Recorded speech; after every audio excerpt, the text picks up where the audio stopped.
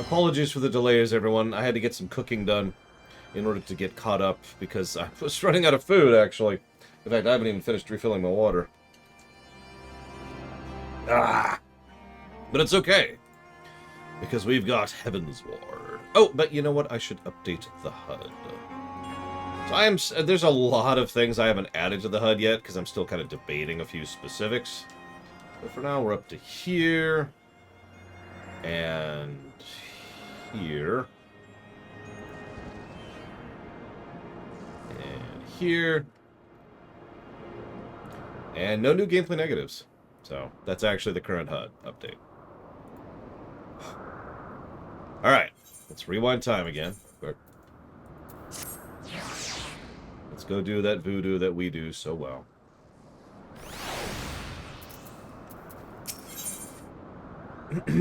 Let's go talk with Race Velga, shall we? As Chieftain Moglin already explained, the shiny instrument we gave you is the best means of grabbing his attention. I'll come along and show you the way to the Zenith. First things first, make for a saw. Oh, and watch out for rampaging dragons. Maybe that should be the first thing. Oh, thank you very, very much, Oxymoron. I am sorry that I suck, apparently.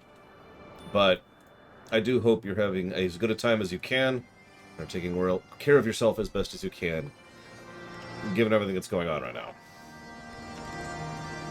I'll put that towards Modern Warfare 1, the original. Thank you.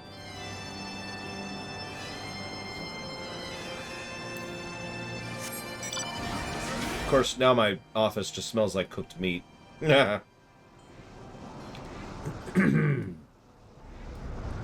Yeah, that's one way to put it, Oxymoron.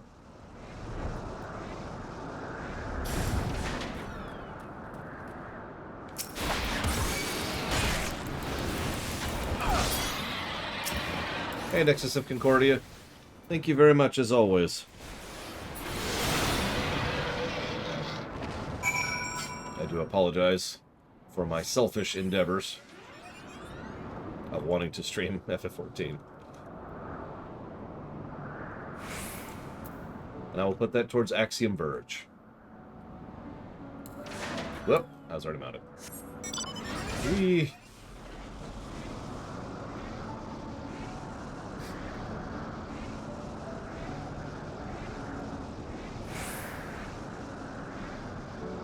I knew it, Nexus of Concordia. You secretly hate me! I mean, I haven't actually gotten a lot of negativity, if that makes any sense. I have people, of course, want me to get on with other games, but, I mean, duh, right? Like, I get that all the time.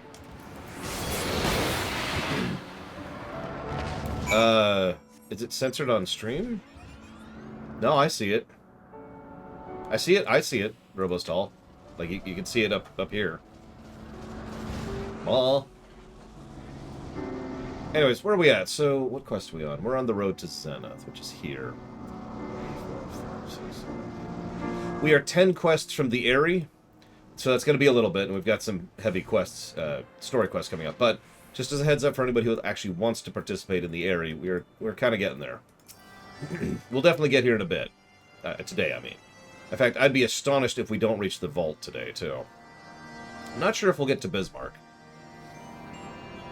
Never would I imagine so much lay hid above the clouds. Dravania is not as I imagined it. Do you see the sculpture to the south? I'm almost certain it was carved in the likeness of Shiva. No, I don't see it. You're lying!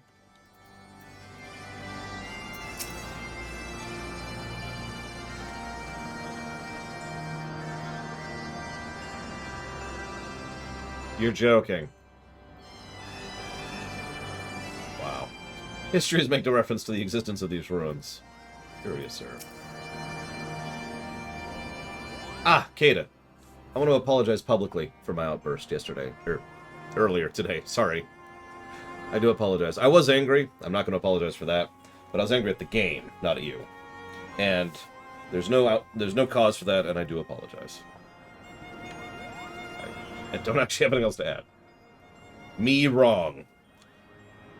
Things were a bit bitey there for a while, but we got here in one piece. I wonder why the dragons are so snappy. I mean, the bad ones are always bad, but this is worse than usual. Jeez, Louise.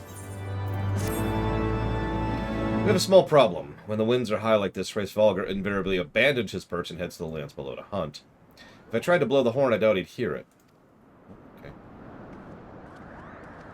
So I've got one person who actually wants to do Harry, so that's cool.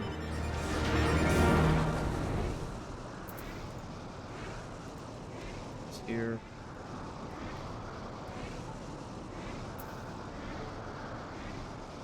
God, I have so many positives in the question mark territory on the document. And they're going to stay that way until they decide how many positives those get parceled out to, but there's a lot.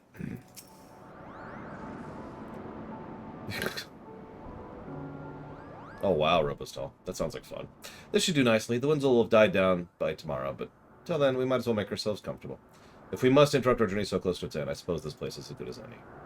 Mayhap a brief respite from the hardships of the road is a good time to clear our minds in readiness of the coming parley. Very well. I believe a campfire is in order.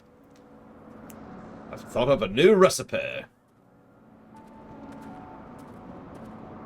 Clear our minds. 'Tis Alphina whose mind needs clearing. The thought of meeting a great worm in the flesh has befuddled the boy. You see him stroll away as if these ruins are not crawling with deadly beasts. Follow him, Lore. See that the wildlife does not make a meal of our friend. We'll have camp ready by the time you return.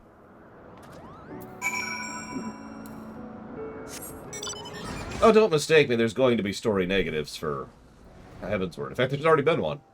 But I think the percentage is going to be substantially less than Arar. I always kind of knew that walking in. As I've said many times, the one I'm really curious about, what the hell is this, is Stormblood. The whole running back to grab Kane for the Mughals thing, Robos Tall. I only gave it one negative because I didn't want to be overly harsh, but honestly, that whole section is just, what?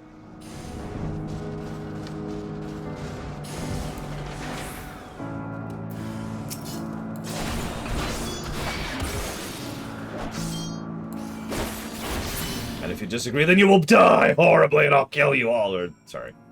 Sorry, that's the eye talking, not me. I needed power, see, so I decided to absorb the eye. And then the other eye. And then, you know, all the primals, all at the same time.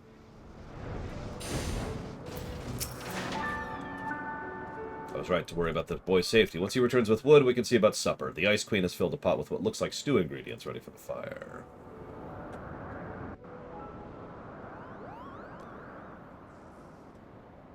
It's actually a decent spread, given the environs.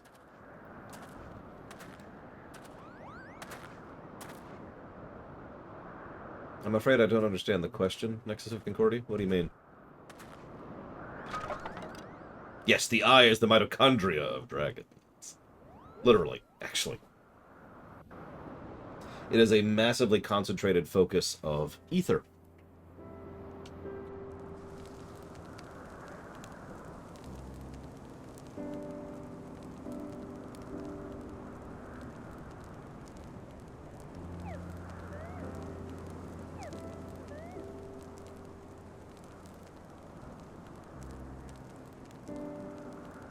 You are quite correct, Nexus of Concordia. You are quite correct that few things compare to the simple pleasure of sitting beside a crackling campfire of one's own making. Ha! So speaks the great explorer. Until recently you wouldn't have recognized firewood if it came with kindling and a flint.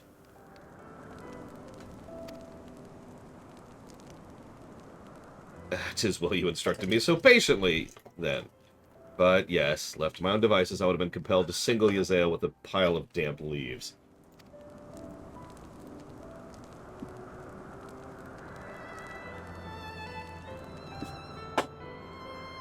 I was born the pampered son of Charlayan dignitary, and alongside my twin became the youngest student ever to be accepted to the studium.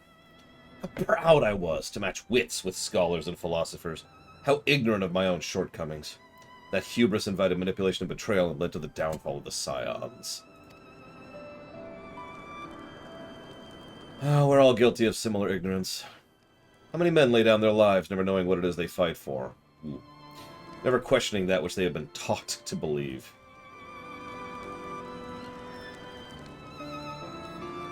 "'Twas only upon meeting Velga that I learned the truth hidden within our history. Were it not for that chance encounter, I would have never vowed to tear down the Holy See and expunge the falsehoods with which it fans the flames of conflict. I would have lived and died in ignorance. That the truth has driven me to do terrible things I cannot deny, but I would rather sin in pursuit of peace than imagine myself virtuous for perpetuating a needless war. If this journey has taught me anything, it is the importance and difficulty of holding to one's convictions in the face of failure.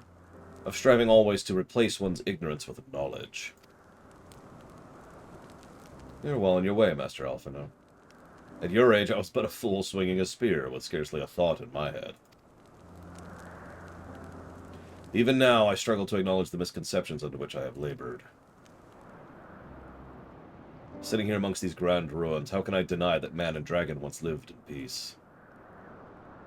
But for all that such an age existed, we now live in a time of war. Nidhogg killed my family. No quirk of history will exonerate him.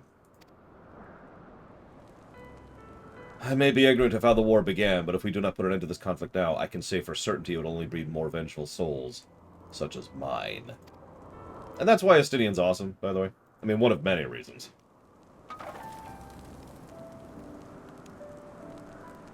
In my hands resides the power to vanquish a great worm. If Ishgard's survival rests on me wielding that power, I will slay Nidhogg myself, orders or no. Estinian, you gave your word. My word is contingent upon the success of parley. Show me the strength of your convictions, Lady Iceheart. Convince Valgar of the righteousness of your cause.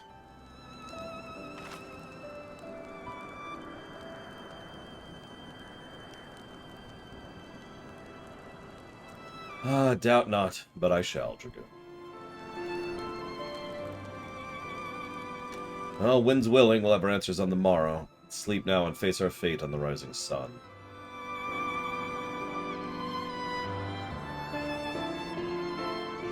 Yeah, it's funny how such a seemingly simple trait is so rare, even in fiction, Leitravol. Yes, Arar is vanilla, but I always tend to mentally adjust each chunk of an MMO as an expansion. I know that's like a weird way to do it, but what I mean by that is each expansion is its own massive chunk of content and quality and lack of quality and quests and design and all that fun stuff. So I just kind of mentally block them all the same. So even though Arar is not an expansion, you've probably heard me call Arar an expansion several times. And that's why. Same thing with Vanilla over in WoW. Or Vanilla in Guild Wars 2. There. We must succeed in winning Valgar to our cause. Lend me your resolve, Saint Shiva. I trust you're well rested? Good. That reminds me of Robos Tall. I've been meaning to ask you. I know you've played this game before, obviously, but how far have you gotten?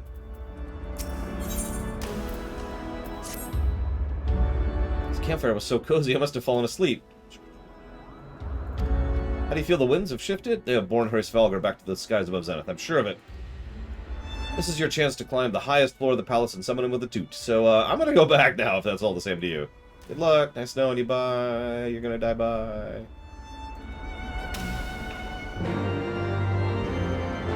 Oh, Give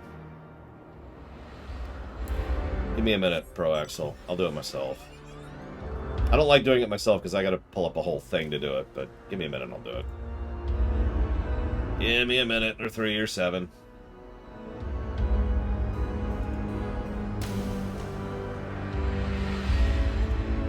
Oh, Bragwin's here. Thank you, Bragwin, if you could do it.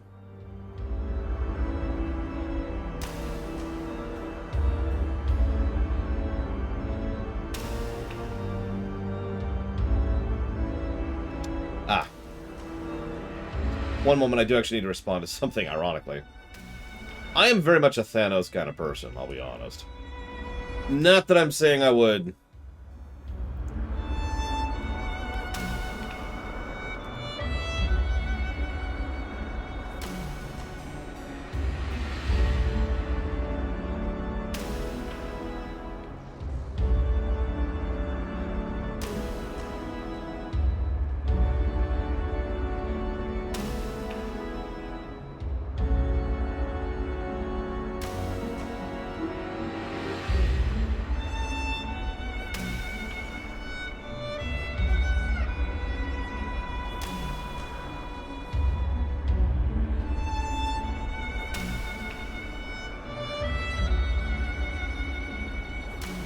Sorry, had to respond to something.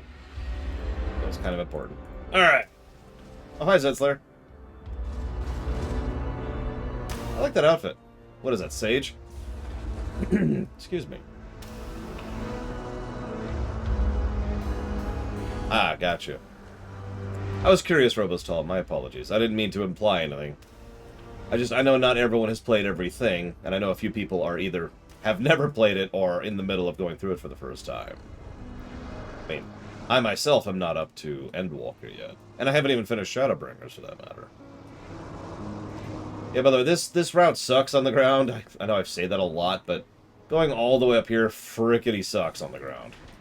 That's all I'm going to say about that. Lend me resolve, Saint Shiva. It is time to kill Risvolgar. Here. Let's do it.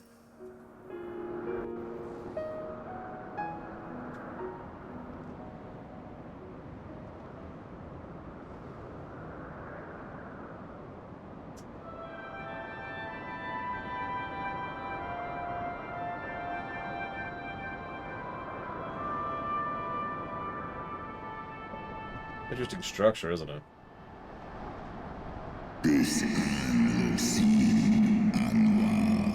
Mortals, why do you disturb my solitude?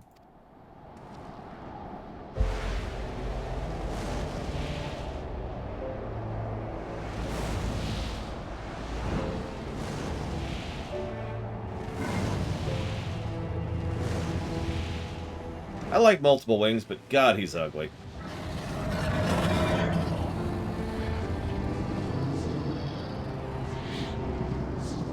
Grace, Velga. Thou speakest the name of a creature that but awaiteth the release of oblivion. Leave me. By the 12. Mine ears hear the tongue of dragons, yet the meaning rings clear within my mind. How can that be? Race, Velga. Do you not remember me? 'Twas I whom you found in Dravania. I who glimpsed the truth. The truth about your past. About Shiva. Do not speak her name, mortal. But speak it I must. I have summoned Shiva's soul from the beyond and offered myself as her vessel. She has made her heart known to me. Foolish girl. Thinkest thou my beloved spirit hath descended from the heavens? That the secrets of her heart are thine to know? I have surrendered mine to her. Do you not see, my love? I am Shiva reborn. Gullible fool. The light did but illuminate the past for thee. It did not grant thee omniscience. The spirit thou hast summoned belongeth not to Shiva. 'Tis but a shade conjured by thy own fancy. In age long past, mine own kin were guilty of like folly. Beguiled by the Dark One's lies, they attempted to resurrect a king amongst worms, Bahamut. Yet the divinity they called forth merely borrowed any semblance of my fallen brood brother. Such gods are not summoned, but created, phantoms spun from threads of misplaced faith. Then the spirit that answered me. So, I forgot that this is when they gave this away. This is actually a huge plot point, believe it or not. I sort of gave this away like a week ago, because I forgot that this was revealed here and not earlier. Primals are constructs. The exact nature of any given primal will vary based on the person who constructed it. I actually wanted to talk about this earlier, too. You saw how Ravana was acting? And if you pay attention to how all of them act, they all act pretty much exactly as expected because they're effectively programmed by the ones who summoned them. They are VI.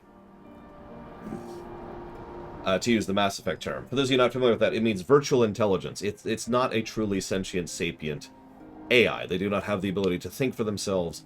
They don't have the ability to have true sentience and sapience. They have a form of intelligence, but only in so much as with the limitations of their programming.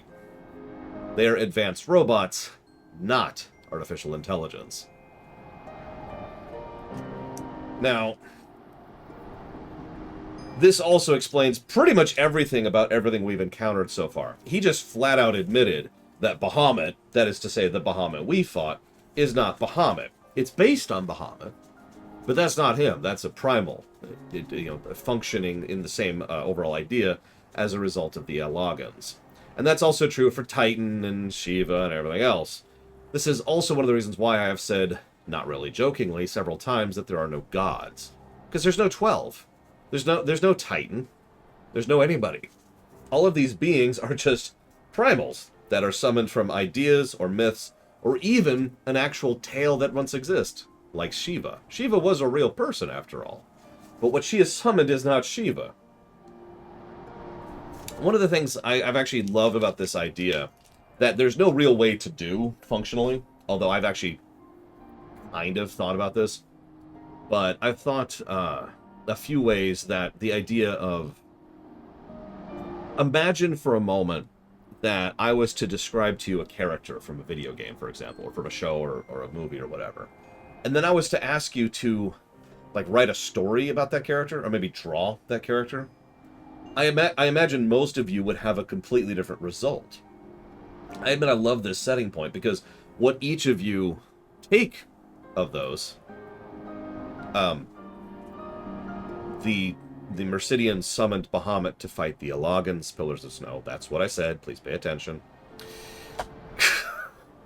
So, the idea of what you summon is dependent entirely on your own perspectives, on your own perception. I find it fascinating to think about what that could result in. Let me use a direct real-life example. Let's say we could summon primals in real life. Imagine for a moment that you could summon a primal, and so could I, and so could everyone in chat. And I said, go ahead and summon Bahamut. And that's the only instruction I gave. Not the Bahamut from FF14, just the Bahamut. I imagine most people would actually summon a completely different Bahamut. That is your own interpretation of one of the Bahamuts from one of the FFs, right? Point in fact, the one that my mind immediately goes to is actually from Forgotten Realms. The Platinum Dragon, as I talk about him. He's, I don't want to go into it. Point is, that would be my pick, right? That's where my mind goes to first. And then, so there you go. Von Falkenstein would pull up the FF8 one. Reggie would pull up the Lunar one from FF4. Like, you see the idea, right? And I'm sorry for gushing about this, but this is actually a really cool concept. It also, it so neatly explains everything about primals. And it also, and I hate to say this because this is kind of a narrative cheat, but it also pretty much opens the door on what the writers can do with primals. Because primals don't have to adhere to something that actually existed, because they never existed. Even if you're basing it on an actual creature, on an actual entity, what you're getting is your interpretation of it. I love that. So, was but thy dream of Shiva. Thy soul has been corrupted by a deity of thine own making, child. Sorry. Yeah, she thought this whole time she actually connected with the real Shiva. And of course, everyone's thought that, right? As it may, Lord Trace Velga, Izel's desire to heal the rift between man and dragon is real, and it has borne us this far. Sorry, just real quick. This makes so much sense, because all of them have thought this, right? This is how it's... By the way, notice you can see his eyes missing. The kobolds didn't think they were summoning their version of Titan. They thought that was Titan. They thought that was Ravana. They thought that was Garuda, etc., etc. Anyways. We would spare both our kind and yours the ravages of this senseless war. Pray join your voice to ours in a call for peace and forgiveness. The tale of thy kind is one of avarice, treachery, and death, and thou wouldst speak to me of peace? Hark thee, mortal, to the naked truth, and tell me thou deservest forgiveness. We deserve forgiveness because we're not the people who did this! I get it, it's a cultural thing, but it still pisses me off a bit. 1,200 years ago, my beloved Shiva's sacrifice served to bring an end to war twixt man and dragon, paving the way for an age of peace and cooperation. 2 centuries of harmony were to follow, during which the time the Elizan learned much about us, not the least of which the eyes, aka the source of their ether. 'Twas out of selfish desire to possess this strength that King Thordan then conspired to undo all that our people had achieved together. With the aid of his leal knights, that a most noble of Elizan lured my brood sister Rata Tosker into ambush, and took from her that which he craved.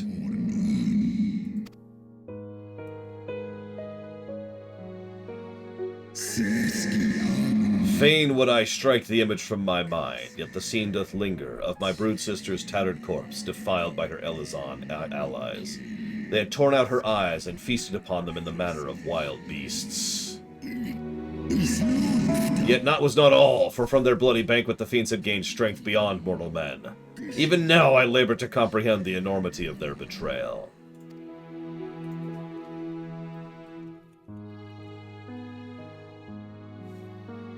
Nidhogg was the first to learn of the atrocity, and took to the skies, hungry for vengeance. But though he slew Thordan and some of few of his knights, their fellow butchers know too well to aim their spears, and with now practiced savagery they set about my brood brother, sending him flailing across the field. Such is the truth the Holy See would keep hidden, such is the beginning of the Dragon Song War. 'Tis a song my kind shall ne'er forget, even should 10,000 years pass, and Ishgard crumble into dust.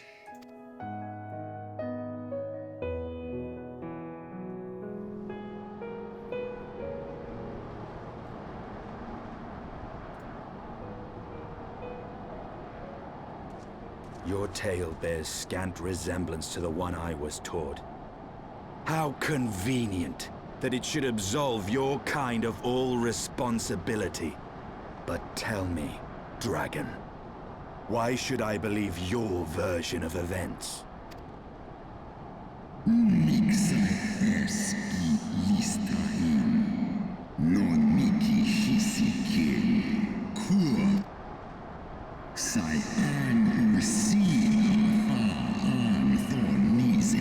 Whoops, I'm muted. Whatever. That which thou hast imagined a war of extinction is but a punishment, a siege of the spirit. Hast thou not seen those who tire of torment, who abandon their own side with dragonkind? Ishgard's so-called heretics. Know that the traitor's progeny bear a trace of Rataskir's essence, but a single sip of our blood is enough to awaken it.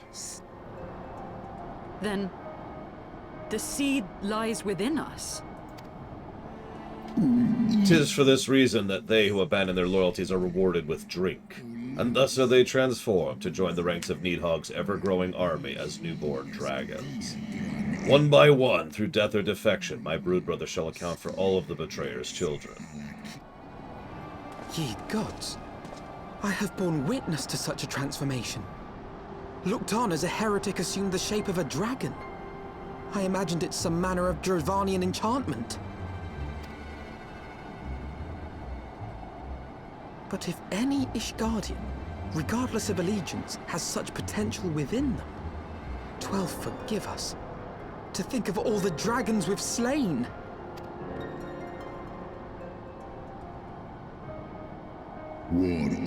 There will always be some, of course, who choose to fight till the bitter end. Like thee, Dragon.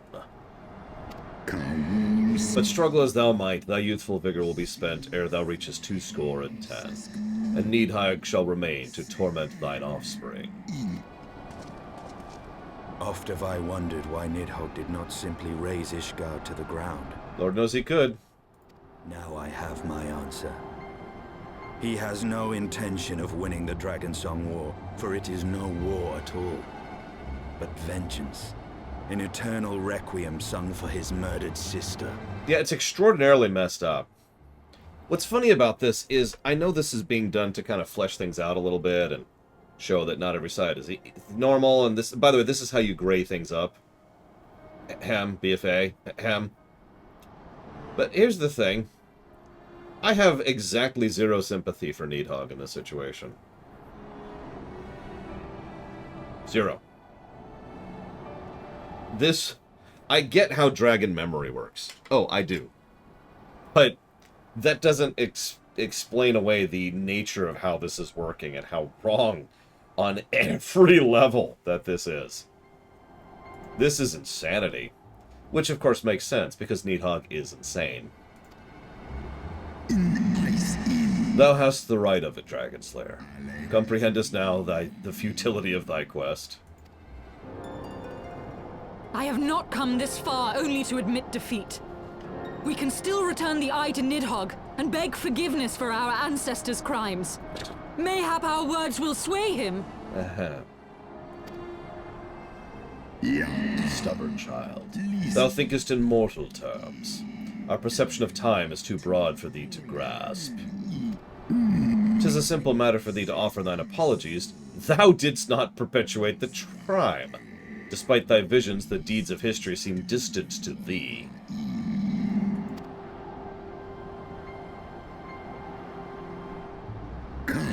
For a worm such as Nidhogg, the history is part of his present, as fresh as the blood that did gush from her wounds. How could he not be driven mad?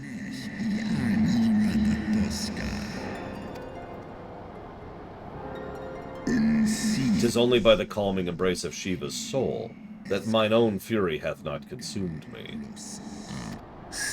But let us speak no more of what is done. My faith in your kind is spent, and I would be alone.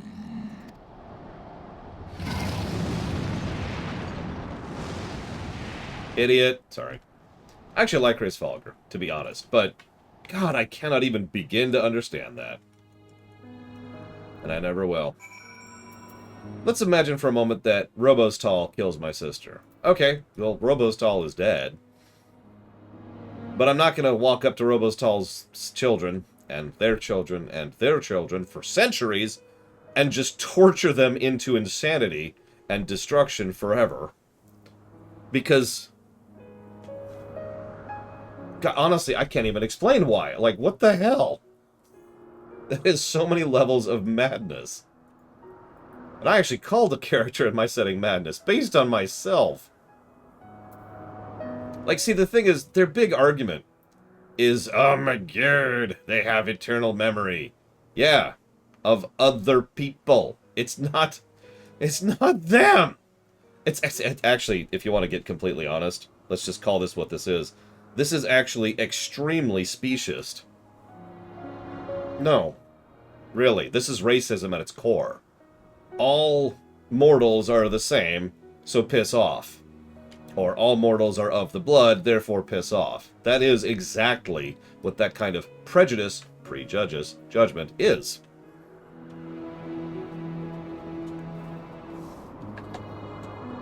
Oh, then I'd murder them horribly. Of course, hazardous, but that's neither here nor there.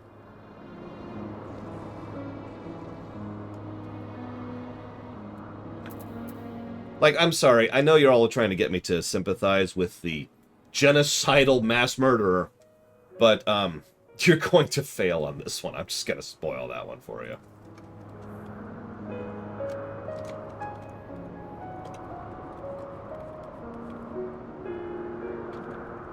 Yeah, this is literally torturing a civilization because of something that happened 1,000 years ago from someone astonishingly different.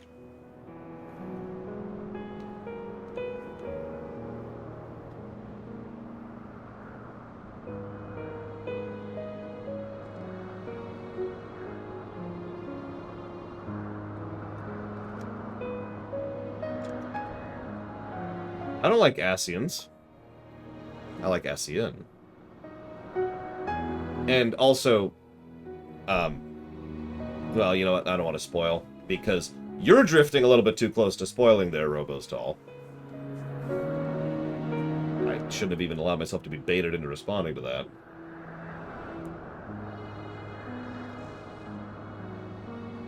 Don't mistake me, I'm not saying this is badly written, I'm not giving story negatives, it's just... okay.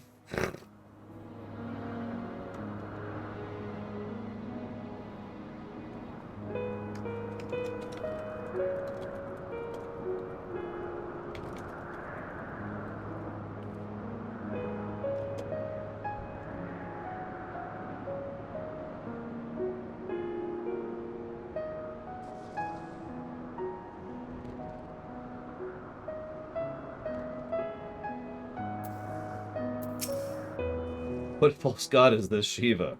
That's the best part. You're asking who it is? You! You made it! It's straight out of your brain. I love that primal concept. I so do. Imagine if you could take a character you've written in your head and manifest them as an actual being. Which is actually extraordinarily screwed up if you really think about it. As predicted, Iceheart's faith is misplaced, which leaves us but one recourse. You know I have the right of it. Prince Velga was every bit as awe-inspiring as I imagined. His voice fairly dripped with power. The will behind his words so undeniable that it transcended my ignorance of the dragon's tongue. Just but a pity I misliked what he said. Ah, so far did we travel, even to the very heavens itself, only to be dismissed like unruly children. And far from mitigating this humiliation, the hidden truths we have learned only prove that our grand mission of peace was destined to fail from the first. Nothing will deter Nidhogg from his course. Yep, we will have to kill Nidhogg. Oh, wow. Whoop, hang on. Part 2. It's an interesting cutoff point. Which quest was that? Worm's Lair. We are about 5 quests from the Aerie, give or take. Where we kill Nidhogg. Sorry, that's a Raptins reference. Kill Nidhogg? Well, what do you propose we do now? I, for one, am intent on continuing to the east. What is there to be found in the east? Nidhogg's lair, the Aerie, is said to lie in that direction. And the eye tells me he is near. You cannot still mean to slay him. Yes. Yes, absolutely yes. You cannot still mean to stop me. I have been true to my word, and aided you in this fool's errand with Hraesvelga. But your efforts at parley have come to naught, Lady Iceheart. I would see Ishgard saved, and for that, Nidhogg must die. With the tale of our ancestors' vile betrayal yet ringing in your ears, you speak of continuing this war? A, I am ending this war. B, he is a threat of such level and proportions that he needs to be put down, as we were just elucidated upon. And C, let's be very clear about this. This is a mercy killing at this point. I don't really sympathize with Nidhogg because he is so alien to me I cannot comprehend him. But, let's be clear, Nidhogg is pain. Just pain. It's actually horrific if you really think about it, because the way they describe dragons' minds and memory means that anything bad that happens to them is eternal. That all time is effectively within the focus of the immediacy. In other words, that it's always yesterday means that anytime something bad happens to you, it's always there. And something really bad, I feel... I hate to say this because I don't sympathize with Nidhogg's goals and measures, but let's be very clear. What I would do in this situation is offer Nidhogg death. He would refuse, and then he'd try to kill me, and I'd kill him. But you get my point? This is the one and only thing that I understand about Nidhogg, and the dragons in general, because that's how my memory works in real life. I've actually talked about this before. I have an extraordinarily good memory. And events, especially critical events, don't feel like 5 or 15 or 22 or 28 years ago. They feel like yesterday to me. Now that's good and bad, because I remember the good and I remember the bad. But I can understand exactly what it's like to have to live with that crap, you know? I feel so horrible in that sense. So yeah, no, this is putting down a rabid dog. This is not being done out of hatred, or vengeance, or rage, or anything else. Nidhogg needs to go away. It's one of the reasons this is well constructed, by the way, because despite all my talk about not sympathizing with Nidhogg, he is well written. Nay, lady. I would but pierce its vengeful heart. When Nidhogg dies, this war shall die with him. A moment, Estinian. You yourself spoke of the Great Worm's strength, that you believed him powerful enough to raise your city to the ground. How then are we few to challenge him? A, I'm the Warrior of Light. B, he's Estinian with the eye. Even behind the stout walls of Ishgard, with an army of knights manning the defenses, our victory would be hard won. Yet you propose to contend with the beast in his own lair. I kind of agree with that, Triaxia. In close combat, this will afford us an advantage. And with two Azure Dragoons working in unison, who can say what might be possible? But such speculation is meaningless if we cannot even find the worm. Our first task must be to seek out Nidhogg's lair. He did, he acknowledged me. This nation grows bloodier by the moment. Must death always be answered with more of the same? Alphino, and I mean this with sincerity, sometimes you need to carve out the cancer. Such is the way of things, I fear. I shall consider it a miracle if mine armor is not stained crimson ere this conflict is ended. And I will give Estinian this. For all of his vengeance, for all of his rage, for all the tragedy that thunders through Estinian's black heart, edge. The truth is, he's not like that. He doesn't want to kill. He doesn't want to perpetuate. He actually is trying to find a long-term permanent solution. What did I say about Estinian when we started this quest? He's pragmatic.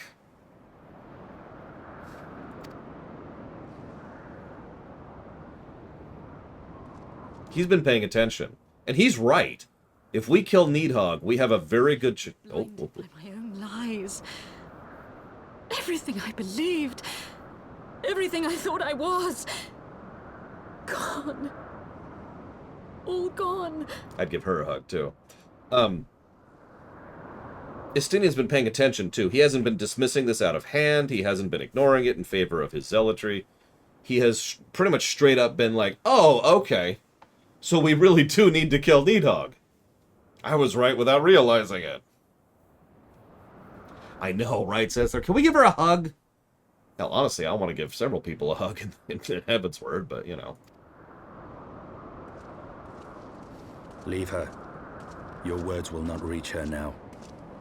And we have not the time to wait for her to gather up the pieces of her shattered faith.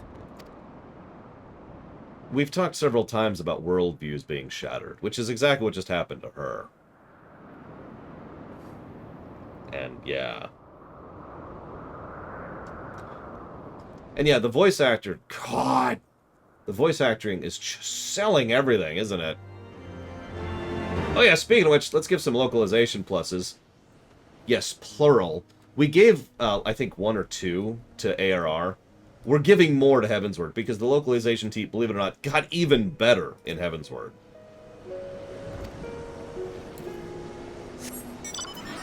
Hold.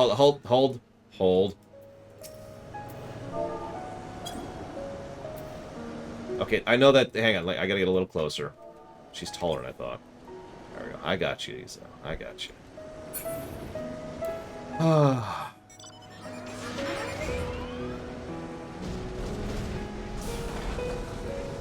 Yeah, exactly. The localization used to be good. Now the dialogue is good.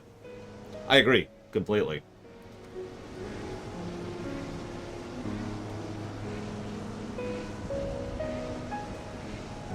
Listen, all I'm saying is that Yzael is totally my waifu. Alright, so. Let's go kill some dragons, real quick. Kill Nidhogg.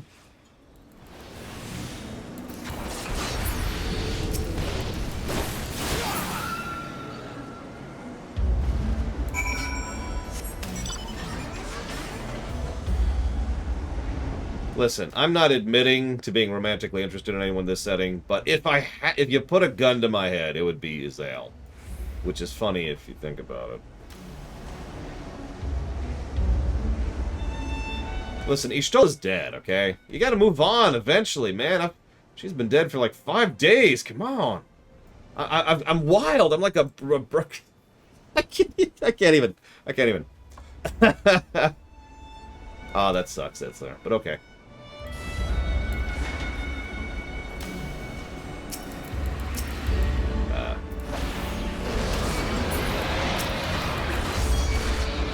I hope the paperwork signing goes well.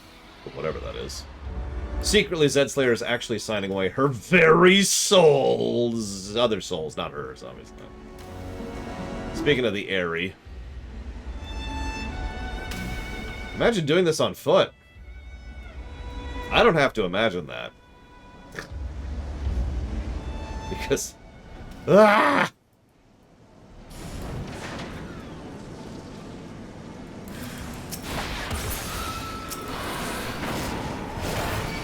Oh, it didn't kill you. I can fix that. Really? I've admittedly only done this on foot once, but, well, I mean, we just talked about my memory. Never again. Maybe that's why I don't like grinding so much.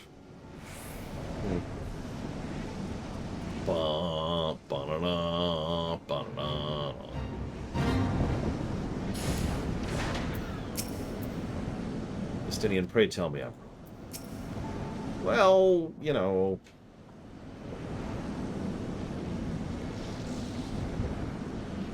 Is that it?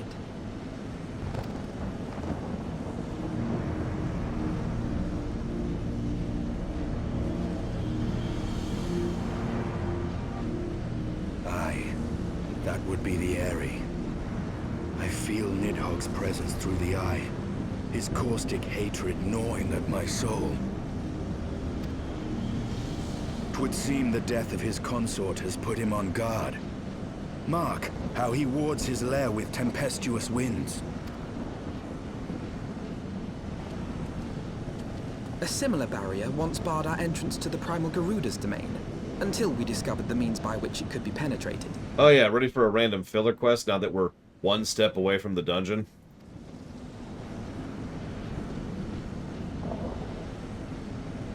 Mayhap it is time we called upon Master Garland. It will be just like the good old days, no? Like, I like Sid as much as the next person, but can we have him do something other than, you know, be the airship guy? Yeah, this... We'll see what we think of it in action, but I remember getting to this point and being like, but it's right there! And then we just go do, I think it's like 5? Where are we at? Hang on. 1, 2, 3, 4. It is 5 quests, counting this one. Before we actually go up there. So. Yep, let's go talk to Sid. I think you swear not to lure Nidhogg from his lair in our absence. And steal the glory for myself, you mean? Nay, I'm not so selfish as that. Contact me via link pearl. We shall set forth together. I suggest we rendezvous at St. Renet's Forum. When I glean to the Holy Sea's decidedly ambitious and airship project, Sid'll still be in Ishgard. Yeah, I was just say, Estinian's like, no. I'm gonna wait till the Hero of Light, who I literally just watched kill a Primal. Well, just was next to him killing a Primal. Like, I think we proved ourselves to him in pretty much every way.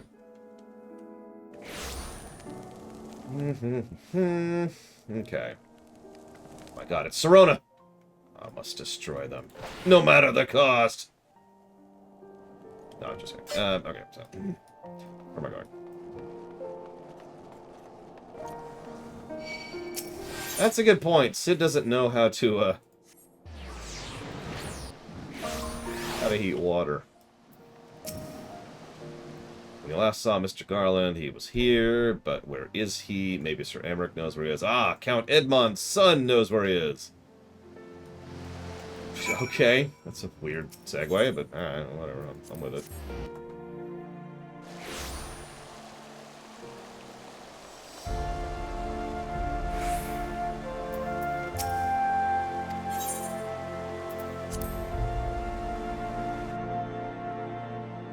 Yeah, the timing on when the thing is very strange. The time of day, I should clarify, Alpha Squid. It's just Friday, but yeah, it's like, really? That's when you... Okay, whatever.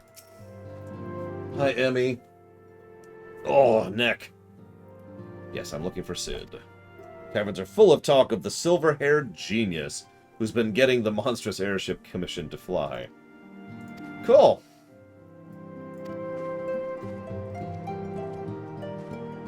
have great faith in Sid's ability to get that airship working.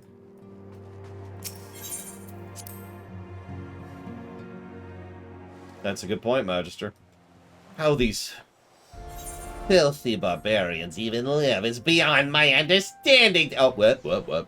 Sorry, I went full Ferengi there. Oh, dude, Sid would make a mint here if he wanted to.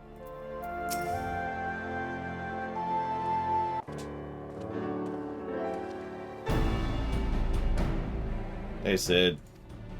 Yeah, we need you to airship an airship. Could you airship it up for us, Sid? Why, yes, I can. I'll even give you an airship.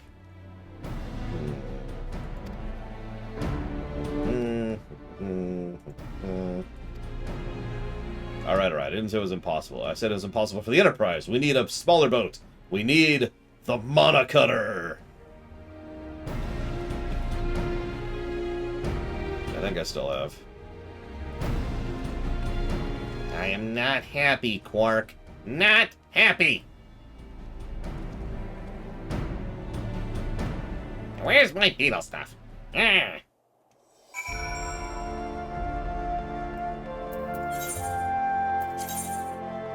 You know what? It's probably faster to do this. Think, McFly! Think!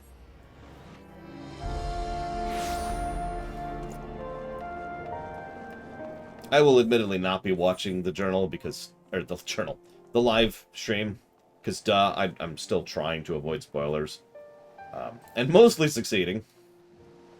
But I am hopeful that some of my friends will be watching it and can summarize in a non-spoilery fashion for me. I feel like I'm being stalked for some reason. All right, so you're gonna like this one. I haven't even played Endwalker, Alpha Squid. So... like, I haven't even finished Shadowbringers, actually. When we get to it... Your eyes upon our latest and greatest feat of engineering. We call it a Monocutter. I haven't even finished Shadowbringers, so when we get there in the course of this run, that'll be fresh for me.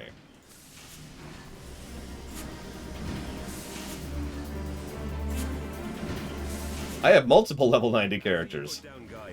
Wedge and me struck out on our own for a bit, and started work on the successor to the tiny Bronco. Yeah, because I knew I was going to be streaming it, I held off on it so I could do a live, you know, fresh reaction, whatever you call that. So, yeah, roulettes are amazing. Little thing, isn't she? My talent for ship design has plainly rubbed off on them.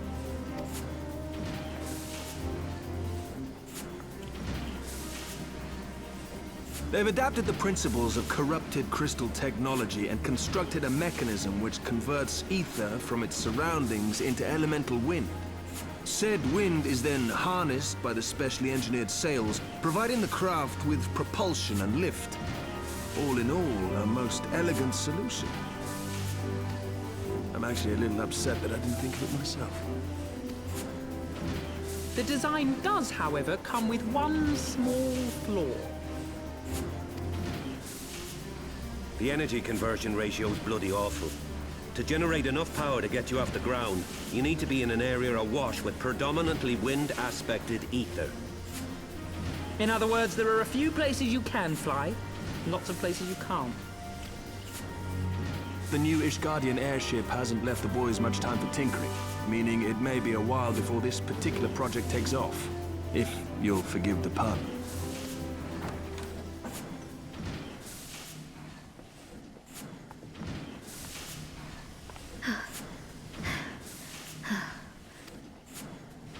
Tataru, what's happened? I've been looking all over for you. There's been word from Aldar. It's about Her Grace, the Sultana.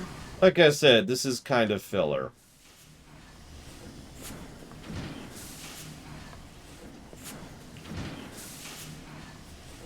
It seems you're required elsewhere.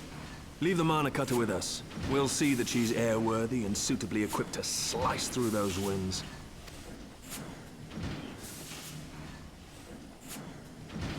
You, meanwhile, should concentrate on providing Rauban and the Sultana whatever help they need.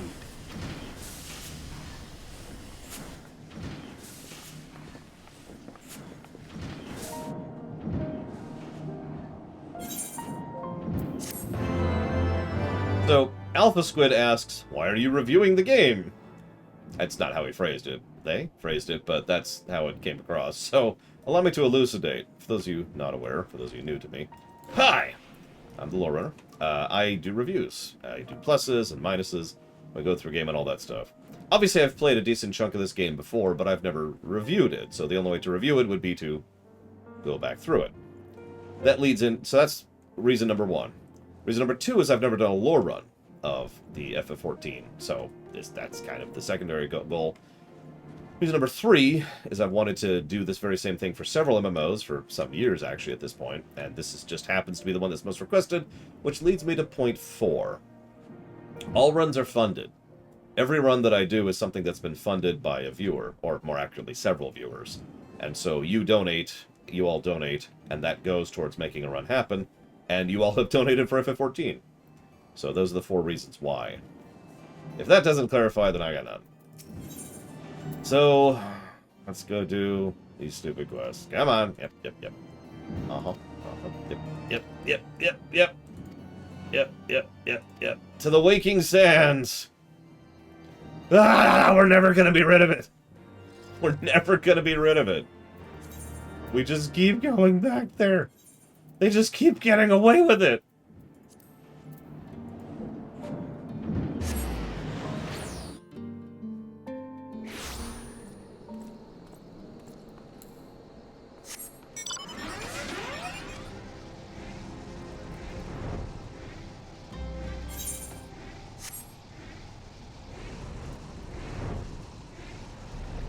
Nah, she's fine, Jessie Ward.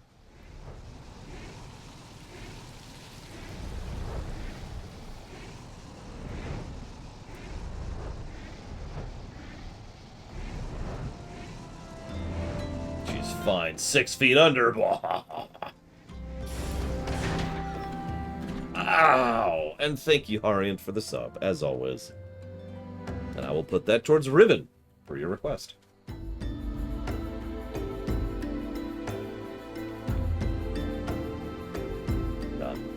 And thank you.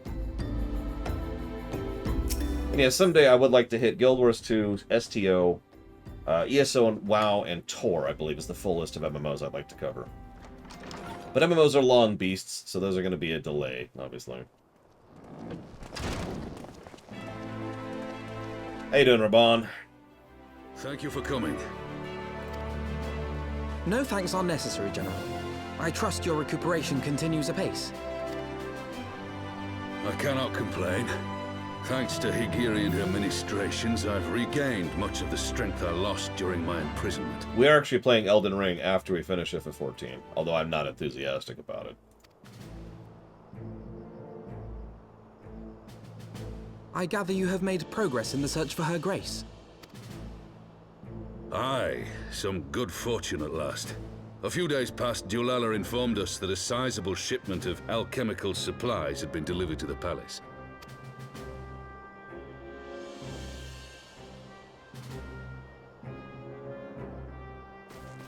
With Papa Shan's assistance, I set out to ascertain the source and nature of the shipment. My inquiries led me to Frondale's frontistery. There, I learned that an order had been placed for a curious substance designed to sustain patients trapped in death-like slumber. An invention of the former head alchemist, apparently. A death-like slumber? This cannot be a coincidence. As it happens, I do not like Dark Souls. So, woo, this should be fun. I will, as always, try to approach it as objectively as I can. It lends some weight to Dulala's claims, aye. Her Grace is likely somewhere within the palace, abed but alive. Before making any attempt to extricate the Sultana, however, it seemed prudent to learn what manner of substance was used to induce her torpor. To that end, I made inquiries as to the whereabouts of the one most like to have administered it. The lady in waiting, Meriel. We sent for you as soon as we learned of her location. All that remains is to apprehend the woman. We shall find our cat's paw in the Silver Bazaar. But we must tread carefully. The market is not the bustling place it once was, and someone is sure to mark our coming. Should they inform the monetarists, we'll have a fight on our hands. We must be prepared for the worst, and being short an arm, I thought it wise to take another in its stead. What say you, Warrior of Light? Will you lend me yours? Well, I was about to go kill an Elder Dragon in order to save an entire country, but sure. Then I pity the bastard that stands in our way. Come, my friends, for Nanamo, and for Uldar!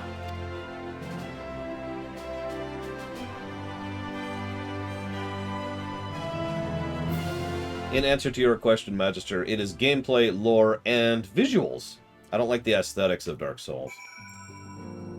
Rot and guck and swamps and corpses and gross.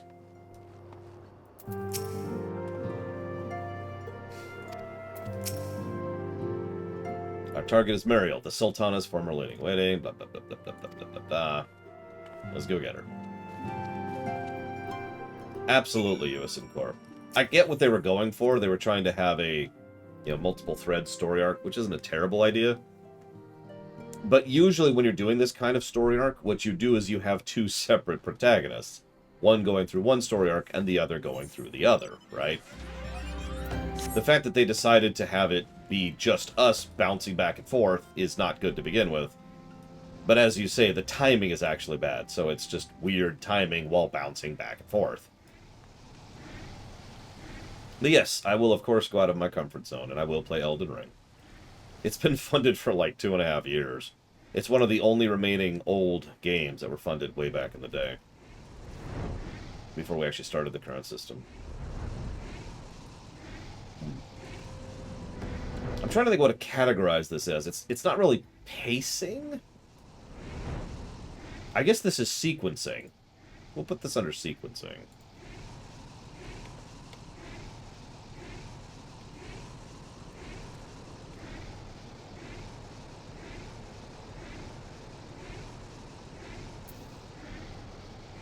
Burn.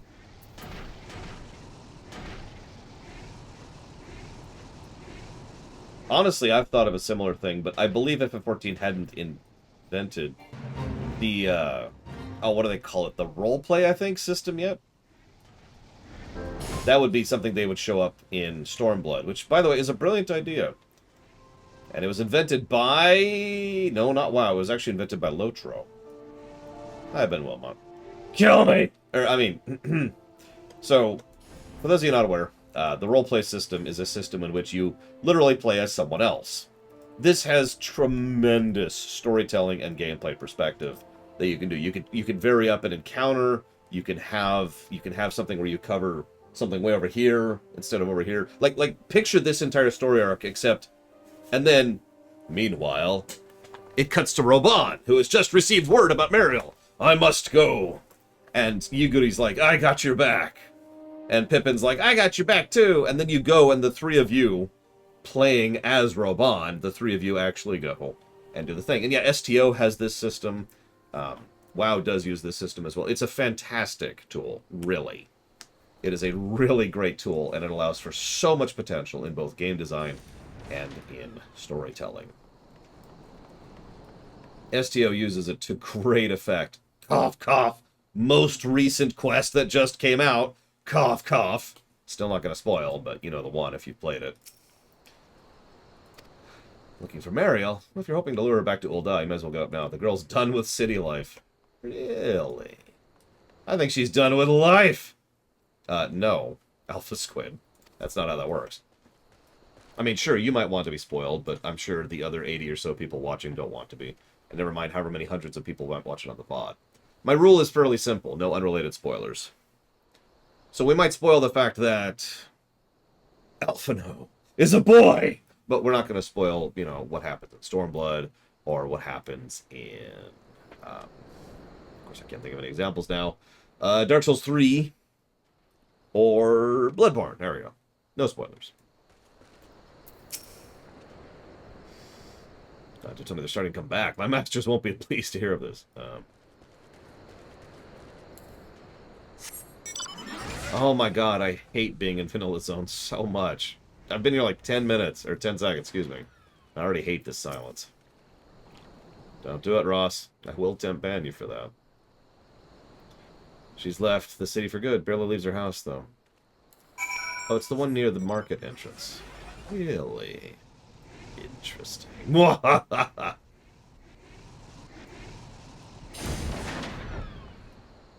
release. Oh, God. Oh, God. I'm so sorry, Alpha Squid. Now, STO still has issues. I'm not going to lie about that. But my God, it's gotten better.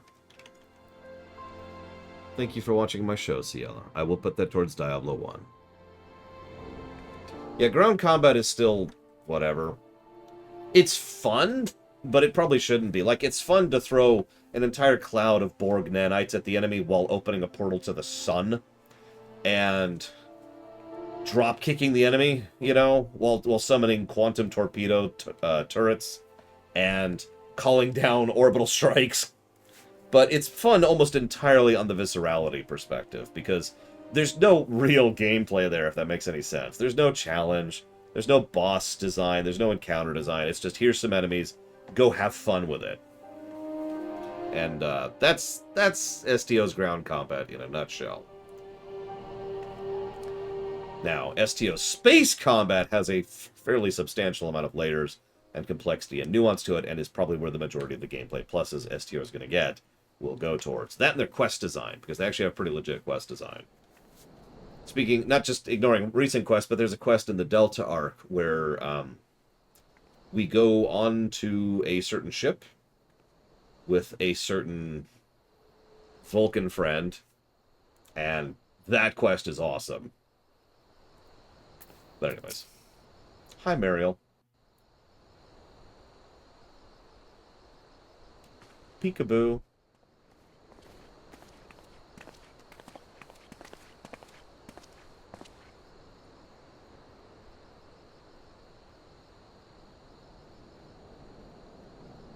You are Meriel, the Sultana's former lady-in-waiting?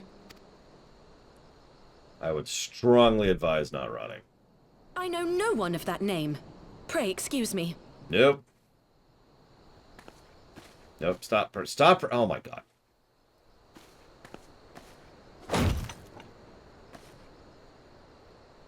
Thank you, Robon. General Alden!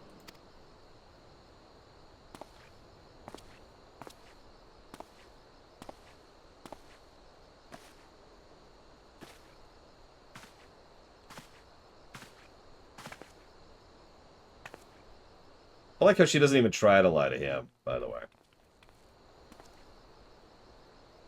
We will have the truth from you, girl.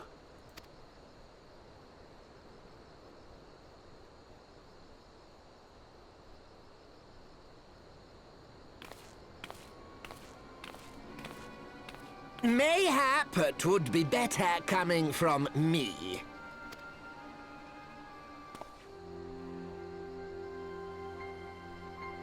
Lonorito, you'd best talk fast.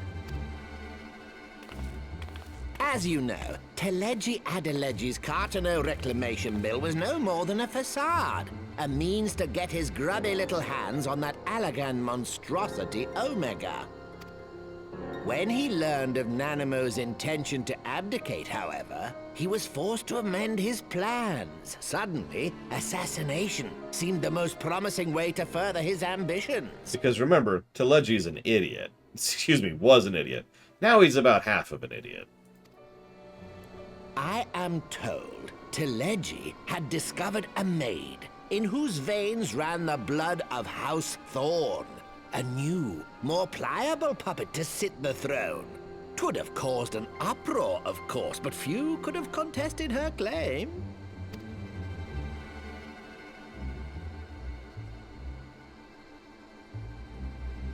'Twas plain that Teleji's wild machinations had outgrown our ability to control them.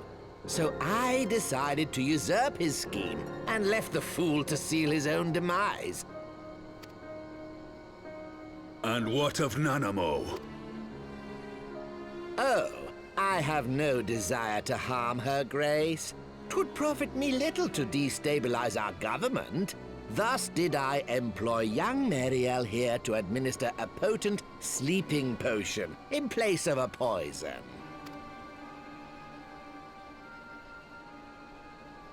You should know, General, that your dear friend Ilberd was fully aware of my plan.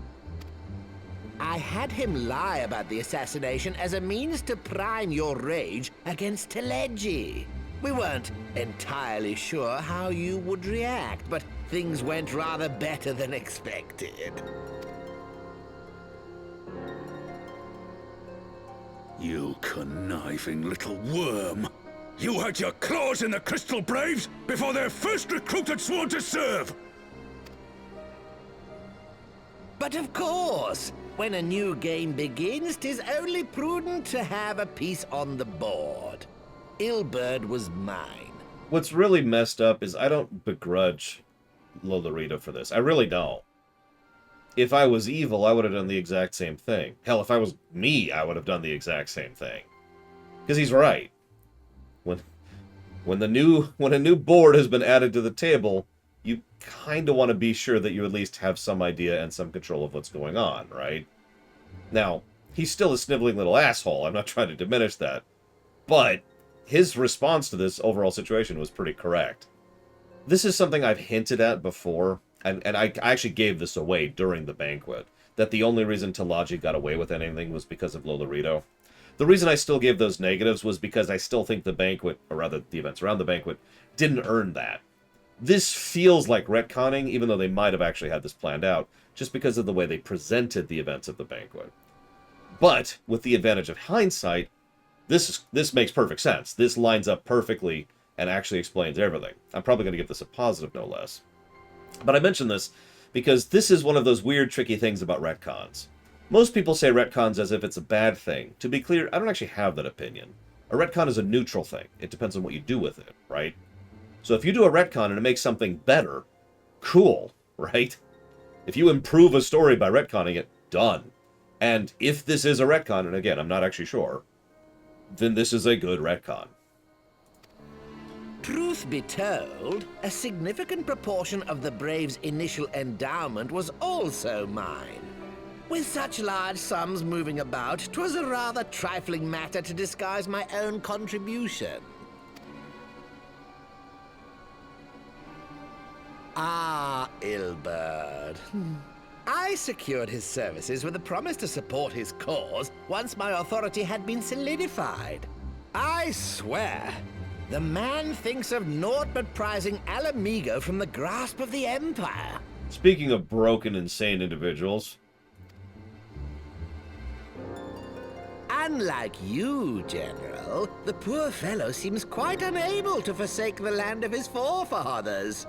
Mayhap that's why he called you a traitor to your people and a disgrace to your homeland, amongst other things. What was it he always compared you to? Oh, yes, an overgrown lapdog begging for scraps at the Sultana's table. Oh, how we laughed. like I said, Lolorito's smart, but he's still an asshole. Alas, Ilberd's entertaining little outbursts eventually gave way to wearisome tirades, and the zealous brute became rather unruly. I had no wish to see you executed, you understand, but he would not take no for an answer. Rest assured, his employment with me has long since ended. I should mention, while he's poking the bear, as Blatorv also accurately puts it with Roban here, that for those of you not aware, Lolorito is here as a peace offering. Which is also smart, by the way. He has shown up to Roban, enough said, Alphino, and us. To be like, we cool? I'm not even joking. He is actually trying to level the playing field and be like, alright, we're square, right? And he can't help but be an asshole even while he's doing that. Which brings us neatly to the present. What say you, General? Both you and the Sultana are alive. We have one corpse and one fugitive. And preparations have been made to restore your good name. Shall we cry quits and start again with a blank ledger? The hells we will! Do you honestly expect me to forgive and forget? After all you've done? You're guilty of high treason! Stay your blade, Master Alden. You yourself are not innocent. Or have you forgotten your own crime in executing Teledji Adeledji without trial? Though you acted out of loyalty to the Sultana, such deeds are in violation of both the word and spirit of the law.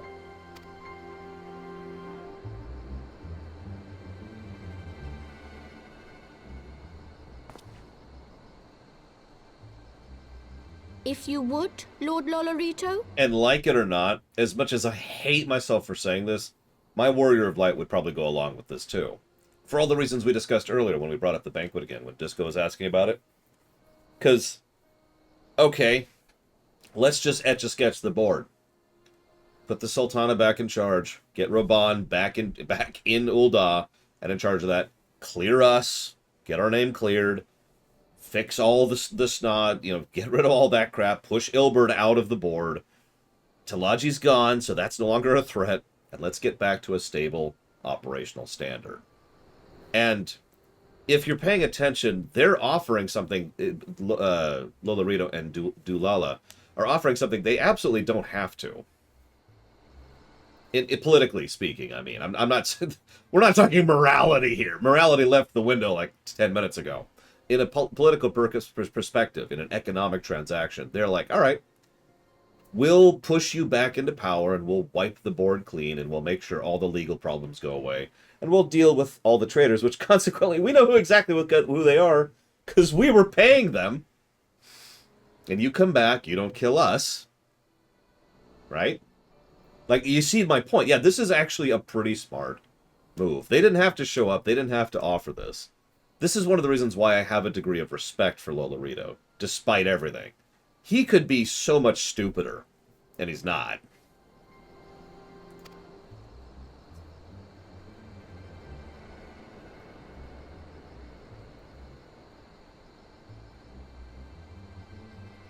This potion will wake the Sultana from her slumber.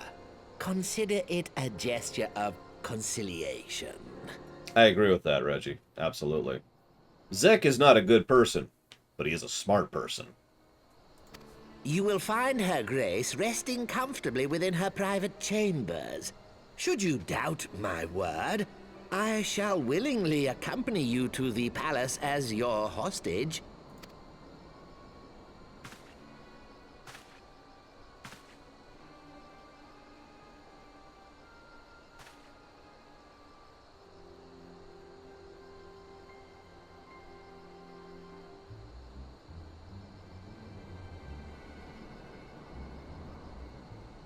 I like not your motives, Lolorito. But you saved the Sultana's life, and for that, you have my gratitude.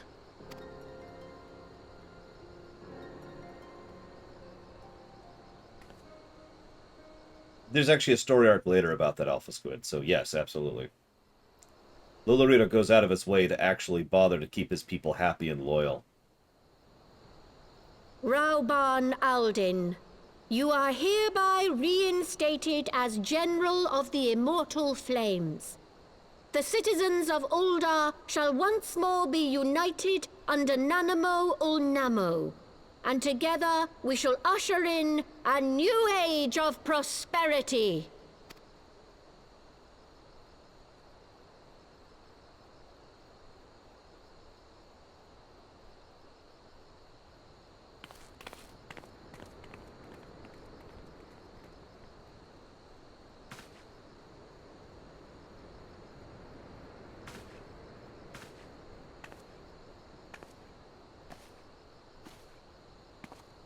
That's an interesting question, Dr. Winter. But what's really funny about all of this is while there are lots of good long-term reasons for Roban to expect this, and frankly, considering Stormblood, if nothing else, I think Roban accepting was a really good move long-term.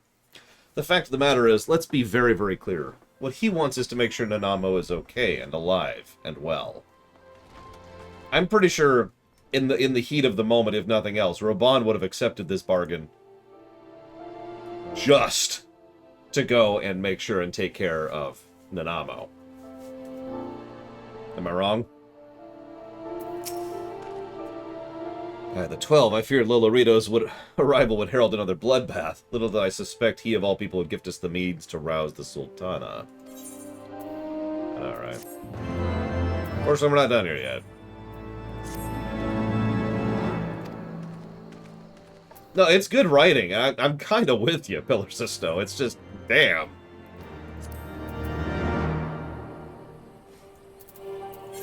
You know?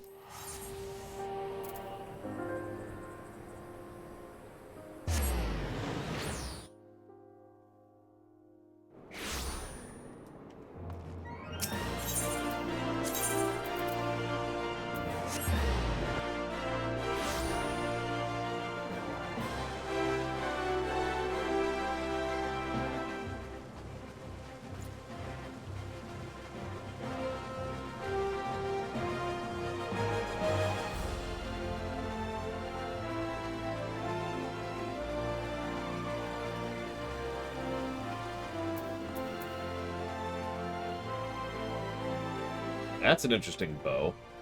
What is that thing? Oh, it's Ironworks, I can see right there. Yeah, I think I'm going to codify the negative for these scenes. And the positive for these scenes.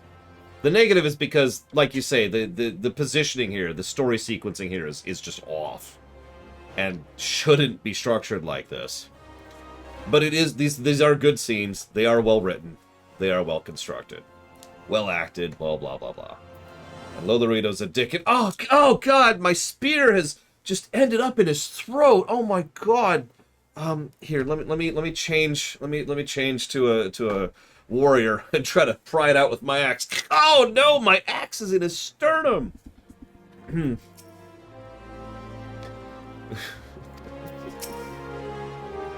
It would appear the Syndicate has moved swiftly to clear our names. Bartholomew does not even seem surprised by our presence. Why would he be? Flame General mentioned you come in. Yeah.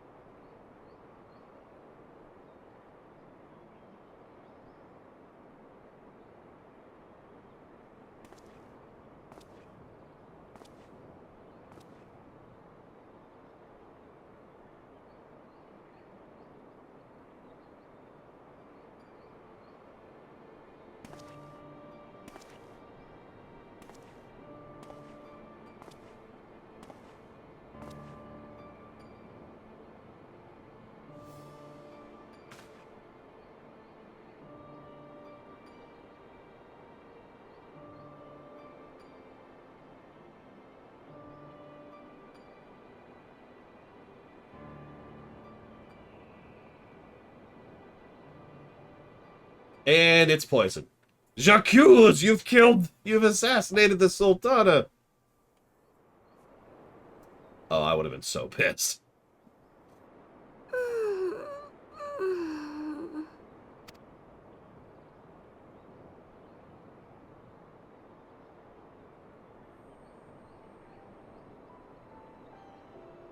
And they definitely do care for each other, but I've always thought it was more of a father-daughter thing.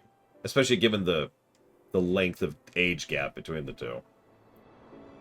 I was having the longest dream.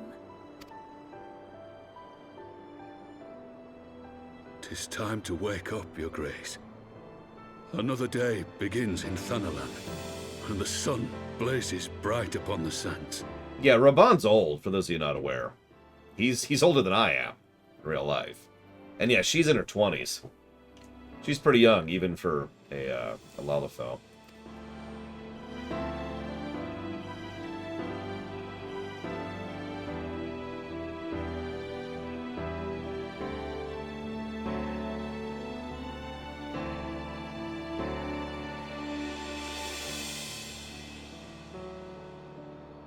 No, Ross. Although each expansion adds a little bit more voice acting than the previous one.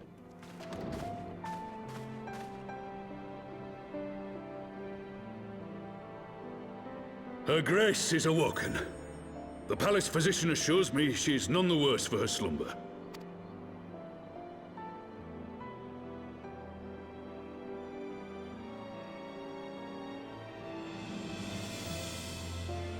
I believe Her Grace will soon resume her plans to place the government of Uldar into the hands of its citizens. Whatever path she chooses to take, I shall walk it with her. And we shall tread slowly, lest the nation be unsettled in our wake.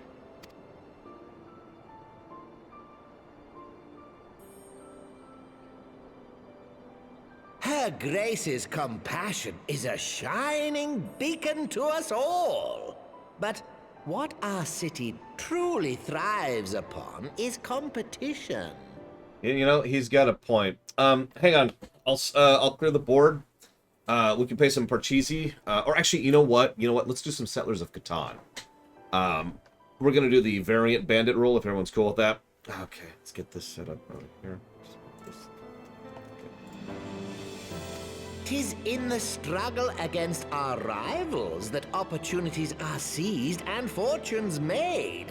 And with the Empire on the offensive once more, now would hardly seem the time to turn our system of government upon its head. Are you privy to new intelligence, my lord? I would hardly call it new. Remind me, what was the name of that enormous Imperial warship which met its end in Mordona? Oh, wait, I have it. The Agrius, yes, well. 'Twould appear that the Garleans have been hard at work on another such vessel. How close are they to completing this ship? Is it operational? Its maiden flight was a success, I hear. I should imagine Emperor Varys is eager to see how it performs in battle. And I once again hate myself for this, but Lolorito is actually correct about this point. This is not the time for governmental overhaul. I do think Ul'dah needs a governmental overhaul, but this is not the time for it. My lords and lady, I move that it is time to repair the damage caused by Teleji Adeleji and prepare our great nation to repel the Empire once more.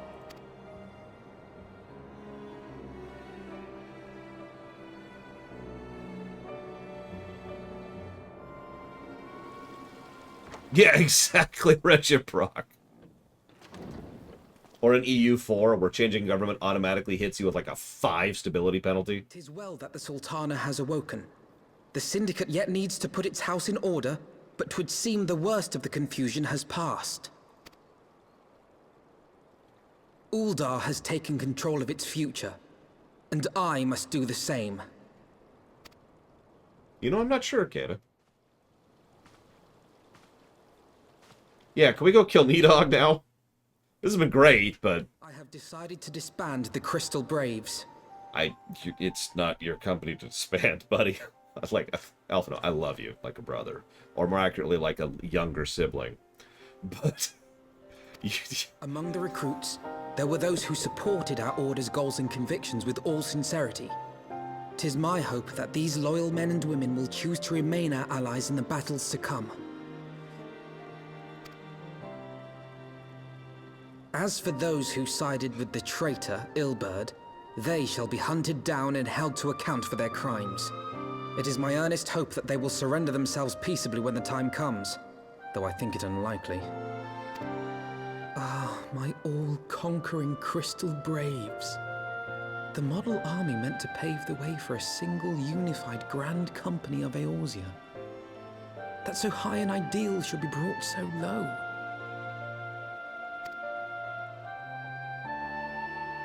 I need not tell you how deeply the betrayal stung me. Yet I see now that it was mine own naivety and pride which allowed the Braves to fall prey to corruption.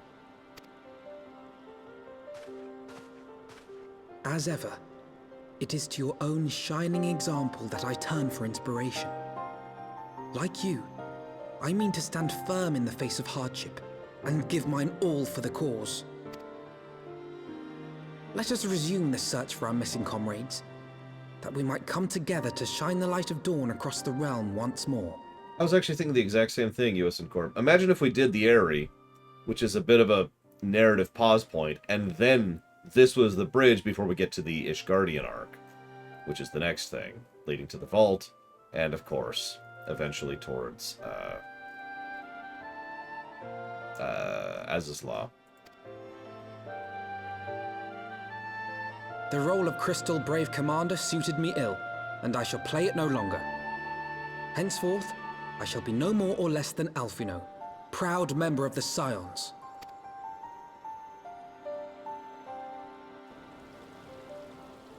Would I kill Lolorito? No. And for two reasons. Number one, as weird as this may sound, I don't think I have sufficient justification to do so. And number two, and substantially more importantly, if we kill Lolorito, someone much worse than him will take his place. Probably several much worse people than him. This is an unfortunate and horrible reality, but, I mean, we've actually talked about this before. In Marvel, for example, if you get rid of the Kingpin, you make way for worse. To use a specific example, because they've actually done that story arc before, several times. The fact remains, no man alive in whom I would rather confide. Dude, I got you. Were it not for your shining example, I might have never emerged beneath my pall of despair. So what do? We make sure Lolorito stays in good standing with us and vice versa. But we make sure that he doesn't go too far. And I mean that. He goes too far. We don't kill him, of course. That's not how that works. But if he was to, for example, repeat Telegi's trick with the refugees, we'd get involved on that. He doesn't. He does something much smarter, which is why I would prefer to keep someone like him around. Yeah, exactly. He knows where the line is. Thank you, Indiana Joe, very much. As always. And if you happen to know where you'd like to put that, do please let me know. But yeah, in reality land, you're always going to have criminal elements or politicians. I'd rather have a politician or a criminal with a brain than a Telegi. Or 15 Telegis. Or that idiot from the Beast Tribe quest who's like, I'm going to have an army of necromancers. No. Yeah, no. I'll take Lolorito. Thank you. So, are we ready to go kill Nidhogg? Nope, we're still 3 quests from that. Jesus Christ. I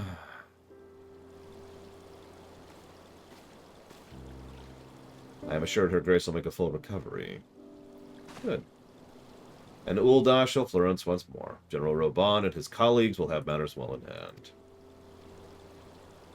Lady Yugiri, a question, if I may. I believe your people have been keeping a close watch on the Crystal Braves. Do you know how things stand at the Rising Stones? Yes, of course. You'll be pleased to know that the 3rd Unit Braves abandoned the toll when they learned of Captain Ilbert's defeat. The only blue uniforms there are those worn by soldiers loyal to you. To me? I see. I am grateful to hear at least some of our members were true to their oaths. Ere we return to Ishgard, we must go to the Rising Stones! Okay, I understand that you need this for your personal growth and health, but for God's sakes, can we do this after Nidhogg? I just like to think... The camera just cuts away to Istinian, who's just sitting there.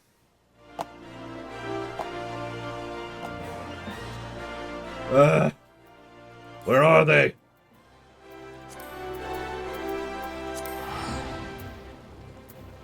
See you around, Jesse Ward.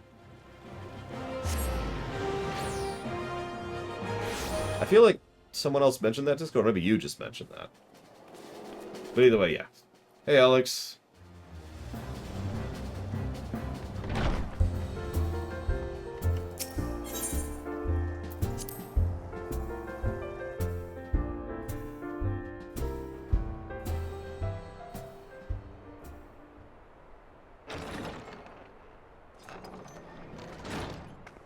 Yeah, Istinian's posing dramatically. Commander, you're alive! So, I only recognize one of these people, but he's awesome. In fact, I gave him a positive. Halo Infinite, you got it. And yes, Elden Ring has literally been funded for a couple of years. Way before it came out. Real, that's his name. I couldn't think of his name, but he's awesome. Hey! My splendid crystal braves, I have wronged you, all of you. My promises of glory and salvation have brought you naught but blood and betrayal. Ah, you not hear us complaining. It was a sight messier than expected, but we still fighting for the freedom of all, just like we swore. Ain't that right, mates?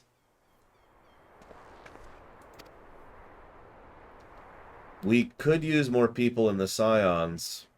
Alpha, no. Just saying. You humble me. I am truly blessed to have such steadfast comrades. It is with most humble regret that I must... That's enough of that. We know you've a mind to say, and we ain't having none of it. We still talked it over, and we all agreed. You can take our uniforms and strip our ranks, but we won't be no less of a company. But the Crystal Braves... Oh yeah, that's Alianne, by the way. Crystal Braves may be finished, but the ideals upon which the company was founded live on. They bind us to each other and to you. Commander, Alphino, our minds are made up, so you might as well get used to it. Let's help the Scions, you and Philly and the others. Yeah, about that. Yeah, Alphino, we could really use more people right about now. My friends, after all that happened, I don't know what to say.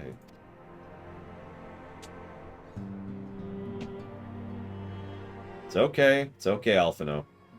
You can let it go. I'm right here. Wait, you need me to pull a Operation 435? Sorry, Alphino's needs to kill a Primal. It's really quick. Okay, you can cry now. You can cry. I don't know about you, but Dern's that goddamn faced. Philarmin got ambushed by some 3rd unit curs over Limsa. I'm told she danced free of the news somehow. Ain't heard nothing since, but I guess she's lying low somewhere in the port. We'll find the missing Scions, I promise you. Between us and the Immortal Flames, no show in Eorzea will be left unturned.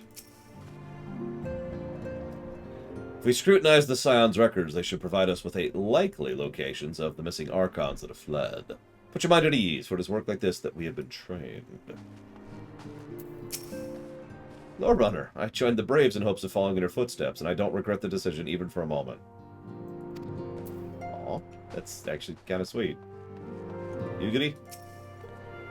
I feel blessed to witness such a display of camaraderie. Yugiri, must prepare the damage. Where to begin? Getting the booze off the ground might be a good first stop. First things first, we need to put the rising stones in order. Yeah, where's Hoary Boulder? I sent Shinobi to spy upon the brass blades, and it would seem Ida and Papalima's resistance accounted for a sizable number of the company's soldiers. All we know for certain, however, is our friends' corpses were not found amongst the bodies they left behind. Because of course they weren't.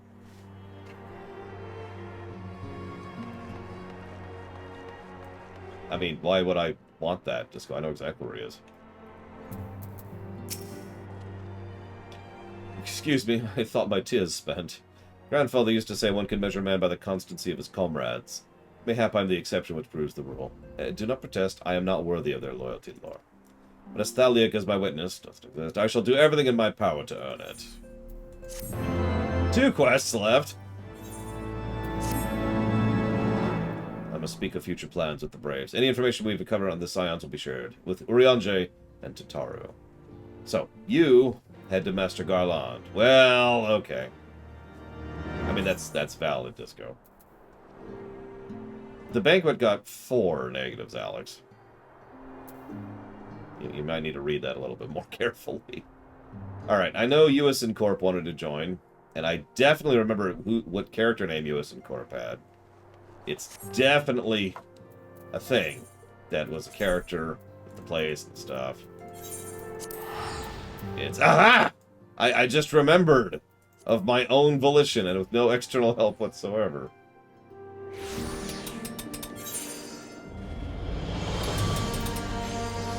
And for dungeons, it's more like who wants to go, if you know what I mean. We can fill if we have to, but, you know, since I only have 3 slots.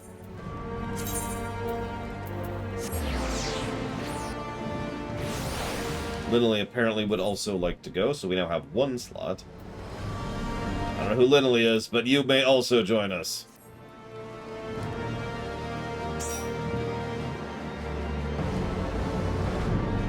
We might hit the vault tonight. We're making pretty good pace.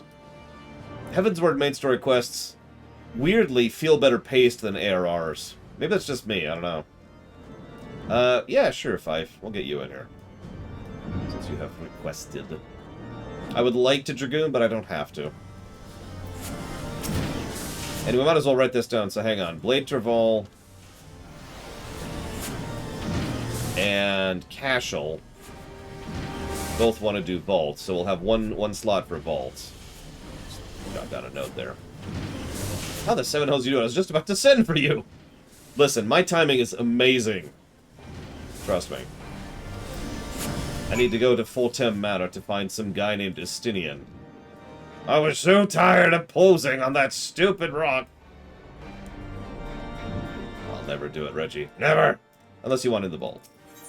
You wanted the vault, Reggie? Does anyone else want the vault, actually? Since there is a decent chance we'll make that today. Alright, Reggie wants in. Bragwin doesn't want in.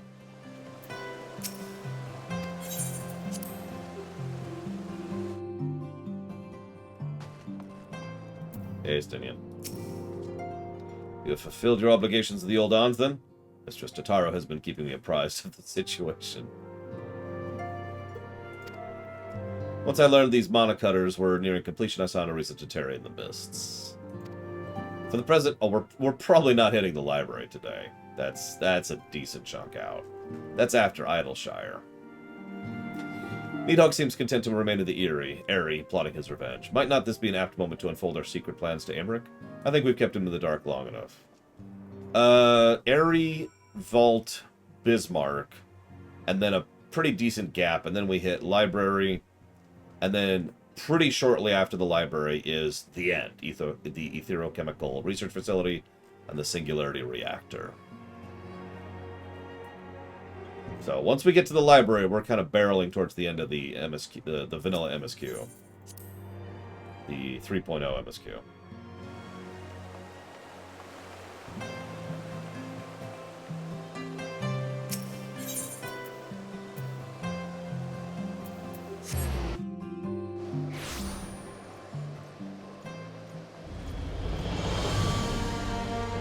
Yeah, I'll have to watch it later, Aspros. Obviously, it's kind of a low priority, but I might not even watch it. I might just go ahead and wait till I get there my own way in a few months. Oh yeah, that's what I was going to do.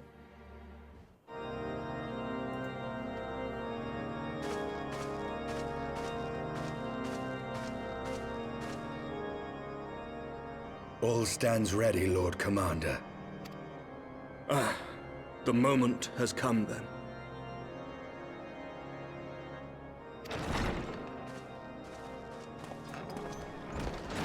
Pray excuse my lateness. I paid a brief visit to the workshop to inquire about the monocutters. The engineers assure me that they're ready.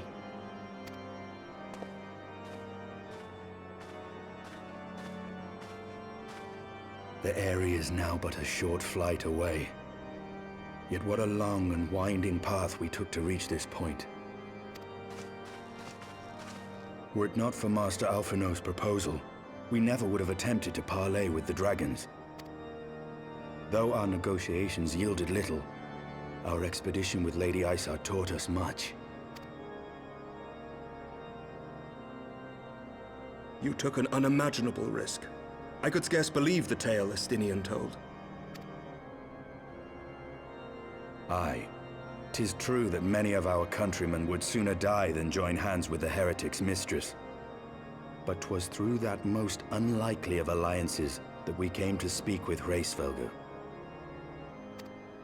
A conversation that went rather poorly, as I recall. In this instance, the journey was more important than the destination. Had we not slain Nidhogg's consort, Tiaman, and put the Great Worm on his guard, the Dravanians would have arrived at Ishgard's walls long ago. Aye, that they would. Full grateful am I for every hour of respite your actions have afforded us. Thanks to you, our defenses are much improved. 'Tis but a pity they won't be enough. Thus, you believe an assault upon the area represents the city's best chance of survival. Is that not so, Estinian? I am under no illusions. Nidhogg's might is legendary. But with his eye in my possession, I can stifle his strength at the source. Victory will be hard won, even so. And I shall be glad indeed to have the Warrior of Light at my side. You shall have my blade as well. There are more of these mana cutters to be had, yes? Lord Commander, no! How can I, a proud knight of Ishgard, stand by and do naught while an outsider risks life and limb for our homeland? I swore an oath to protect this city. I mean, I didn't swear any oaths to anybody or anything, so if that makes you feel any better. Pray leave the slaying of dragons to dragoons, Sir Knight. Your duty to command the city's defense is no less vital. Should we fail, and Nidhogg slip through our grasp, who then will hold the walls against him?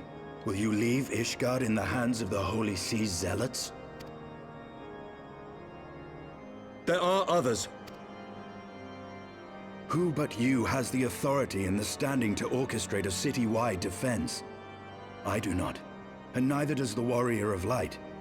That is why it is our place to fight, and yours to remain here, Lord Commander. You gotta apply a Star Destroyer correctly, after all. What? You too, Master Alphino? By the Fury! You have shown some promise, but this adversary is far beyond your skills.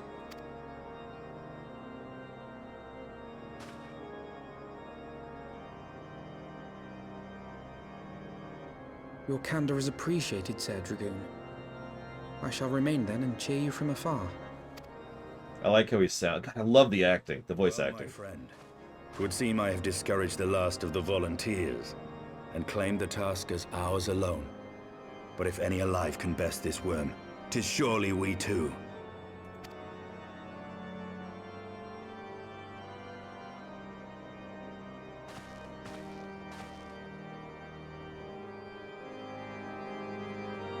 Like, I like Alphino a lot, but yeah, no.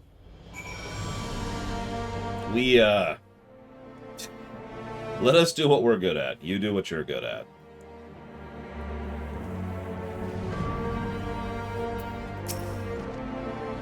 I pricked Master Alphino's pride, I fear, but had I been less forceful, the boy would have insisted on accompanying us to the Eyrie. Do not think me blind to his talent. With a few more campaigns under his belt, I have no doubt he'll make a fine field commander. But one does not practice on an adversary like Nidhogg. And if I could pause for a moment, he's right. I mean, you know, throw you into the fire and see if, you know, sink or swim is a valid strategy in some cases. But especially in a fictional setting, you don't practice on a Tarask, you know? Now that I'm out of cutscenes, I can invite Fife. Update. There we go.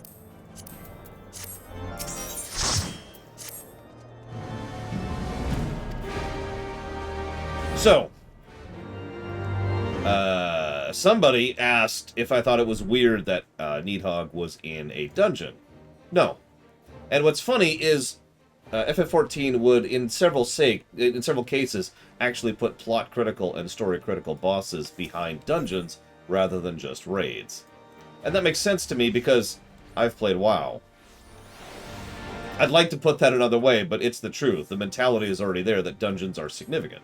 Substantial moments and relevant moments with regards to plot development and major enemies and major foes. We've killed and defeated a lot of major enemies in dungeons over the years in WoW.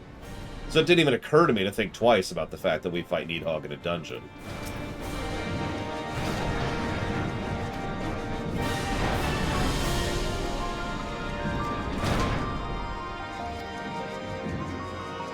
The number of people that go and the design philosophy that goes into it, Ross. There is the zoomed out design philosophy of a raid and a dungeon are the same, but when you zoom in more, the way that they design trash, the way that they balance certain actions, the types of mechanics they use, dungeons and raids are very different beasts when you zoom in the camera. Sorry, I'm speaking in MMOs in general, not just in FF14, because Kata is correct, obviously. Ah! I'll just do a ready check. So So this is a fun one. I anticipate liking this one, even though I get this dungeon all the time on roulettes. Oh my god. Just all the time. This is a very common one for me.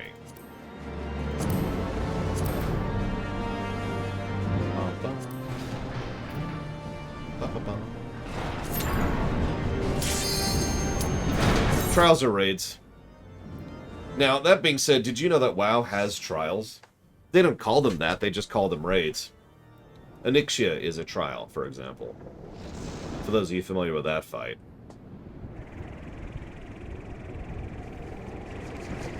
In short, WoW has commonly used the trial format without calling it anything different. In fact, I would not be surprised if FF14 was inspired by the trial format in WoW to design trials like they did back in Arar.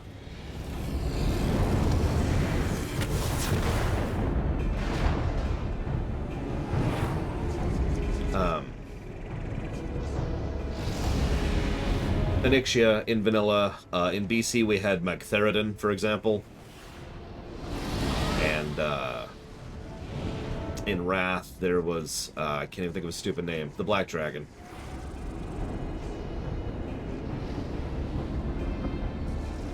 I love those two lines right next to each other. Wicked mortals, I shall melt your flesh and turn your bones to ash. I should probably clarify that I call raids I call normal raids, alliance raids, and trials raids in the generic sense, and I stand by that statement firmly. But that's because, you know, each of them serve their own function, but they are all raids, if that makes any sense. Because, yeah, there is a fairly strong distinction in narrative and in gameplay between the three. Trials are almost always going to be Primals. Single fights against a big, unique boss fight, which is mostly just them showing off on a gameplay axis, since, let's be clear, most of those aren't really all that great when it comes to narrative. But then we have normal raids, which, yeah, they're their own side story and, you know, usually spread out quite a bit. And then you have your alliance raids, which are nice, big, again, separate stories blocked out into the chunks of, I believe, 3 is what they settled on. I don't know, it's actually been forever since I've done Ivalice or the Flying City of Blah. I can't remember the name of it right now.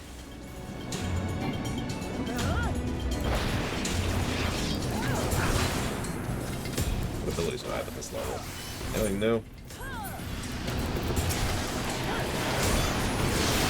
I think that's right off the spit.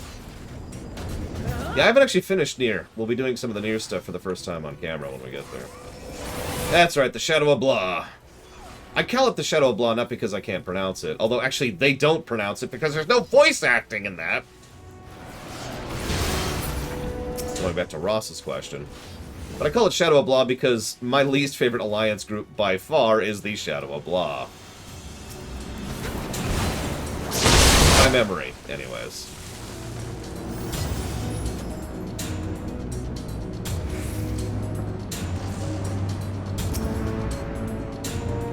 I mean, the lore is neat, and we get to see an old friend again, but, like, ugh.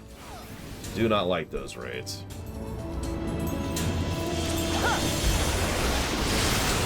Especially the first one, Void Ark. Bleh. Bleh. Bleh. Bleh. But yeah, no, I remember how in both EverQuest and Asheron's Call, the one I'm even more familiar with, there's no distinction between a dungeon, a raid, or anything else. It's just a place you go. I would assume Mach, but what the hell do I know? I mean, fair, Kata. Kata Sitha, you might even say. No, sorry, that's a terrible joke, I apologize.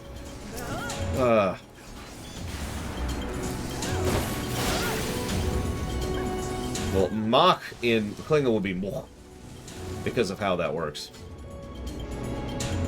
Not that I know anything about Klingon pronunciations. I'm not a geek, you're a geek, shut up! Sorry. So, first boss... God, these bosses... So, okay. This one's actually a fairly simple encounter. By the way, it's Renga! From Renga Banga, get it? Never mind. I don't know Vulcan at all, no. I just know Klingon. I don't even know Klingon vocabulary. I just remember Klingon pronunciation. So, electric attack! Which, oh, whoops, that was the in one. Well, whatever. The snapshot saved me. This will be this big one, which I think, yep, is that one.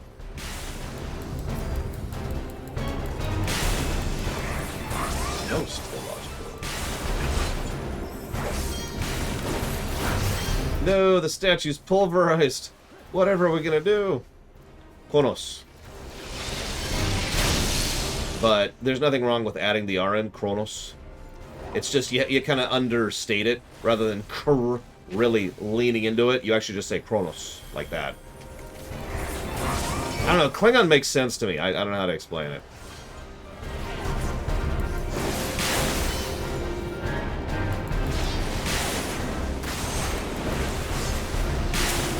Die, Ad. Ow! You don't belong in this role. I'm just making sure that Fife is paying attention. That's what I'm here. I gotta make sure Fife isn't bored, after all. Probably doing crap DPS, too.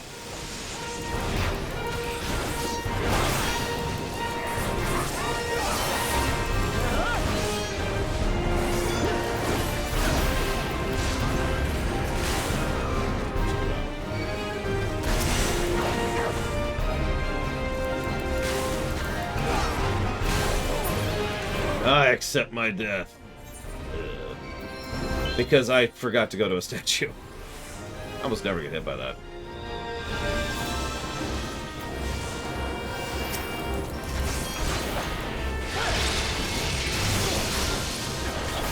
That's just rude.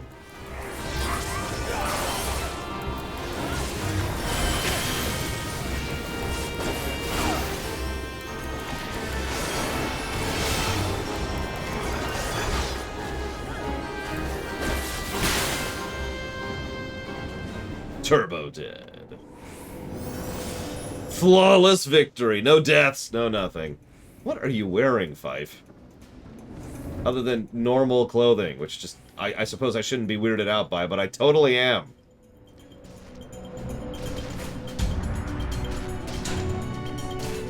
So anyways, as we can see, Nidhogg has been busy birthing children, which, I mean, it's kind of weird, if you think about it. It's pretty weird.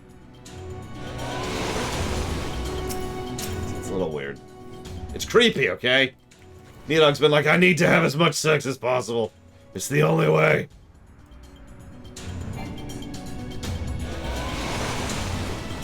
That way I'll show them. I'll show them. I mean, that's true. Alex, whoop. Wait a second. There we go.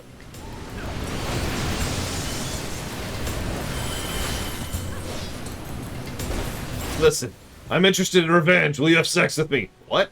I need to have lots of children for revenge. Will you have sex with me? Sure, I guess. Whatever. Meanwhile, death is happening. Hey, Baron.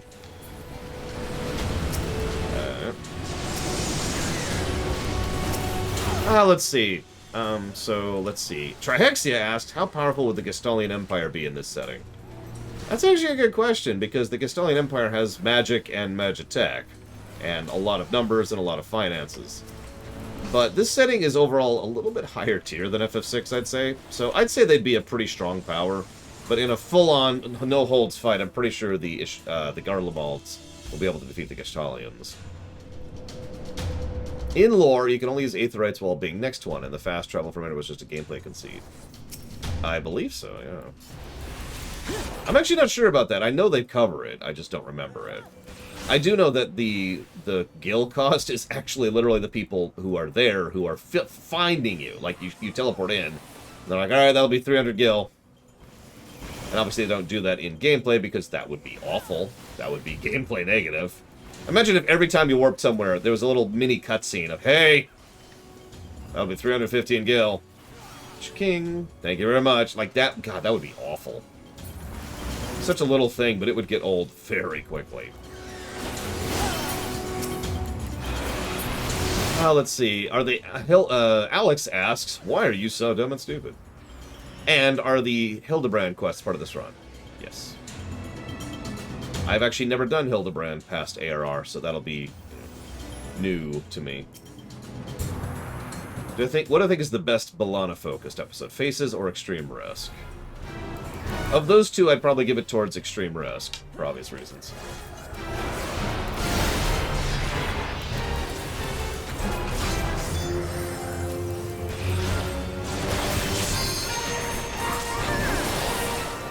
Oh, this is the air current one.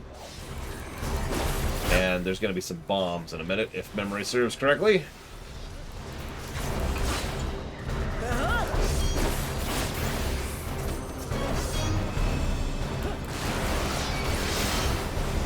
And there's no... Is there a Stormblood one? I know there's no Shadowbringers one. Where is it? Where is it? Where is it? Where is it? Die, monster!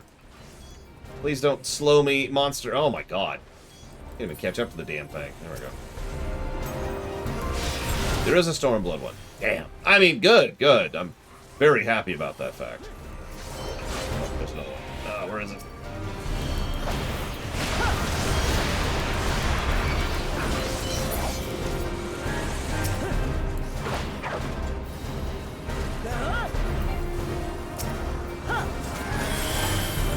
Just occurred to me. I should probably be letting Lindley kill these, but whatever.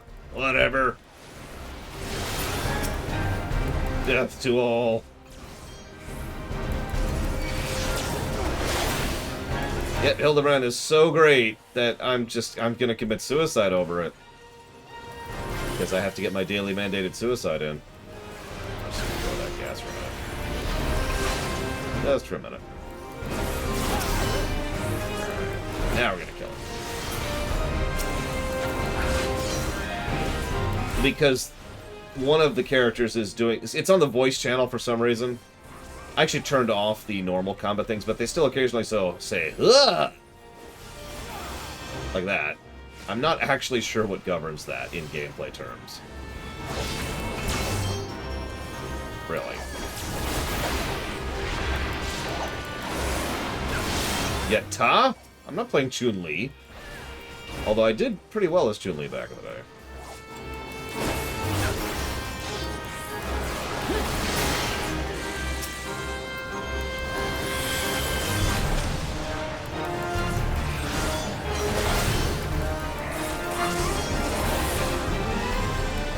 I will admit, for a dungeon, a climactic dungeon, this is a little bit eh. Both of the first two bosses are kind of eh. The third boss is much better. I mean, it's Nidhogg. Speaking of which, you like how much trash there is between us and Nidhogg? It's like, hang on, what? 2 bundles, I think? Something like that? Because we got this, yep, up here. And then some stuff's gonna fall over. No. The moment the snapshot is taken is when the damage is decided, Caspian. Even if the damage takes several seconds to resolve. Which can lead to some fun situations where you're literally 10 or 15 feet away from the AoE, and then you take damage. Because the snapshot happened several seconds ago.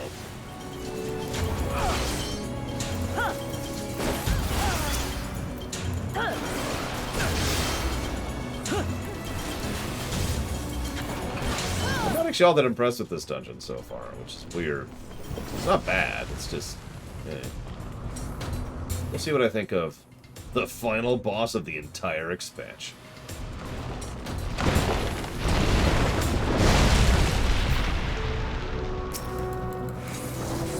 Here's a sneak peek of the Evil East raids here. Yeah, by memory, I remember liking a lot of the Heavensward dungeons, but I suppose in fairness, we've only seen 2 so far.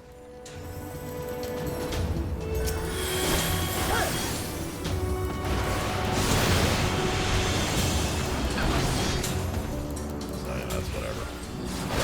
Pack 2, by the way, for paying attention. I was mad about that. In fact, I'm actually still mad about that, Valvaders. To this very day. And I will never forget! And I will never forgive. God, I was so pissed about that. And nobody believed me either, which made me even angrier. I almost quit the game over that. And pack 3, and there's Nidhogg. Oh, no, nope, that's the thing. Never mind. We have 4 packs. There's too much trash in this dungeon. Negative to gameplay.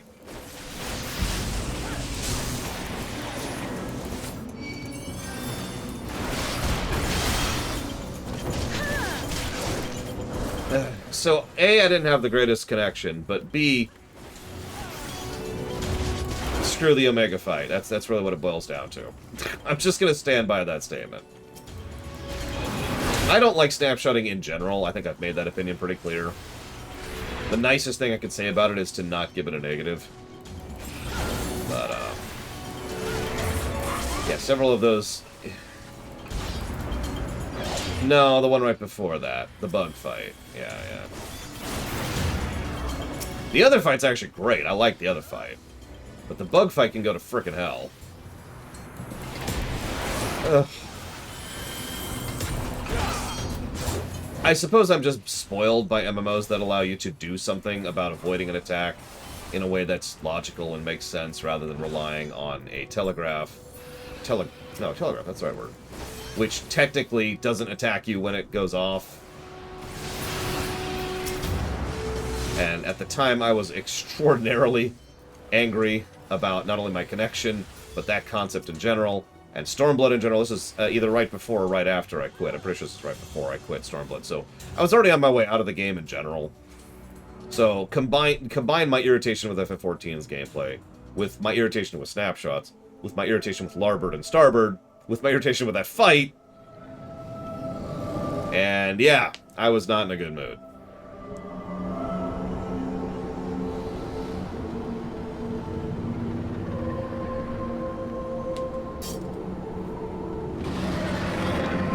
Hi, Nidhogg. We're here to make you stop having sex. I have quit this game 4 times, I think, total. If we count 1.0. Hell, I might like Stormblood, who knows?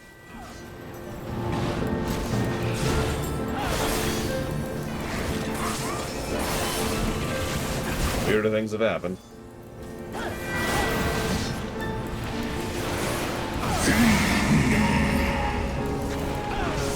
So he puts out those things.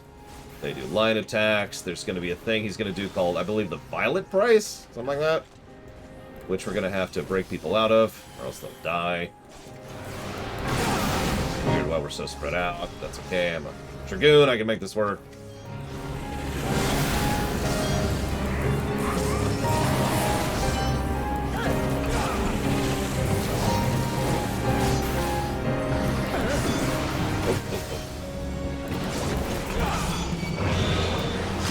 Yep, this thing. The Sable Price, that's what it's called.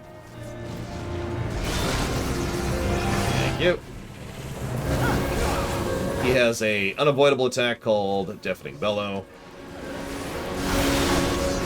And, I think that's actually it for his phase 1.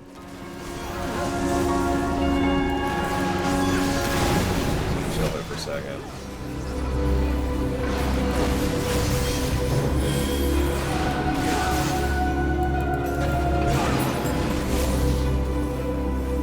Up a bit. Gotta chill over here, hang out, have a coffee. Let's see here. Have a hot chocolate. Oh, this is good hot chocolate. Thank you, Giga.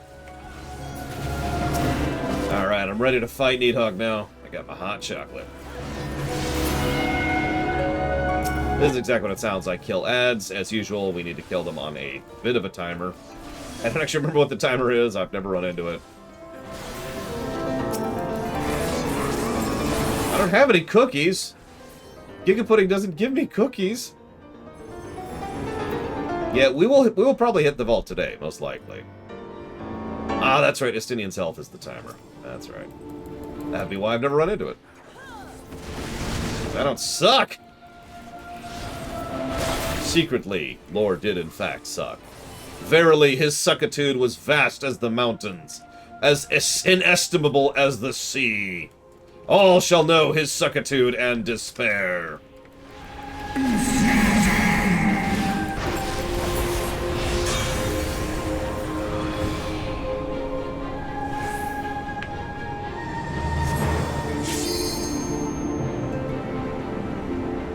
upon the dialogue of Suctitude. Shalt there entranced be a con, a great and terrible darkness. Lo! Heed not the nightmares that lurk within. I'm just gonna let it break.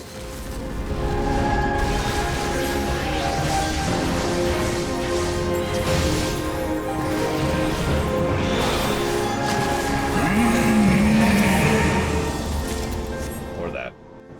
I think a lot of people want to join for Vault, so we're probably gonna have to do a choose thing once we get there. Because right now I have 4 people written down who want to join in for 3 slots.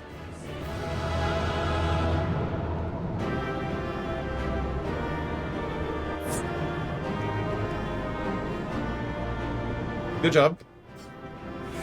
I think I'm just going to call the dungeon a wash. It's not terrible. You know, I don't think there's any bad design in the area.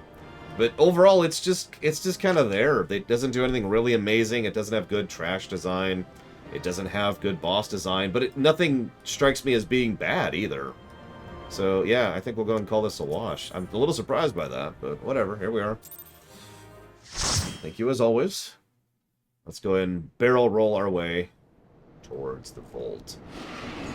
After we killed Nidhogg, obviously. So...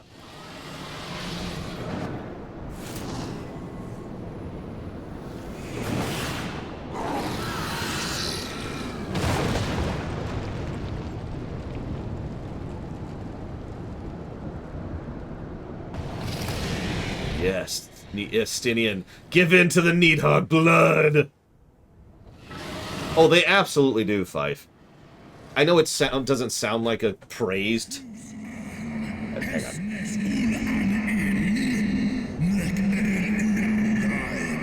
Blah, blah, blah. I know it doesn't sound like praise to give a dungeon a wash, but remember how Arar was going. Well, that dungeon was a negative. Well, that boss was a negative. Well, that dungeon was a negative. Well, that dungeon was a negative. Well, that dungeon was a negative. They're definitely better designed. It's just we're not quite to the quality level yet, I think. Anyways, thou wouldst use mine own eye against me. Thy time hath done naught to delude thy kind's depravity. I shall not forget thee. Or, I have not forgotten thee, excuse me, Dragoon. Mine essence claimed thee once, and I shall do so again.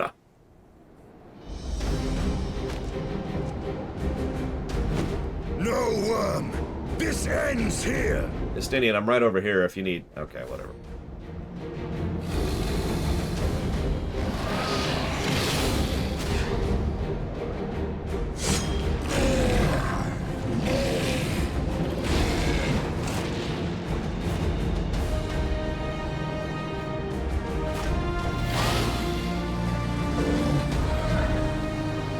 Stormblood had some good dungeons, absolutely. But to give you an idea, Arar had a grand total of 78 negatives to gameplay.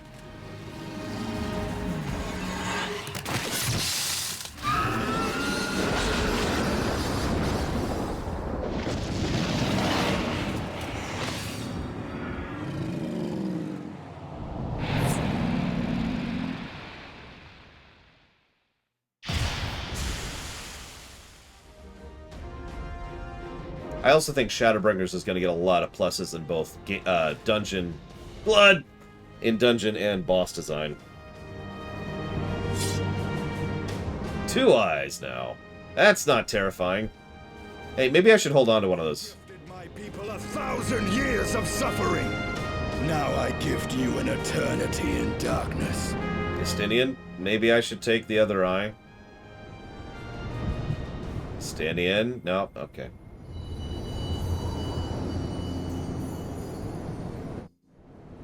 Too busy having a heart attack.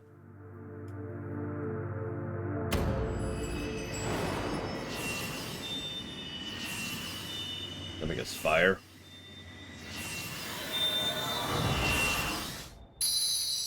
No. Darkness, I think. Or no, that's lightning. That's lightning, my bad. Why are you asking me that, Mr. Red? Everyone in the universe knows that if you eat certain types of food late, it's bad in general. Because your body isn't set up to properly process that, so it just doesn't do it right. That's true for healthy food, never mind unhealthy food.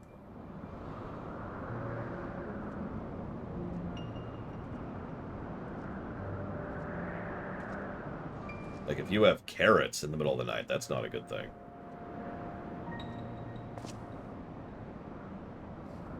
Yeah, I don't know, Alpha Squid. One way or another, I stand by the negative I gave, but I'm not sure of a better approach, really.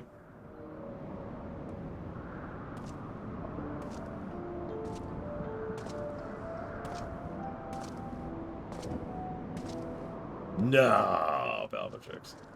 Whereas Velga doesn't have a super beatific angelic lair, whereas Nidhogg's Lord Eldrath. Effectively hell. The eyes of Nidhogg. Agreed, Alpha Squid. One of those unfortunate realities is, no matter why it sucks, it still sucks. Aye. The worm lies broken and my father is avenged.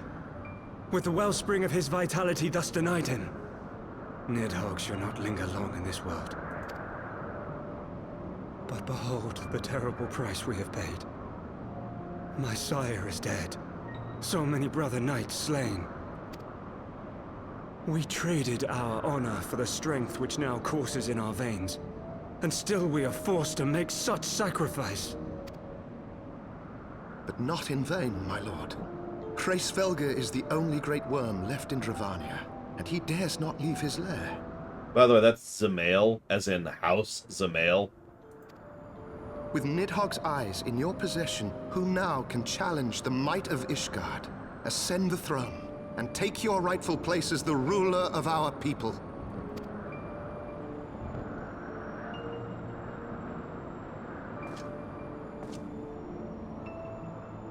Nay, my friend. I must forsake the mantle of king. Though Nidhogg be defeated, his wormling horde yet darkens the skies with wings beyond counting. As one who partook of Ratatoska's strength, it shall be my penance to bear a knight's arms until death grants me leave to retire. When that day comes, no prince shall perish, but a hell's-bound hunter of dragons.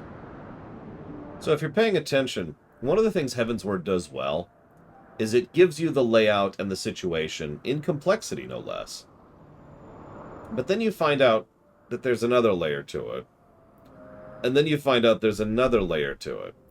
With each added layer of context, we actually get another layer of understanding. Our sympathies and concepts change, and the whole situation really is extraordinarily gray. And for the record, I love it. I know some people overpraise gray storytelling, and I mean that, but I think that's because most people don't distinguish between good gray storytelling and bad gray storytelling. This is good. This is good stuff. You'll notice even this guy who flat out is the person who betrayed What's-Her-Face in order to steal her eyes, Ratatoskers, and then use it for the thing, regrets the action and refuses the rewards of so doing. But Lord Haldreth, what then shall become of the royal line? Think of your people, my lord. Fortem. Without a king, who will the common man turn to in his hour of need?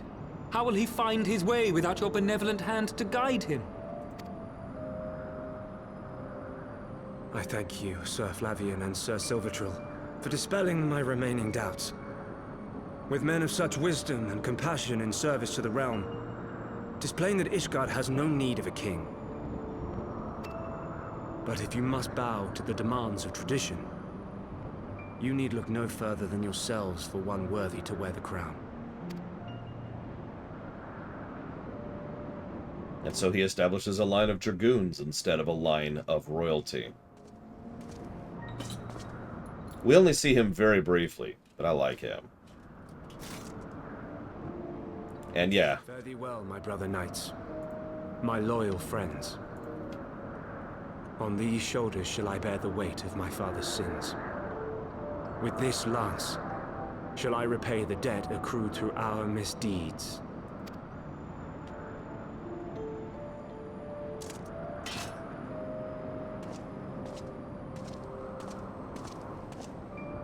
Unfortunately, we're from the present.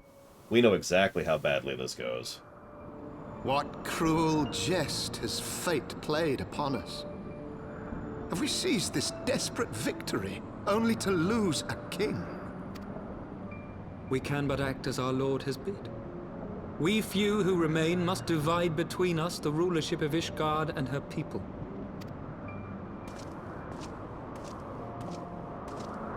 Not I. My oath was to Lord Haldrath, and he alone. If he is not to be king, then I would hang up my shield as well.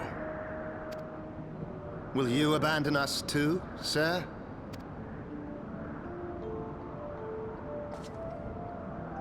I would wash my hands of blood and betrayal, and take up an honest trade. Mayhap I shall serve ale instead of sharpened steel. It's a shame he doesn't have a name here. But yeah, nope, I'm out. You guys run Ishgard. I got other things to do. And several of them leave. You ever wonder why it's only 4 houses? When they had 12 dragoons? That's why. I love that little detail. We 4 then. Forton, Heilenat, Dyrendare, and Zemail. But 4 houses to rule all of Ishgard. And yes, sorry, that's the Forgotten Knight, the inn in Ishgard, for those who didn't catch that. And what of the throne? Let's put a pope on the throne! We keep it empty. Until the day a king rises once more, we must assume the role of stewards. We shall shape our nation anew with a history of our own making, and let the truth of this dark day die here, upon the battlefield.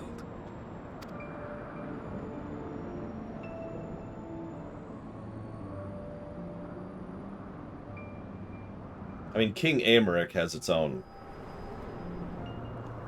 ring to it, but anyways.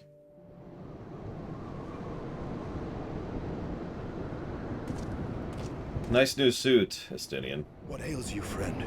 Are you wounded? No, I'm fine. I was just seeing the history of the past. You have borne witness to history. To the culmination of the first battle with Nidhogg. The legend of Ishgard's founding tells that our ancestors were led to the land of Kurthus by the valiant King Thordan.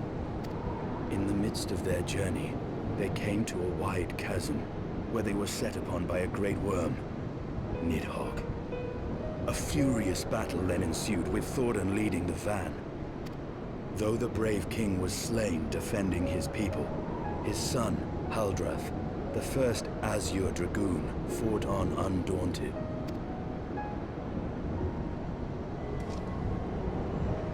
And with a mighty thrust of his lance, he gouged out Nidhogg's eye, forcing the wicked creature into retreat. Thus, did this eldritch orb become a sacred treasure of Ishgard, lending its power to every knight deemed worthy to bear the title of Azure Dragoon. A rousing tale, is it not? Would that I could still believe it. But your vision, which we must accept as immutable truth, leaves no room for doubt, save on one point. If Haldrath took both of Nidhogg's eyes, then how came this eye to be lodged in the worm's skull?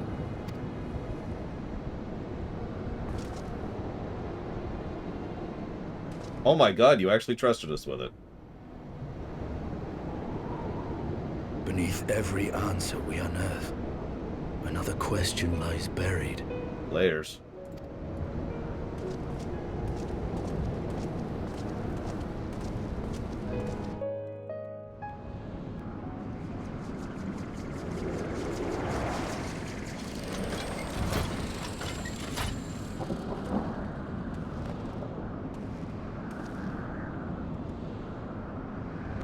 'Twas a fierce battle, but one I knew we would win. Your fame is well deserved, warrior of light. Full proud am I to have fought at your side. I would fain return with all swiftness to Ishgard to inform the Lord Commander of our triumph.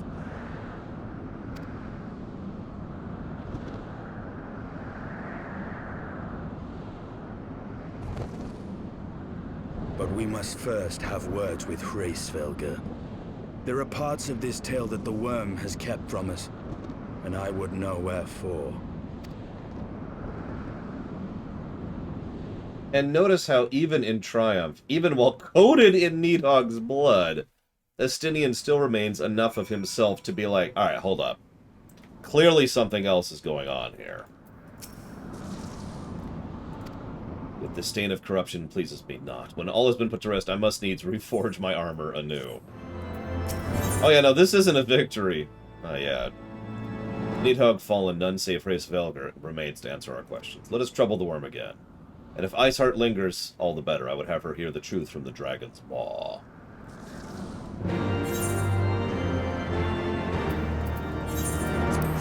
Thankfully, there is a warp point over by that.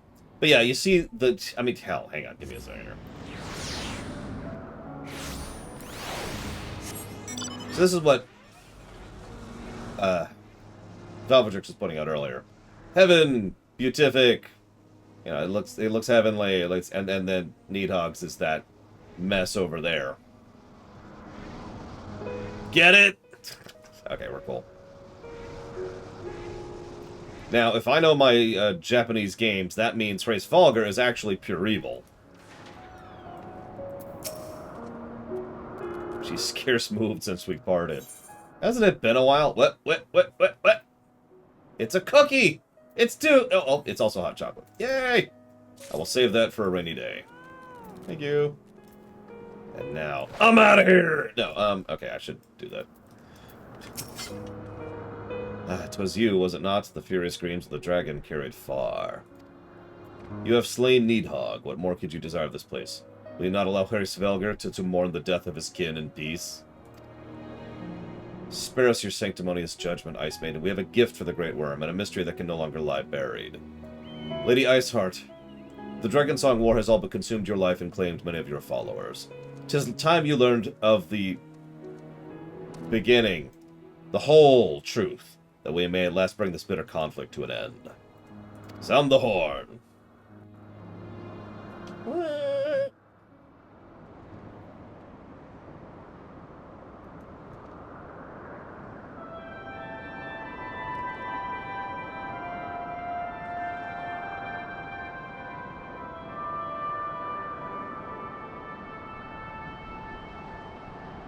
What? I was watching my soaps. What do you want from me? I like to imagine it sounds like the Moogle horn.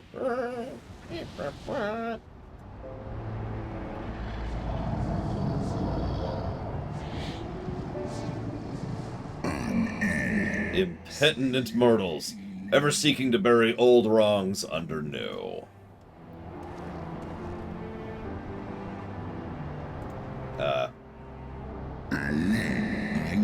I did sense the moment of Nidhogg's demise. You mean the moment I prized your eye from his head? Yeah, Estinian already figured it out, of course.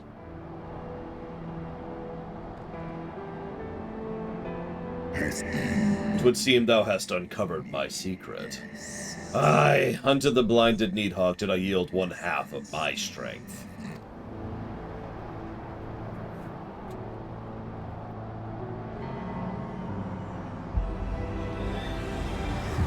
We offer this back to you.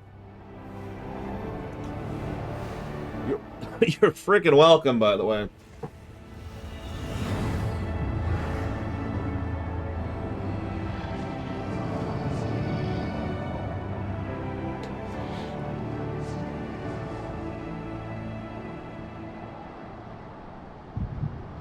Yeah, Velga's like the villain that helps you at the last minute because they realize they're a villain, if you know what I mean. It's a little spoilery, but you get the idea. Like, a villain who's not truly horrible because they recognize what they've done. Nidhogg, what hath befallen thee? We are undone by covetous mortals. They did take Radatosker's eyes and glut their appetites on her essence. She is slain then. What madness hath unmade our peaceful accord? Did I not warn thee, brother? They have ever been untrustworthy creatures, these short-lived Elazon. Come on, give me your eye.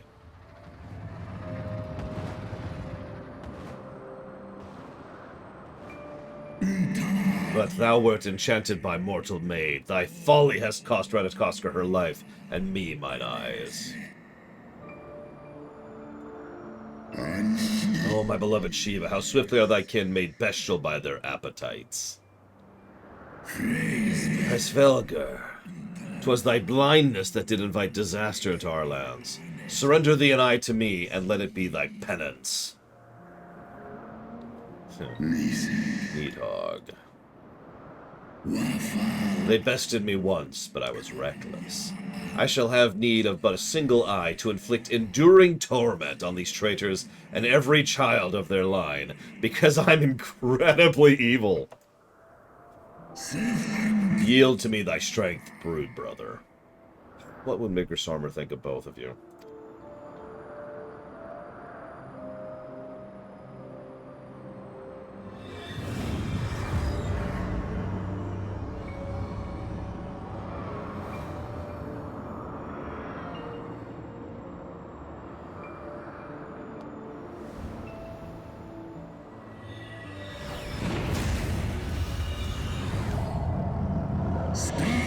My vengeance is begun.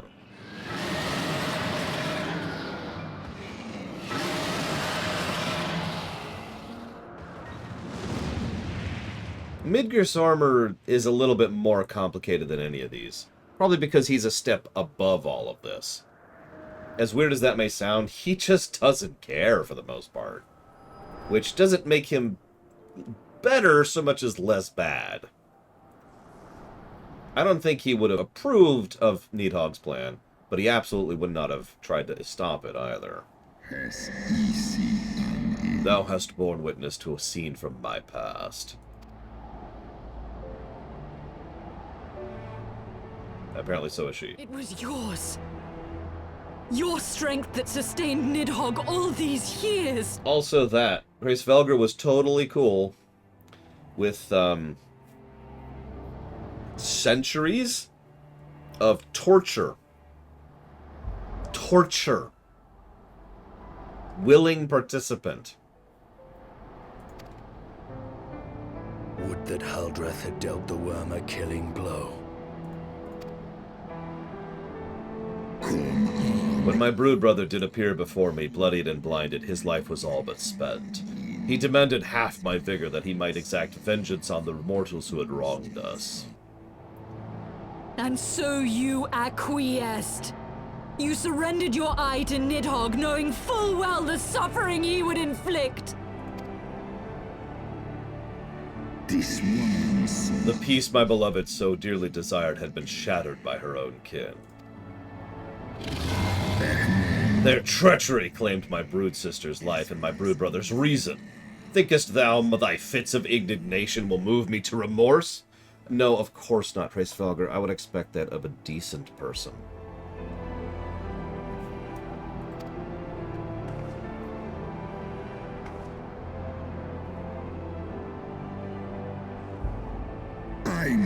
Go, mortals. Take your unruly passions and leave this place. Your presence here spelleth naught but misery.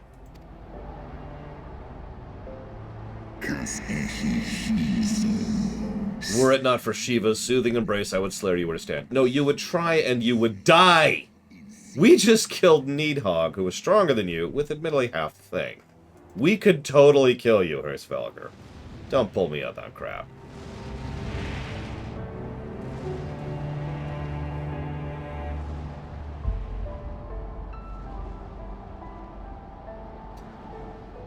And actually, yeah, it's weird, because I'm pretty sure you're right that Midgardsormr did mention joining the chorus. But, from everything we understand of him, I think he would intervene the more I think about it. Given spoilers. And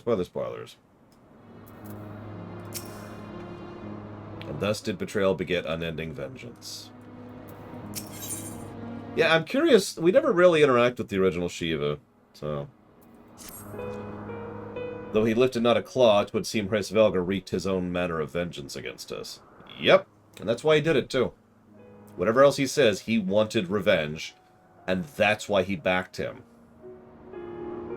If Gigapudding did something and I wanted revenge on her, and I go to kill her, and I go to Mr. Red and I say, Mr. Red, give me a gun that I know you have so I can kill Gigapudding. Mr. Red is just as guilty as I am. But the distinction between the two, and this is important, is that Velga is a little bit more sane, and it's very much implied that it's partially because of the soul merger, not just because I don't need my hair dusted. Thank you, Gigapudding. It's very much implied to be because of the soul merger, not just because of that he's a better person or whatever.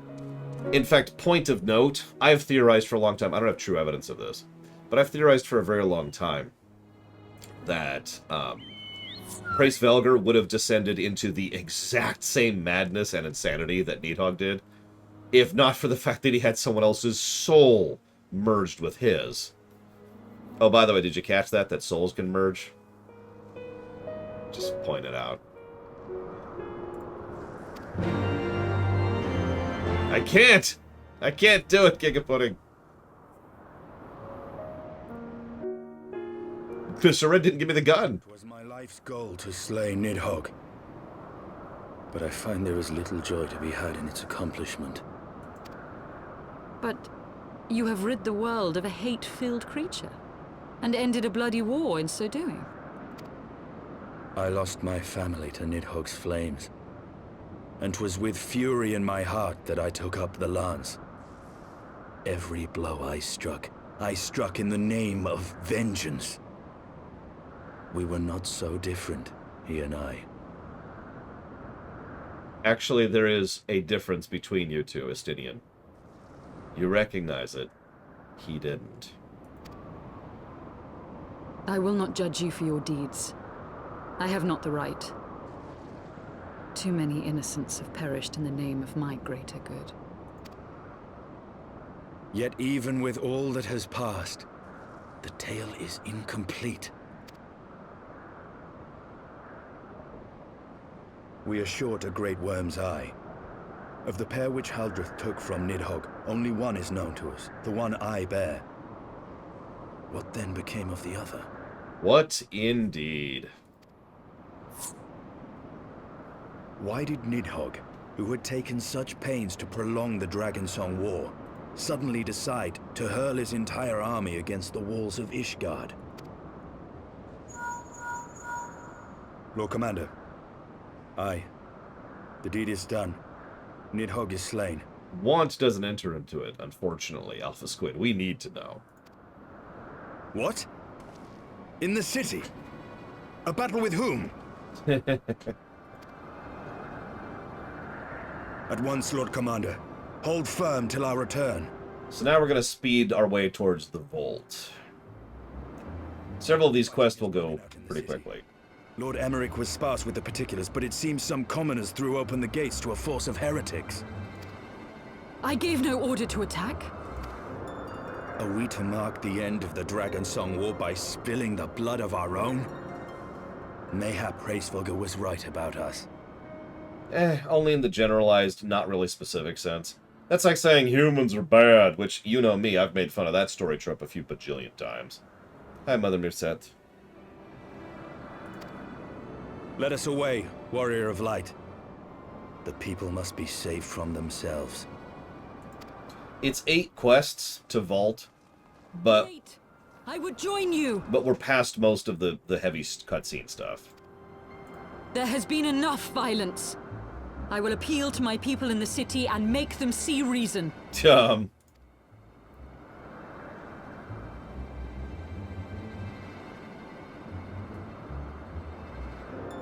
Come then, Lady Iceheart. Let us write the final chapter in this damnable war. I'll also give Estinian this.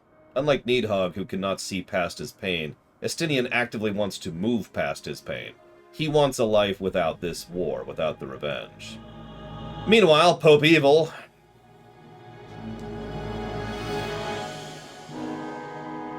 The Knights of the Round.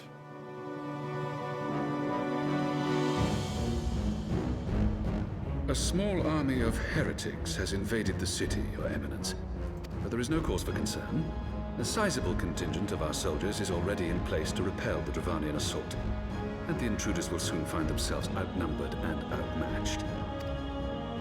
Our plans proceed apace, then? Yes, Your Eminence. This unrest shall serve to feed the people's fear of the heretics and the dragons both. And lend renewed fervor to their prayers for deliverance.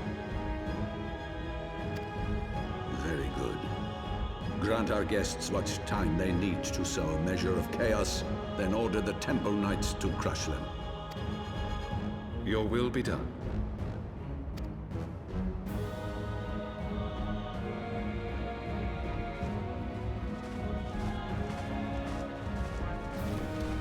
I actually have substantial thoughts about Thornton.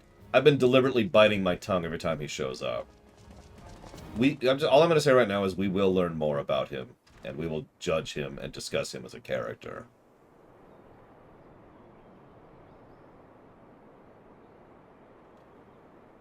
Someone, I'm stuck. Help. The moment is at hand.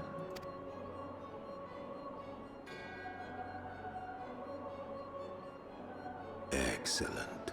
All shall soon be in alignment. It is time for the Bringer of Light to die. You are quite welcome to try La Habrea. Yes, much better voice actor. Duh. I'm pinned! Help! Help! I'm an old man!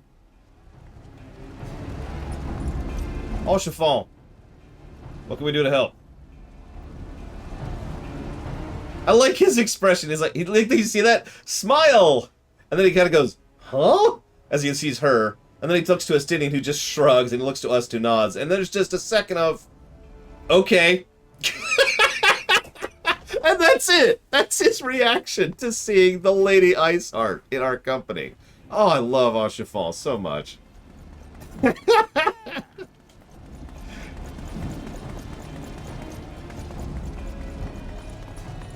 Comrades, sheathe your swords! There is no need for further bloodshed! My lady! She has come! Now we're gonna stop fighting. Hear me, brothers and sisters! The war is ended! Nidhogg is no more! Wait, what? That means we lost, right? Aye, it is so! This adventurer and the Azure Dragoon laid the Great Worm low! But, what?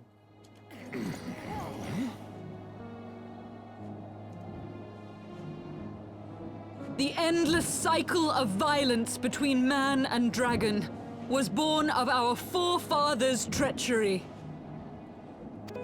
You have followed me, bled with me, to bring this truth to light that we might all know peace. But Nidhogg is dead. Nidhogg is dead, my friends! He who bore such hatred towards Ishgard is dead! Let his hatred die with him, I say! Let us sheathe our swords and go in peace! There's actually a term for this, by the way, in real-life politics. It's called a white peace. For those of you not familiar with the term, what it means is exactly this. Everyone just agrees to stop fighting. No negotiations, no losses, no reparations, no change of territory. We're done. White pieces serve a very important purpose in real-life politics, and that is kind of what's being posited here. So it's like, you know what? We're done. Let's just call this off. Back to status quo. My friend, far from it. At long last, the peace for which we have so desperately fought is within our grasp. And I, for one, would not forsake it.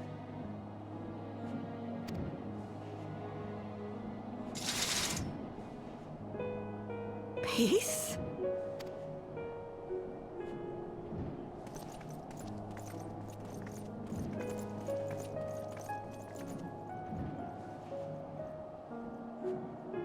we really need to talk to Aymeric, like right friggity now. Seize the witch! Let none escape! Yeah, and that's why. That's why, right there. And then. Providing aid and succor to the wounded should be our first concern. Stop being so awesome! You know what? I sometimes wonder if the person or people who wrote Hoshafal also wrote a certain Selk over in Shadowbringers. Because there are only 2 characters in this entire game that just shine every time they're on the camera, and those are they. If the heretics mean to observe the peace, then it would be folly not to do the same.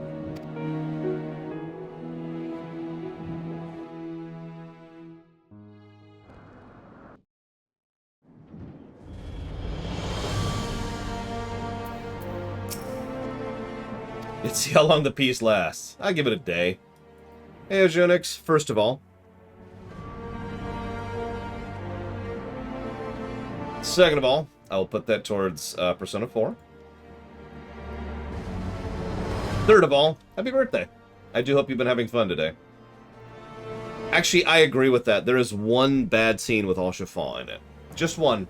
In fact, I have planned to give that scene a negative for literally years.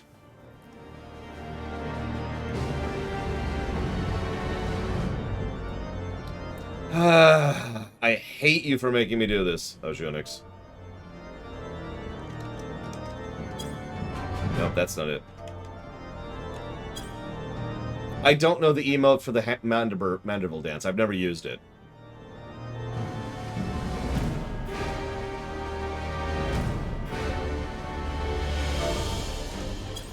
There it is. I've literally never done this emote outside of the stupid quest. This is for you, Ojunix. I would only do this for you and for a birthday request. And that's all you get. 2 loops. I was rather too close for comfort, but it seemed calm as returning to the streets. My mind, however, clamors for 1,000 questions. You returned to Ishgard in the oddest of company, my friend. Yeah, we've got a bit of a story, Hoshafal. Also, why am I healing Vault? Like, I don't get the rubbing it in thing. I mean, I'll heal it if you want me to, but... My friends, that was too close to comfort. Praise Halone that things did not end in bloodshed. I confess I was more than a little dismayed to see you in the company of the Lady Iceheart.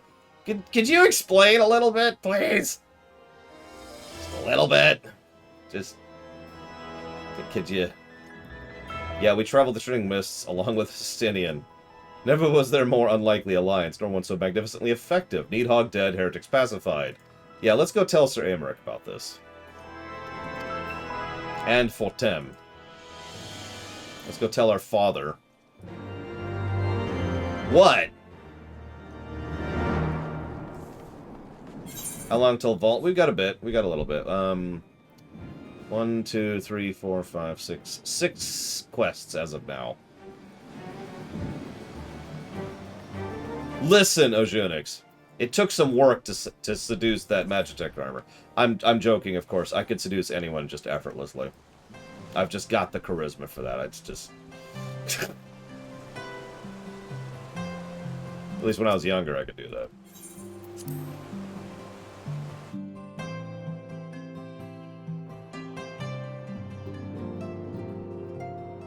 Yeah, hey, I survived tuberculosis. And shadow bugs. Praise Halone, you are safe. Hey, Dad. My safety was never in doubt, Father. For I had the Azure Dragoon and the Warrior of Light by my side. We bring the most wonderful tidings. War's over.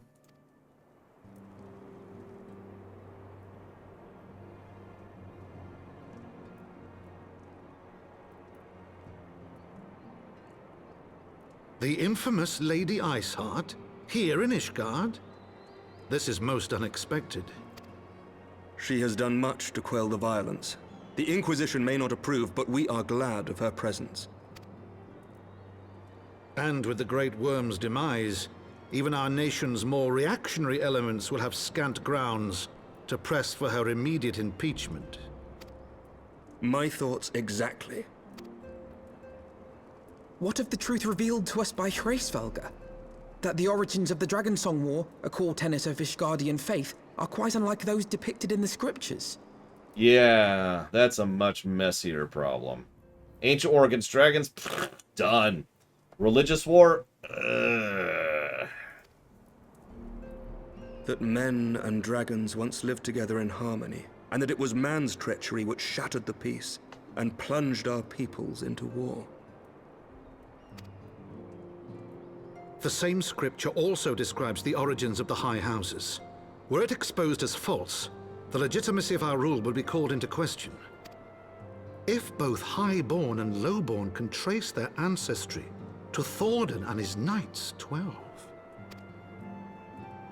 But a single sip of dragon's blood is required to confirm their lineage. Yeah, we can quite literally test for it. The knew of this and chose to remain silent. Their crimes are grievous indeed. Regardless, this state of affairs cannot be allowed to continue.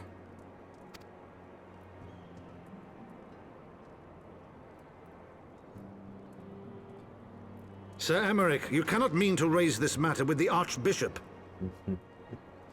I mean... Pray consider what you are proposing. If the Holy See chose to conceal the truth for centuries, what reason would they have to reveal it now? At best, you will be branded a heretic and clapped in irons. Then at least the Archbishop will have shown his true colors. My friends, this war will never truly be at an end until the truth is made known. You must see what lies on the horizon if it is not. When ruled by fear of a common enemy, we were united. But now we have none. During the war, the Highborn needed men to lead, and the Lowborn men to follow. Not anymore. 'Tis but a matter of time before the old order is called into question. Lady Iceheart will share the truth with her followers, and the Holy See will be powerless to stop its spread. The disenfranchised will rise up united, and blood will flow in the streets once more.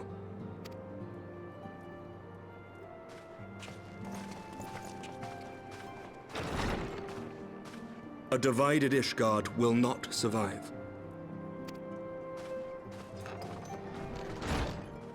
Tread carefully, Lord Commander.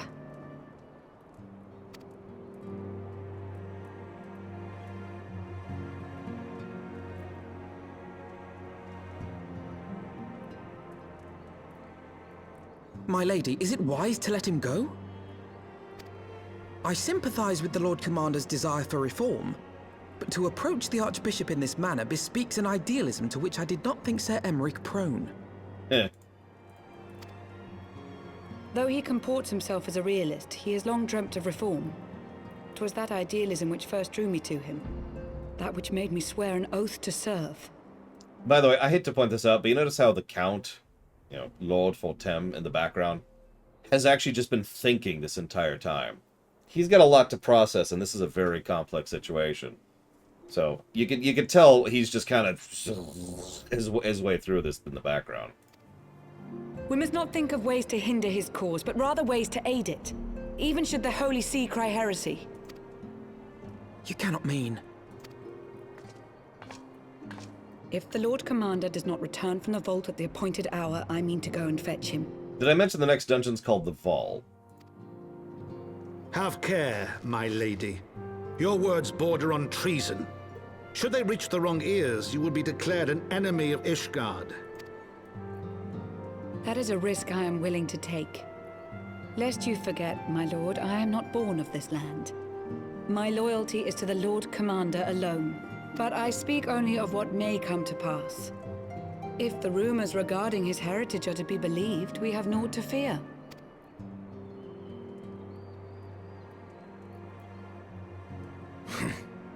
Lies and slander. Forgive me, what rumors are these? That Sir Emmerich is the Archbishop's bastard son. Senior clergy are not permitted to marry and sire children. But even the holiest among us are not immune to temptation. I labor to believe it. Sir Emmerich is truly the Archbishop's son. He has never been publicly acknowledged as such. But the rumors have plagued him since childhood. That he rose to his current position, despite being despised as a bastard and accused of profiting from his father's influence, bespeaks the quality of his character. It is my hope that on this occasion, the burden of his birth will work in his favor. Should our worst fears be realized, the Archbishop will not be so quick to execute his own flesh and blood, affording us time to mount a rescue. What's a rumor, von Falkenstein? Bastard or trueborn, he is our nation's best hope. If the Holy See dares to threaten him, I shall lead the charge against the Vault myself. God, I love you, Estinian. Because he's right. He's absolutely right. Let's be very clear about this. Who is best positioned? Let me walk that back. Who is the best candidate to be the military supreme commander of Ishgard as of right now? This is a very redundant question. We need someone who is capable of maneuvering politically, someone who is capable of leading militarily, and someone who can handle himself in a fight. I'm sorry, by this point in the story, I was backing Aymeric just 100%. I don't mind being his Darth Vader for a bit if it gets him onto the seat. You know what I mean? Hear, hear! The future of Ishgard rests on Sir Emmeric's shoulders. I too will do mine utmost to aid his cause. Orshafon, be reasonable. This is being reasonable. A knight lives to serve, Father. To aid those in need. The people need Sir Emmerich more than ever, and we may be his only hope. There is no greater calling for a knight than to save the life of his fellow man. I swear to you, on the sigil of our house, that I shall do this and make you proud.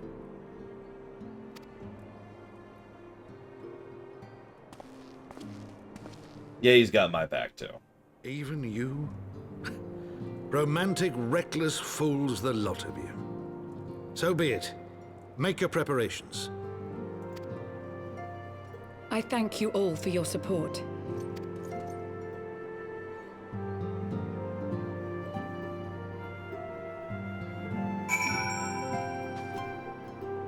I just realized why so many people dislike Stormblood. It just clicked. You ready for this? What are the main characters of Heavensward? The supporting cast, if you will. You've got Lucia, Aymeric, who is not currently here, Orshafon, Edmund, Alphino, Estinian. This is the core group. We also got Yazael, sorry. Almost all of the events in the plot of Heavensward rotate around these characters. All these characters are well acted, well written, well presented, and beloved for a frickin' good reason. Who's our main characters of Stormblood?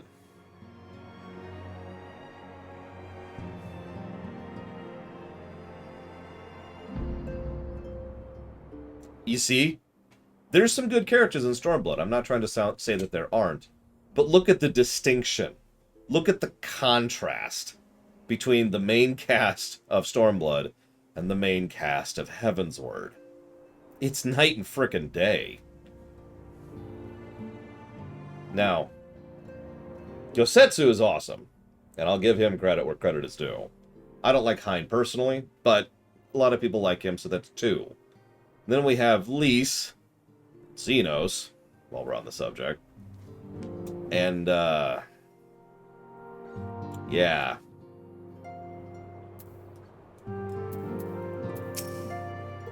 Have no fear, Father.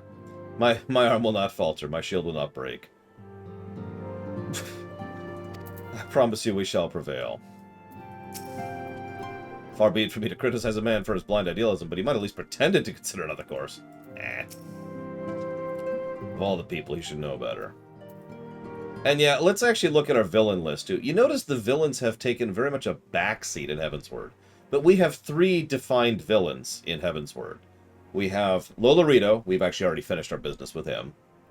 Nidhogg, which is a complex character despite being a hate sink, and Pope Evil, who we are just still building up and we have yet to truly discuss. But if you think about it, all three of these are well-written, well-presented, well-acted, well-utilized villains. Who are our villains for Stormblood? Who, Alex? Although, frankly, I really don't think he counts. And I mean that. Yeah, Yosetsu, Xenos, and Fordola. Now, I do like Fordola. But... So how are we to carry out this bold endeavor? Even with an army of knights at our back, a direct assault in the vault seems unlikely to succeed. You are correct, Master Alphino. Not even the assembled might of House Foltem and the Temple Knights would be sufficient. And with the support of another party, however, we may yet stand a chance. You speak of the other high houses? Precisely the opposite. I speak of the revolutionaries in the broom. 'Twas these disgruntled Iscardians who opened the gates to the heretics, I believe. Of course! If their hatred of the Holy See drove them to such deeds, they might well be persuaded to assist Sir Amaric's rescue, knowing the truth he would lay bare. Yeah, I agree. Fordola is what Ilbert should have been. I agree with that completely. And you know I can't stand Ilbert, even as a character. Even just from a writing perspective. So, I'll reach out to them. As a Temple Knight and Sworn Servant, any overtures I make are doomed to fail. But as an outsider, you receive a welcome. Very well. Estinian, will your brothers heed your command if you order them to stand aside? But the Dragoons have no love of politics. They'll gladly watch and wait while the Highborn fight amongst themselves. How very wise. To the Forgotten Knight. In fact, to the Forgotten Knight.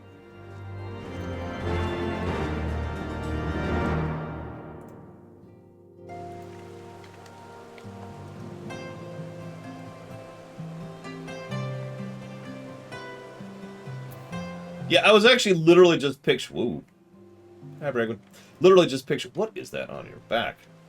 My goodness. I was literally just picturing Kane saying that exact same line. No, I actually do legitimately think Ilbert is not very well written for the most part.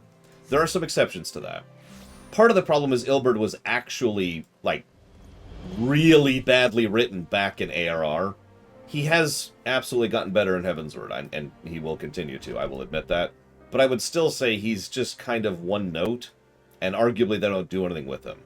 Compare and contrast Nidhogg, who is also a one-note villain, which they do substantially more with. Oh, Alpino, God, I've been worried sick. It's good to see you. Hey, how'd you manage to escape the chaos in the streets? Gibberly and the others barricaded the doors until the heretics left. No one was harmed, thankfully. What about you two? What came of your journey? Well, look, it's a long story. Like a really long story. Like 2 days. What is Sir Amaric thinking? I mean, the way you two talk about it, I would have believed... Anyway, I've heard rumors of the people you're looking for, but I doubt they'll be of much use. The one thing I can say with certainty is they're led by someone called the Mongrel. A queer moniker if I ever heard one, but mayhap it'll make the individual in question easier to find. Come, let us make inquiry. Actually, ironically, I agree with that, Mr. Red. There's so many different types and varieties of evil. Ilbert is deliberate, knowing, malevolent, malicious, just horrific evil.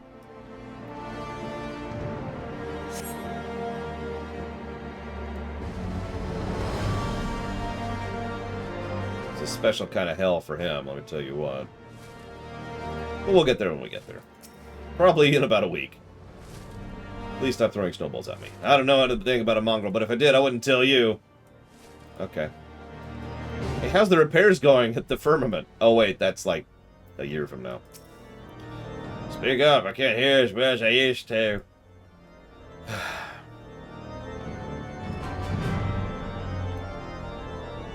By the way, have you noticed how many of the villains in this game, or in this expansion, excuse me, all share the theme of being broken? Mongrel. Not sure I catch your meaning. To a blue blood, we're all dogs down here. No, that's not what I... What the hell? Oh, shoot. I'm on the wrong thing.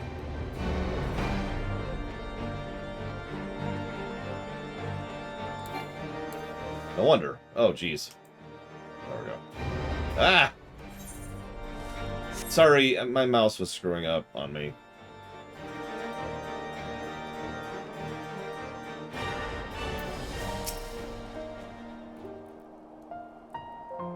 Who's Hilda? Hang on. Who's Hilda?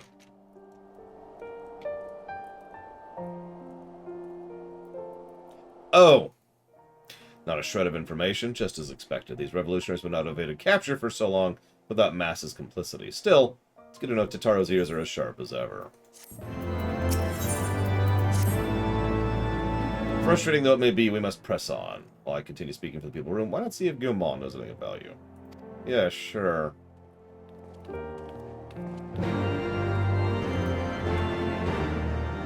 Someone tell the Nehruth she needs to do coils unsynced, if she ever wants to do that.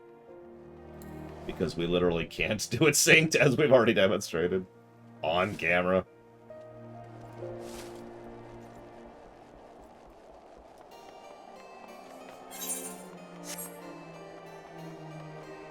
Now, where are we at here? Spice Alive. 5 quests.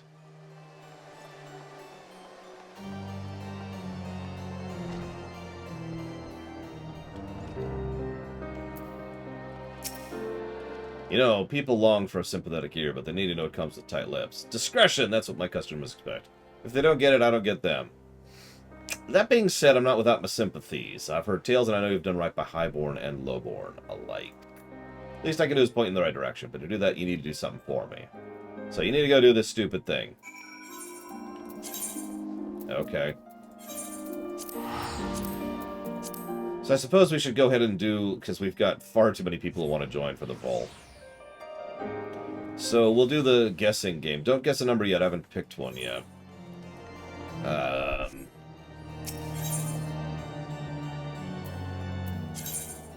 I mean, of course I am, Alex. In fact, I think I've seen that one. Let me think about a color. And by a color, I mean a number. Which is definitely a color.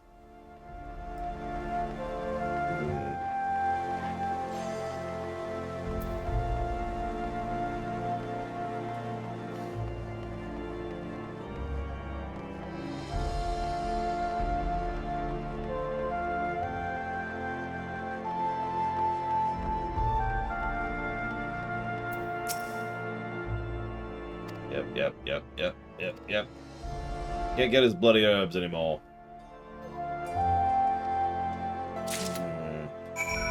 I'd rather do an extant question, but I know everyone hates it when I do those, because nobody knows any of the answers.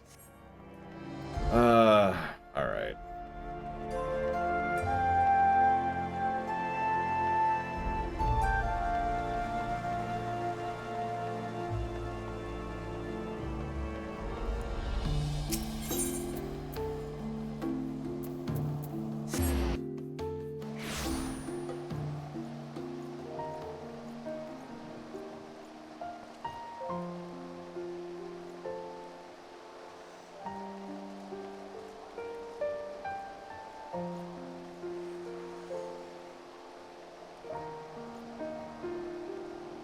Okay, I'll do that.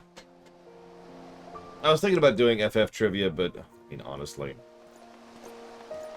Here's what we're going to do. We're going to random it up. I'm going to roll a dice to determine the number. So there's absolutely nothing gauging what that is right there. So I have the number. Go ahead and guess if you want to participate. Here you go, have your herbs. This ought to do it. With a few other spices... Oh, I should probably mention 1 through 100 is the range. This ought to do it. With a few other spices, I can make it just like she used to. There's few things would stir the hearts of men like a sip of mulled wine. Share a glass with the right people, and who knows what stories they'll share. 4 quests. Now thinking about it, there's a woman who's rather fond of this. Okay, I'll go give her a bottle. I will never answer you, Canetta Bangs. Never! For you are truly a friend and a customer and a weirdo and kiddos and whatever else you just said.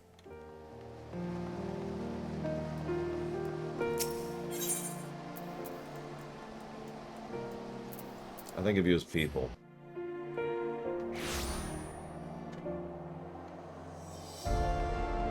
And humans, which I don't hold that against you. Yeah, I'd rather do something that's more skill-related than random, but whatever. You type !Q, the letter Q, and then that's it. You don't know me, but I got to see some twice mulled wine. Filthy, power-hungry hymns! He cut a dashing figure, I'll grant you that. Tall, slender, long of ear, but those dazzling ruby eyes of his were filled with lust. 'Twas not more than infatuation, what she felt, but she convinced herself it was love, and he couldn't help but take advantage. When her belly started to grow, oh, the scandal. I mean, 'tis not an uncommon occurrence, but it was with a cure. Well, I needn't tell you, she was discharged from service, cast into the streets like so much refuse. After she returned to the broom, we drifted apart. I only learned of her death years later by chance. I see. So hang on, I'm going to assume everything from Dream Whisperer down is legit guessing. So we've got... We have 3 slots.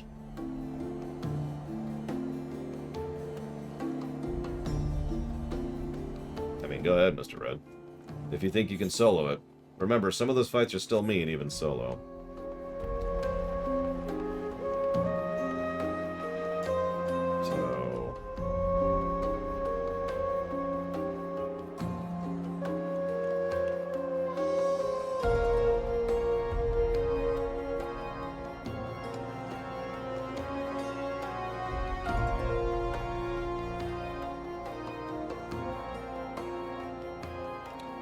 The number was 30.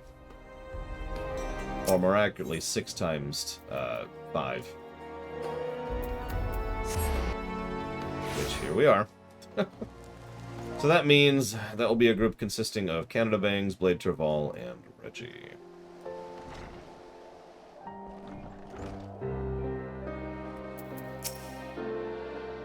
So the amorous nobleman beds his maidservant and then casts her aside when seed takes root. Not the most original tale, is it? Cold comfort for the woman and children who live through it, though. That's one way to put it. Even the penitent can appreciate wine from time to time. Take Gerald Dio, for example. You've heard of him. No? He's a monk who offers succor to the poorest of the broom. A man of many vows, but none which prohibits spirituous drinks.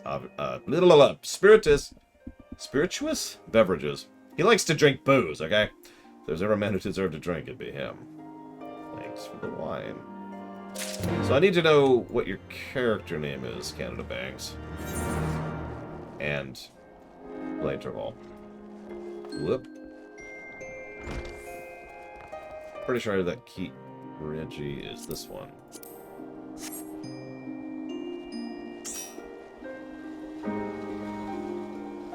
I mean, I randomed on top of random. That's about as neutral as I can get when it comes to this sort of thing. Where is this person? I didn't need those feet. Server malfunction. I don't see you. So I think you're lying to me. Which means it would go to the next person. Which would be... Alex, actually. A gift? For me? I give him a gift. This scent, how reminiscent of a wine once made by a dear old friend. May her soul rest in peace. Forsaken by her family, she toiled tirelessly to feed and clothe her child. Yet, somehow, she found time to help me tend to those in even worse circumstance. So compassionate she was, and so full of love for her fellow man. 'Twas that love which gave her child strength to endure the scorn of the other younglings. Ah, that little girl, bless her heart, she couldn't help what she was. Eventually she won them over, but those first few years were trying, even more so when she started to fend for herself. I remember days she spent standing on the walls, raven black hair flowing in the wind, staring out as if searching for her mother's face in the mists. Really? Interesting. Tell me more. And I'm afraid you are disqualified forever, Canada Bangs. Forever, ever. For real, though, I actually thought you were in the group. You know, that group right there. The pool of people. It's just... We've got a few people down here, so I thought maybe you were one of these.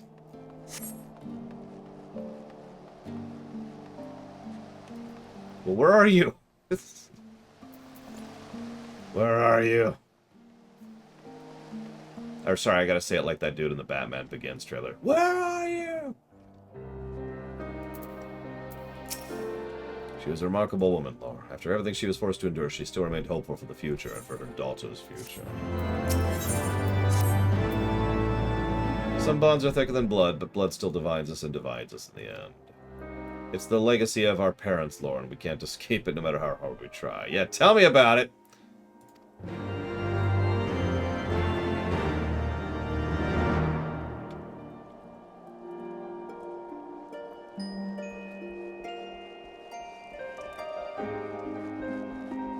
I don't know if we'll be able to find Canada banks. We'll see if they can keep up with us. But otherwise, it is... the other one was definitely in Blade Travell. Probably not Caspian. I haven't seen a movie in months at this point. Let's see... Blade Travell. I definitely remember Blade Travell's character name. I'm so good at it. I have such capacity for knowledge and remembrance of character names. Still looking for your mongrel? Like I said before, take your pick. Plenty around if you know where to look. Or do you fancy someone specific? Raven... black hair, you moron. Someone's got unusual tastes. Afraid I can't help you. Won't, rather. It's bloody obvious you ain't into the broom. Do you think I'd tell you if you asked nicely? Actually, yeah, I was kind of hoping for that. Aha! It's nice.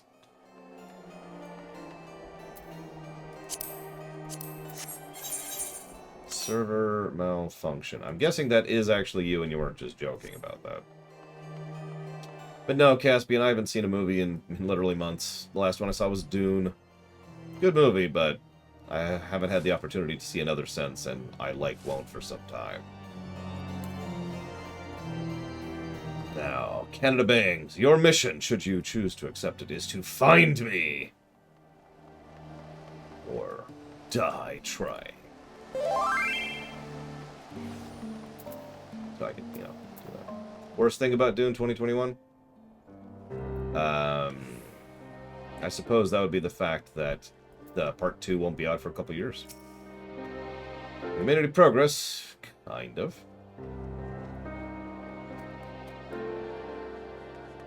So our mongrel is born of an Elizon noble and a Huron maidservant. Granted, it's no location, but it's far more information than we had before. Yes, now that our striking features are known, maybe we need only remain vigilant. Well, I was going to invite you, but then you put that on. Oh, okay. We're okay now. Must be a way we could draw the mongrel into the open. Maybe we should discuss with Tataro. Speaking of which, where is she? Oh, confounded. She went below. We need to fight and find her. This isn't going to end well.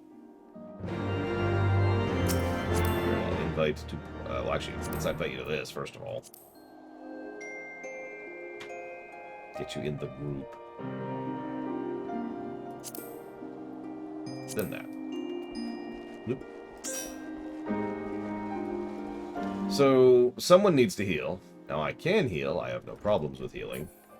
But if anybody has a preference, this is a good time to speak up about it, since we are one quest away from the dungeon now.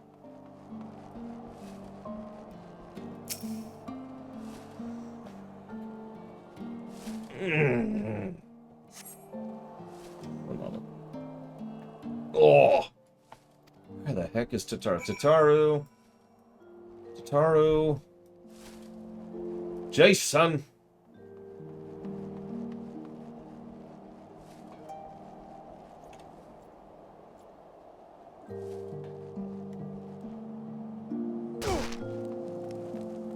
Listen, I just want you to know that if you hurt Tataru, I will murder all of Ishgard. The whole thing. There will be nothing left but atoms.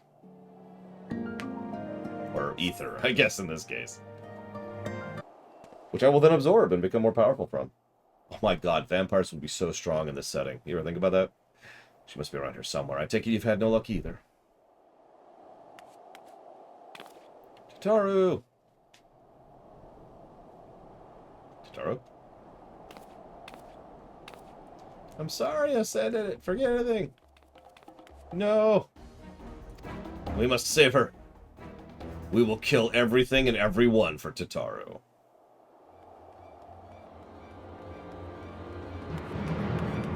Exactly, Reggie. Where do you think you're going, Missy? Raise eyebrow. I'm sorry, I didn't mean to offend. What's going on here? What's it to you, boy? Piss off. Hold on. I've seen them around. They're in and out of House Four Tom's Manor all the time. Oh, I see. Skulking about at your highborn master's bidding, eh? Bloodhounds hoping to catch a whiff of heresy, is that it? You are quite mistaken, I assure you. We came here to help. And if you know what's good for you, you will let us pass. Haha! Listen to the pups yapping. Come here, boy. I'll give you cause to yelp. You really want to piss me off? I guess... Leave threatening women and children to our betters. We don't have the knack. I hate, Hilda, apparently. Hilda?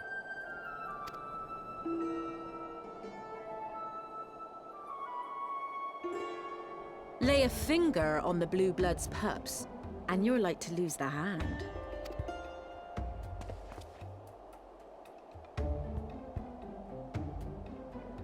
And often I get called on by glorious heroes like yourself. So tell me, what have I done to deserve you? Well, machinist.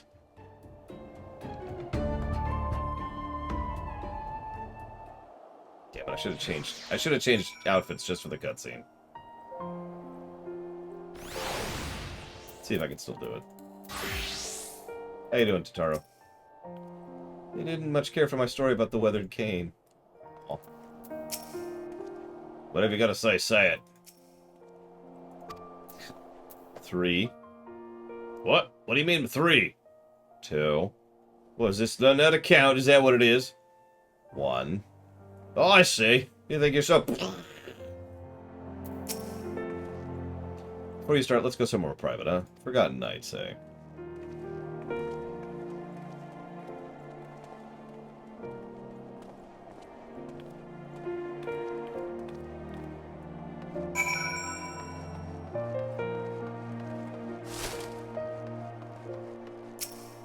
Isn't all I'm saying. They think they can actually take me down. They're very stupid. Or misinformed. But if they think they can hurt Tataru, they have no idea what they're in for.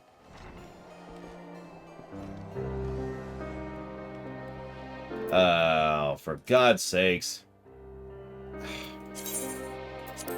Hate this crap.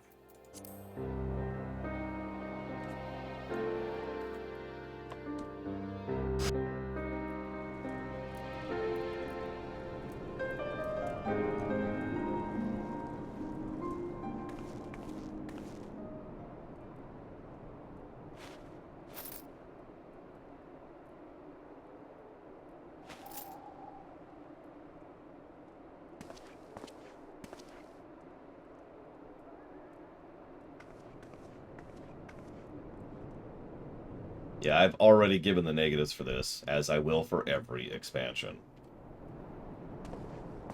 Possibly a third one for Stormblood.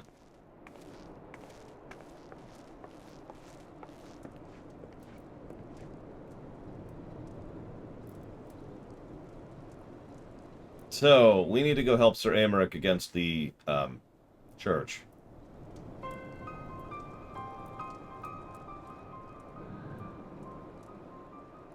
So, while you're on your way to kill Nidhogg, you stumbled on some dirty secrets that the Holy See has been hiding for centuries. Oh, and don't forget, we successfully killed Nidhogg. Keep that into your equations. Eh? What are they on about? The High Houses. And what makes a nobleman so bleeding noble? They trace their blood back to King Thordan and his Knights 12, the founders of Ishgard. But our friends here reckon we're all descended from the heroes of Eld. highborn and lowborn alike. And so Sir Emmerich, Lord Commander of the Temple Knights, has gone to ask the Archbishop if he wouldn't mind letting everyone know. Is he simple? The old bastard will have him executed for heresy. Yes, that's why we're here. Well, seems to me that's what the good sir wants. Seems he thinks a noble sacrifice will serve to prove his claims. We cannot stand idly by and allow Sir Emmerich to do this. Ishgard has need of him. Look, you've a good heart, I can see that. Willing to risk your neck for someone else even when his troubles ain't yours. But what's this got to do with me? If Sir Emmerich is imprisoned in the vault, we will need all the help we can muster to breach their defenses and rescue him.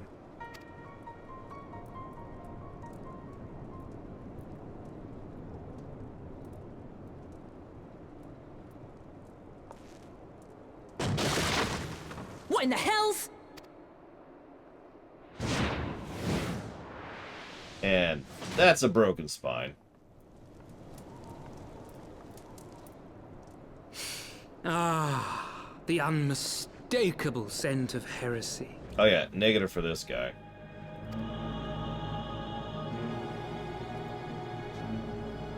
And what do we have here? The honored guests of House Fortom consorting with the Queen of Rats.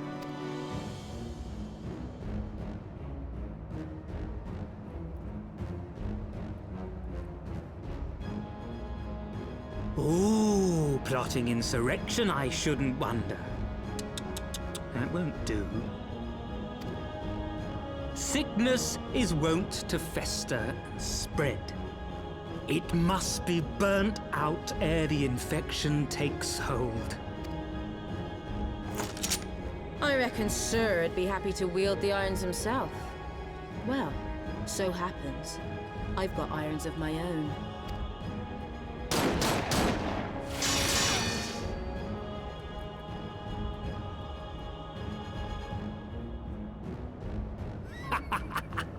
Such simple creatures, rats. Certain to attack when cornered. Let us step outside, milady. In here, your toys could hurt someone. Yeah, I'm sorry to get a little defensive here, but calling this asshole Kefka is actually kind of insulting.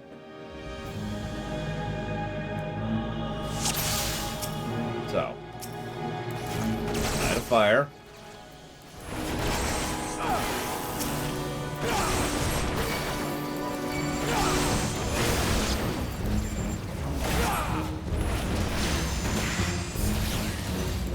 See, that's a great way to put that. This is the kind of guy that Kefka would wipe off of his boots. I guess we haven't really showed off Machinist all that much. This is Machinist. Of course, Canada Banks. For the most part. Not always. You disgust me! By the way, hi, Classic Game Lover. A little bit more. A little bit more. One more loop should do it. Do this. Okay, I was wrong. 2 more loops. I apparently generate less stuff at this level.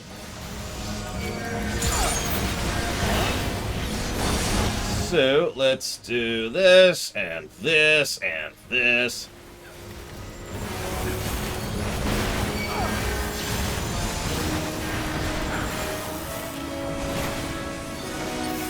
Interesting timing for the blind there.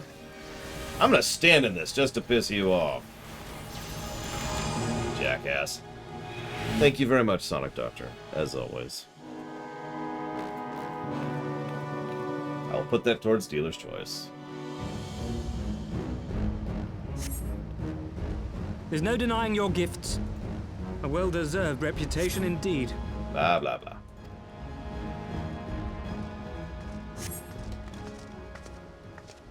Enough!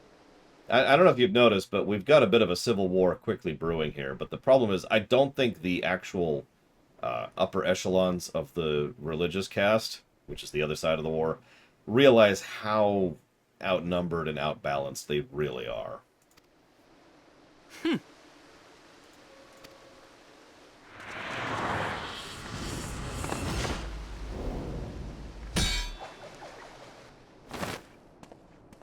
whatever.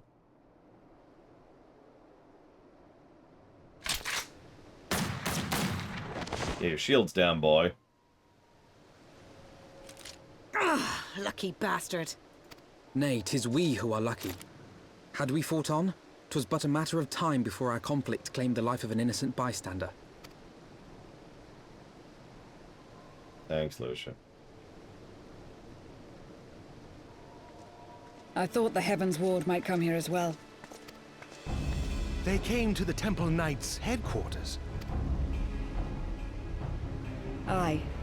Sir Grinno announced that the Lord Commander had been imprisoned under suspicion of heresy, and that the Heavensward had been granted full authority in his stead. Yep, that's... I mean, they're already in charge, but you realize that's pretty much straight up a coup. Then the Heavensward now commands the Temple Knights. Those still loyal to Sir Emmerich answer to me. Alas, that amounts to but half our number. The other half, who opposed his promotion to Lord Commander, have gathered at the vault as ordered. And we will kill all of them. Bolstering the guard already, eh? If I didn't know any better, I'd say you were expected. I take it you're in charge around here? Hilda. And yes, the young master was just persuading me to join his lost cause. Convincing little beggar, isn't he? I mean, we do have a battering ram. Aye. Your passion moved me. A bit. That, and the fact that we're sick of living off the leavings of our betters. If you've a mind to change things around here, then we've a mind to join you.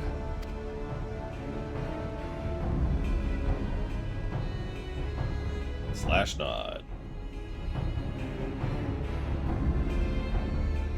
Yeah, a system of nobility breaks down when everyone has noble blood. I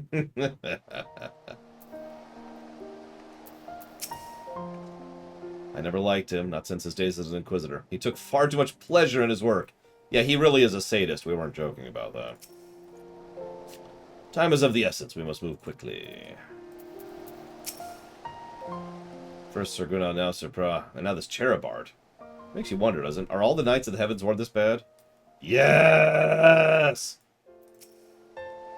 I had not reckoned with the Temple Knights' involvement, not as enemies anyway. Oh, you didn't give that highborn scum what for. That's a sight for sore eyes, that was. Oh, bugger me if you didn't say, if you ain't everything they say. How the hell's you do that thing with the other thing? Well, you see, first I go, oh, I can't do it without a target. Damn it! Can't do that without a target either. Man. Alright, whatever. Back to being a Dragoon. I was just doing that for the cutscene. Let me guess, you're wondering why I chose Mongrel, right? Because it's what I am. I'm not ashamed of it, not anymore. Besides, even my pureblood pups have more in common with me than the lords and ladies on high. And none of them are well-bred. Hell, some of their mothers were cast out after a spot of fun, same as mine. Story old as time, and one we're sick of hearing, which is why we took up arms. Not that we mean to hold all the blue bloods to account. Some have done alright by us. Like in House Hallinir, and of course you know all about that too. But enough talk. Let's go to the dungeon.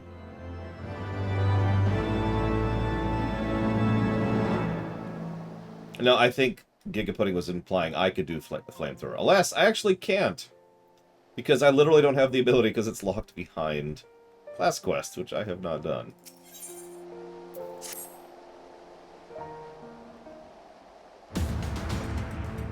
We've been working in secret to undermine the Holy See in the High House. That much I'll acknowledge. But this nonsense about us throwing wide the gates for the heretics is just that, nonsense. If not you, then who? You Temple Knights, of course. I reckon it was your beloved Sir Emmerich's doing at first, but then I heard how he lost his head. My next best guess would be the Heavensward. That way they'd have the perfect excuse to go door to door and slaughter the heretics and sympathizers. But the Heavensward scheme did not account for Lady Iceheart's intervention, so they have been forced to improvise. Blood in a mess, isn't it? But the die's cast. So what's the plan? Well, we get the battering ram in there. And the Star Destroyer does his job. Most swore fealty out of a desire for a better life. If afforded an opportunity to shed the yoke and live for themselves, who among them would not be tempted to take it? Rare is the man eager to die for a cause he does not hold dear. But it need not come to that day. It can come to that this day. God, I can't talk. If they and their fellow knights are deployed afield to deal with a new threat, a massing of heretics, for example, they'll be unable to join in defense of the vault. Spread false reports of an attack. Get them out of harm's way. Yeah, we do want to not kill as many people as possible. You notice that's still our goal, by the way, just like back in Ul'dah. That makes a lot of sense, Valvedrix. The city will not soon forget the heretics' last assault. If the High Houses believe another attack is imminent, they will have no choice but to act. Can it be done? Can we trick him into leaving Ishgard? Aye. Can we keep him out for long? Not bloody likely. Make sure you're ready before I send the word, because you won't get a second chance at this. Okay. Well, let's do it. Yeah, it tracks, Reggie. It makes a lot of sense.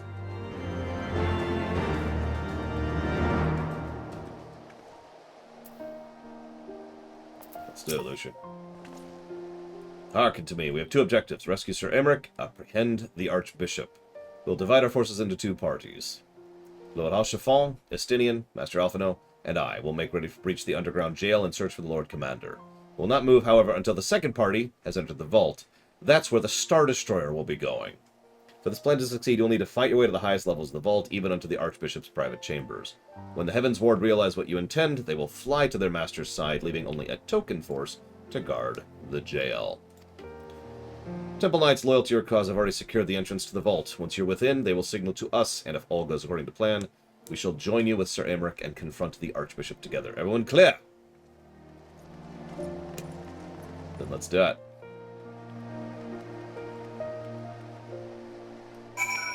In a minute, because we're still not there. Let's go ahead and re-invite everyone.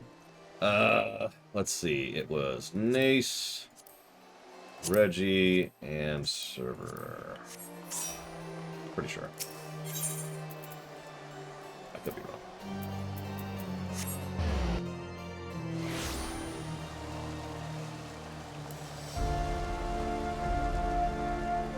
But Canada Bangs is gone! This is it. This is your chance, Alex, to usurp Canada Bangs once and for all. I'm joking. Sorry, Alex. I mean, we kind of are. Yeah, I mean, this is a very valid use of an Imperial Star Destroyer. I hate to keep doing that comparison, but it keeps being apt. The enemy has a big fleet. You have a Star Destroyer. You want to rescue this person, so you send in your little shuttles and your little fighter squads over to the side, and you send the Star Destroyer over to their spaceport and be like, hey, and the fleet comes to intercept the Star Destroyer. I keep pointing this out. This is part of why I got so angry earlier today, was because I love this storytelling. Do you know how hard it is to write for a character this personally powerful and still make it good writing? It's one of the reasons why Superman has a handful of good stories over like 40 years, you know? He does. There are good Superman stories, but they're rare. All right. Ready check. Yeah, or involve him being evil, which I would call not well written in general, but let's just make clear. All right, so we're doing Tess Vault.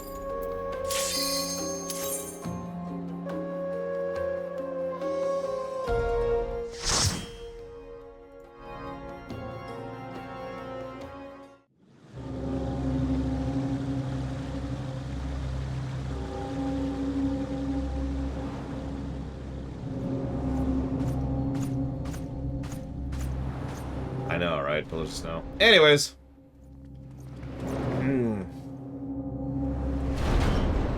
Lolly-ho! We're here as a distraction.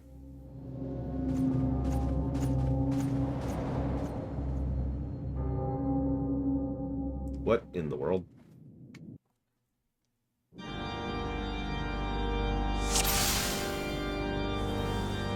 Oh, you're a white mage. That's what that weapon is. I'm like, what is that weapon? Alright, let's do this. Leroy! Actually, please don't do that. This place... So the trash in here is interesting. Some of the trash in here is actually really weak, and for once it's actually worth AoEing. Like these things, these have low damage and low health, but they tend to attack in large groups.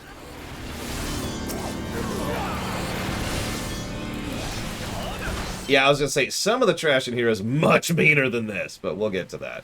But you notice how they start us off with the Vault Guards. And the Vault Guards are trash. They are large groups, well, relatively large groups of weak enemies. It's an interesting way to start off the dungeon. What is this, 5 in this bundle? Which may not sound like a lot, but 5 is a pretty big group for a trash pack in this game.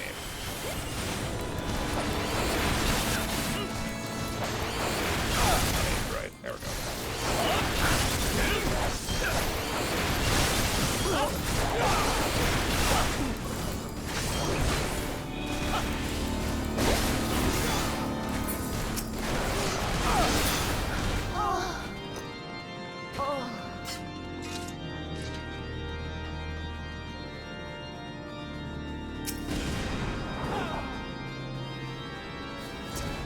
This is a 7-pack now. Did you catch that, by the way? It was a 4-pack, and then a 5-pack, and then a 7-pack. All the same weak mobs, by the way.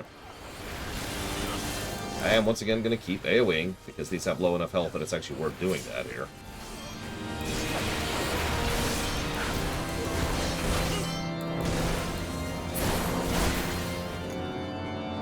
And I believe we have one more pack? Yep, here they are. Smaller. Then we have our first boss.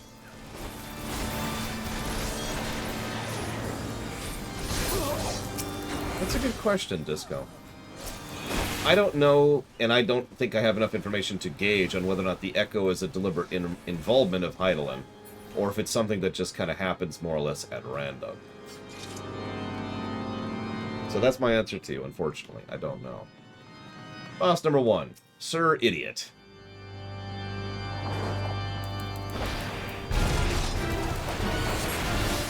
So yeah, we start off with actually a regular trash pack. Even the boss doesn't have that much health and doesn't hit that hard. Interesting. I wonder why they would give us such a weak boss fight. Well, that's the actual boss. This is why these things can even stand against us. And yes, I say things on purpose. So, this little fellow, he's going to have that attack, which is a charge and then an attack on the person in question. It's a big hit, so that person needs to be healed, and it also does a bit of an AoE. Then we start this little section where he starts leaving these little white orbs all over the place, and they explode in the order in which he does them. I'm going to get over here. He jumps onto me, because he's part Dragoon. Because of course he is. And yeah, I should probably mention, these are for all intents and purposes Primals. Each of them. Now, I'm not just saying that because it makes a lot of things make sense, but I want you to understand that the individual bosses of a multi-boss dungeon are each Primals. Now, the level of power they have versus some of the Primals we've fought before, that's certainly debatable. But it is certainly something that I've always taken as a degree of how far we've come at this point, you know? And yeah, there's lots of faith here. Yeah, I noticed that in the middle of that Alphatrix. I think I only got it off once. So that jackass is gone. A simple fight, but at the same time more complex than most of the ones we've fought so far in Heavensward.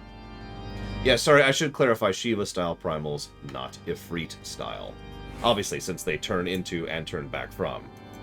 Still, it still says a lot about what we can approach at this game. I'm sorry, maybe I'm just me, maybe I'm just really attached to the Star Destroyer concept, but I've always sort of presumed that this is an indicative of how far we've come since the early days. I like it when games pull this. Let me use a WoW comparison. Over in Warlords, an otherwise unremarkable expansion, there's actually an entire raid where, when you get to the very last boss of that raid, whom I shall not spoil whom it is, the trash leading up to that fight are all Demon Lord bosses from previous raids. The trash leading up to that fight.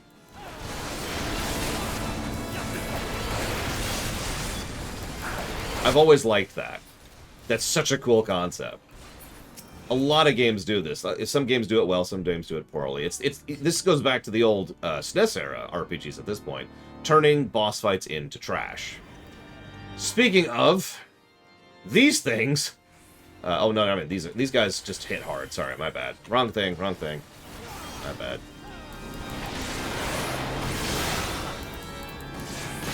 And yeah, it's why there's a scene coming up very soon now, which is probably going to be a positive or 2 or 3. And definitely a negative. Without question, a negative. Yeah, no, I was thinking of the chess pieces. These hurt. But that's their only shtick, is they just hit hard. And that's it.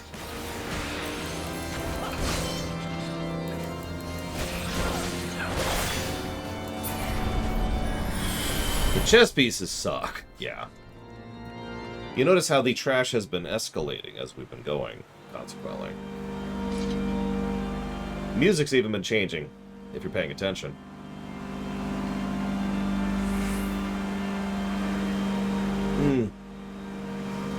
That's not in lore, I don't think, USN Corp, but that is the same concept, yeah. So, hey, chess pieces, I'm gonna focus fire these things. Just right in their stupid faces. I've been actually saving my jumps for this. Pull these down as quickly as I can.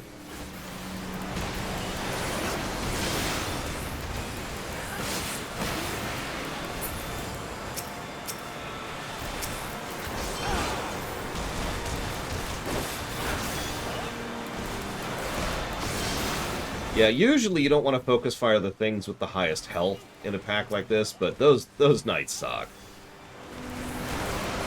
So we need to get rid of them ASAP. I don't actually remember if I experienced them innately, because I'm pretty sure that by the time I got... Hey, remember this guy? The bull?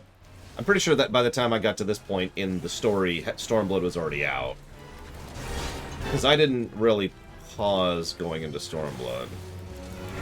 Granted, we've got the MSQ patch stuff after this, so I'm not sure about that. I will not yield to you! Go ahead, become a Primal.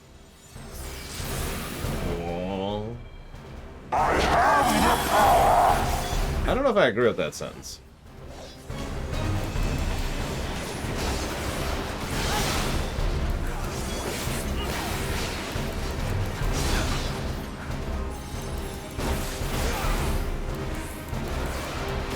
Down with you! Whoops. I keep forgetting I have that combo now. I need to get my dot up anyways.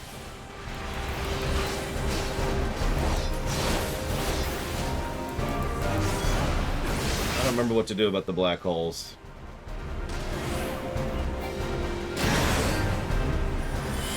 Just avoid them, I guess? I don't know. I actually don't remember. I really don't. Something.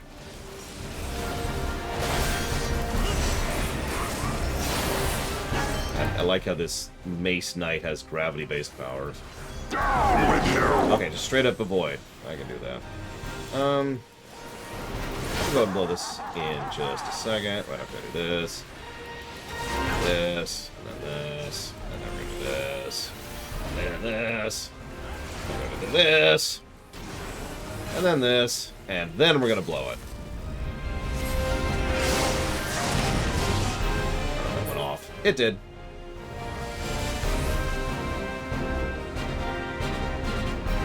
Time is on our side. We're super power. Yeah, whatever. So I mourn you, Canada Bangs. Hang on, let me res you with my incredible Dragoon powers. Pwah! Did it work?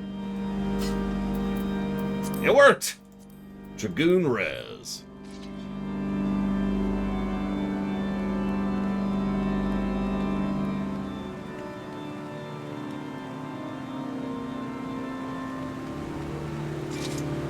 So, I hope you like those chess pieces.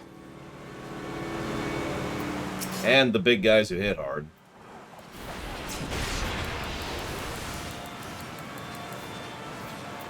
I also like the narrative point of this. If you're paying attention, we start off fighting loyal knights. And then we start off fighting some loyal knights alongside monstrosities. And now all the trash is monstrosities. And yeah, it's not just an escalation in gameplay, it's an escalation in narrative.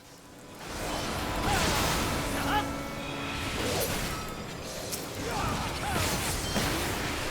should probably start playing knights now. Whoop, whoop, whoop, whoop. Yeah, whatever. Yeah, I don't know how much you all are watching the tank's health there, but the tank's health is kind of going, ugh! Oh, I'm okay. Ugh! Just periodically there. Yep, the most powerful tools of the church are unquestioning, unthinking machines. This, by the way, we talk a lot about the use of trash in game design, but one of the things not everyone tends to think of is usage of trash as a storytelling tool. This is a good example of that.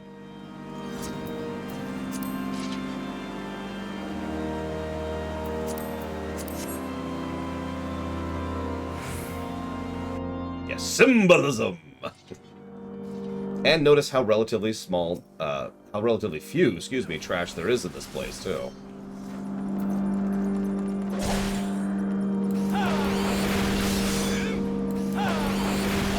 Oh, Vault Priest. Death to the priests, and to the living!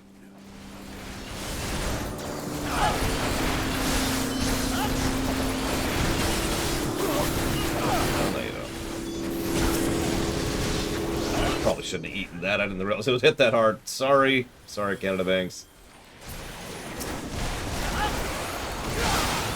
I kind of deliberately ate that because I didn't think it would hit that hard. It's okay. We've definitely won the fight and everything's good forever. Oh, crap. I bet you were wondering why we were going back to regular troops for mobs. Well... Unfortunately, these do have relatively low health, but they can cause some damage. No, these are gargoyles. Very different thing. Very different thing.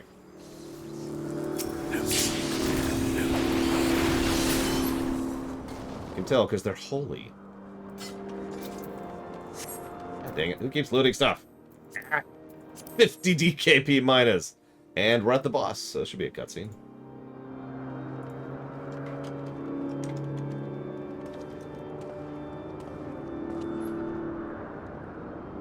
Hey, look. It's idiot.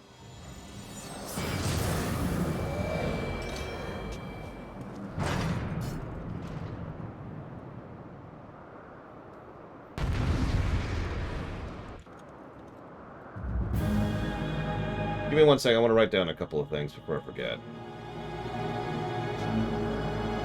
Okay, here we go. Sorry. So, this fight can suck a little bit. This, yeah, because, I mean, yeah, we already fought his human form earlier.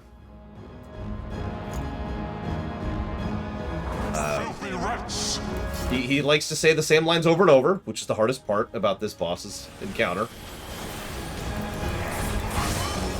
And, he's gonna do that, which is... It's basically the same attack Titan used all the way back in the day. Spawns a thing on people, so I'm gonna start standing on people. I forget if that's a split up or it's a split up. Okay. I know. Every chain is either go to or split up. I never remember which. This is a line attack. We've actually seen these before.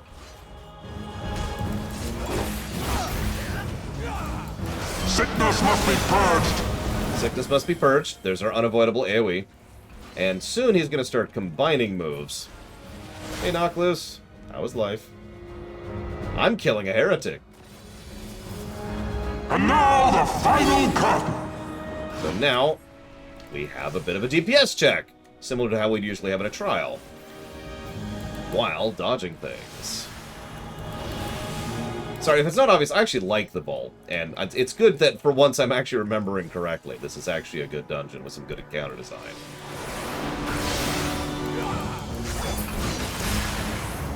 We'll skip over here. There we go. This shall be a mercy. You disgust me. Really? Well, just gonna say the same thing to you. In fact, I'm with Nurgle, so that literally empowers me. Sorry about that. Ugh.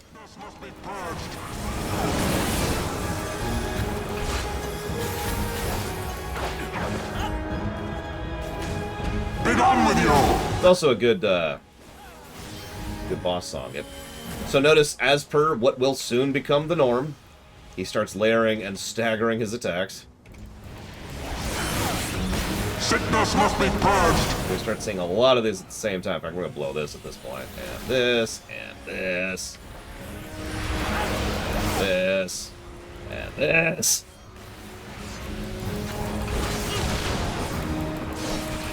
And I don't think we're going to get another one, so I'm just going to go ahead and blow it. Sickness must be purged! I've actually wiped on this in bugs on that fight before.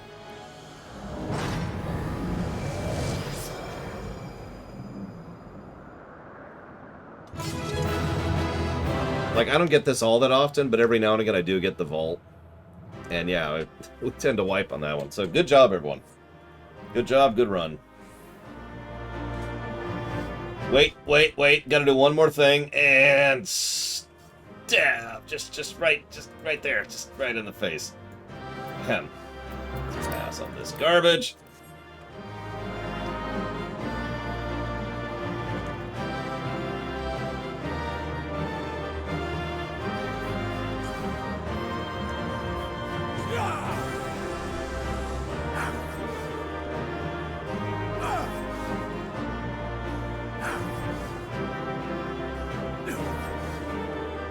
What is this guy's name? Who did we just kill?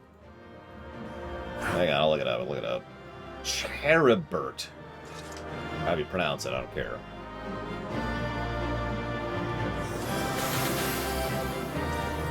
Alright, we've definitely double tapped him. Now, if this, what I think is about to happen is what's about to happen, I'm going to be very, very upset. And give a negative. And probably like 15 positives, but definitely a negative. I've been ready for this negative for literally years. This has been in my mind since I first did this. If it's what I think it is. Our power! How can this be?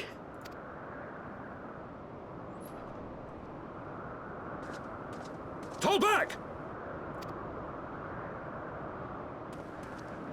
Yep, we're just gonna let him walk away, because we're dumb.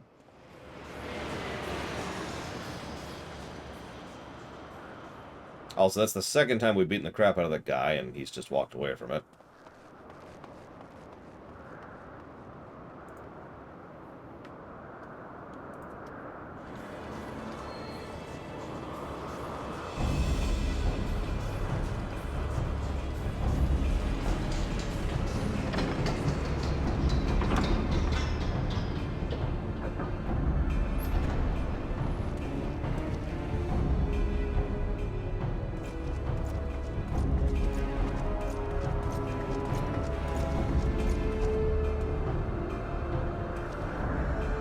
Father, please! We were not too late, my friend.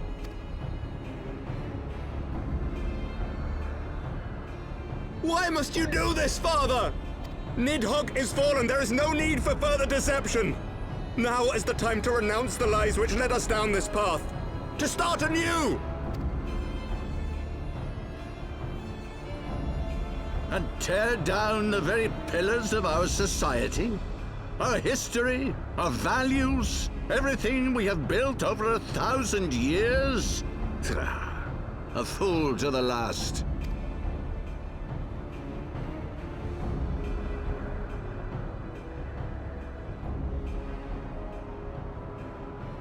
I just noticed I have the same hairstyle as Enchiffon. And in lore, I'd like to think that he styled his after mine. But yeah, no, we can take Primals on. We've just killed like 3 Primals in a row. Look out!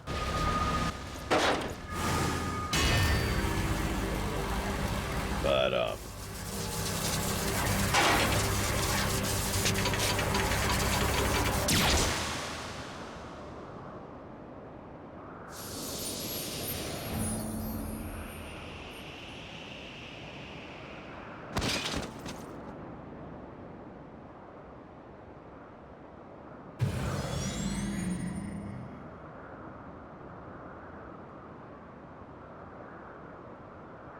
Go.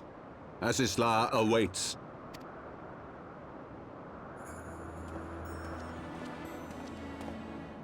Lord Orchefort!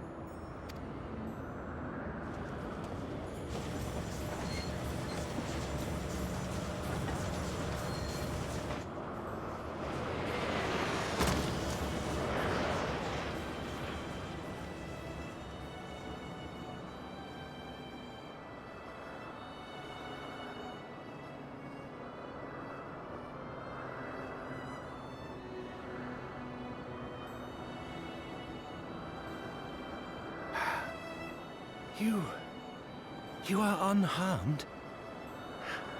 Forgive me. I could not bear the thought of...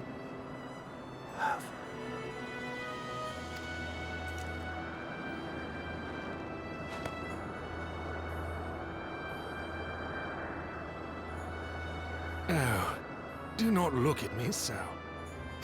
A smile better suits a hero.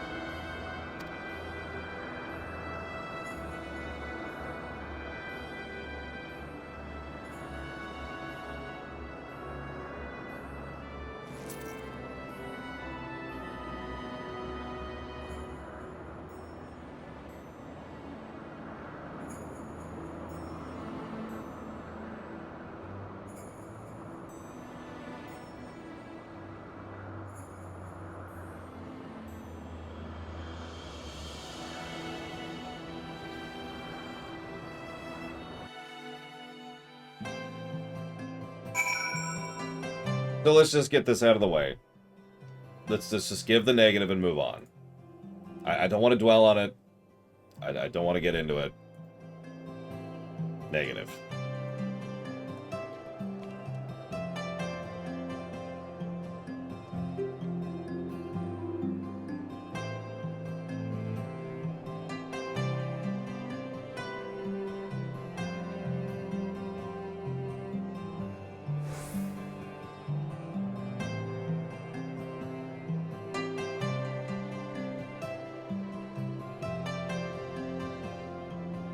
I am not ashamed to admit that even to this day, I am sad at that, though.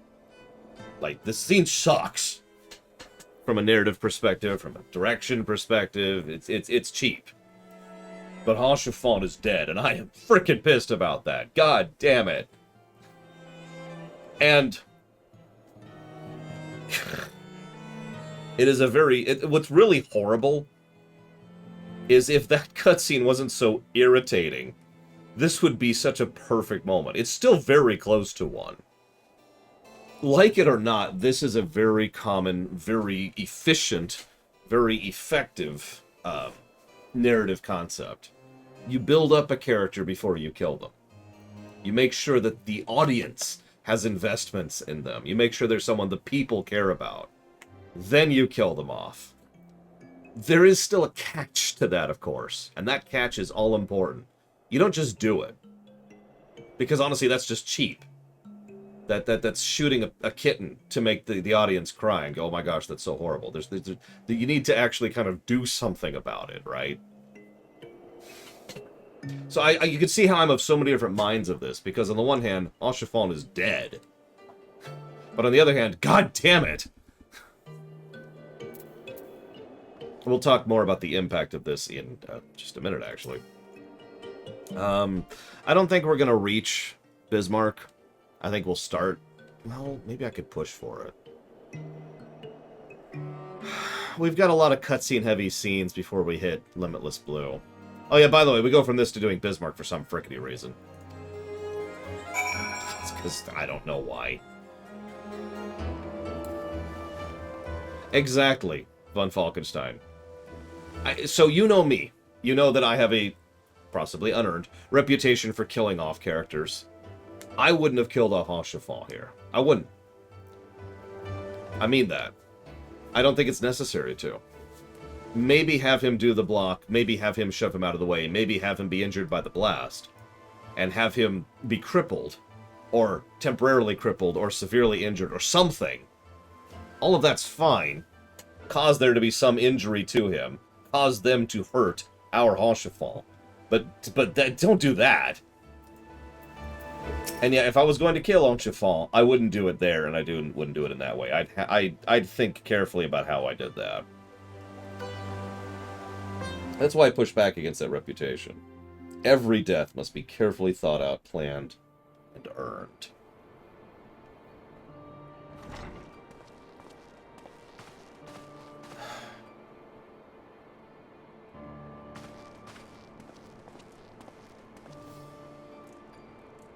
Don't.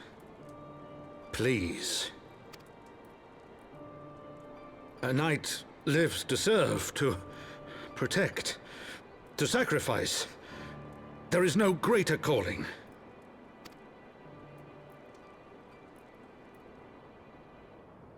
Leave me to mourn and give chase. For my son, and for the nation he loved. Go!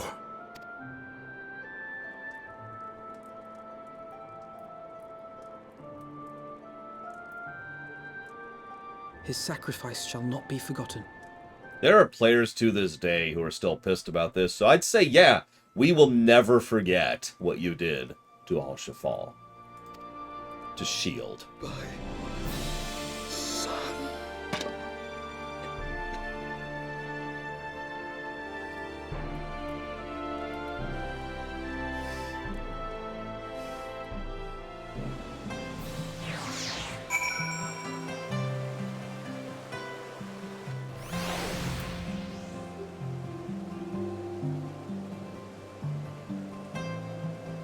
Damn it. Yeah, that hits, doesn't it? For all these years, it still hits. You son of a bitch.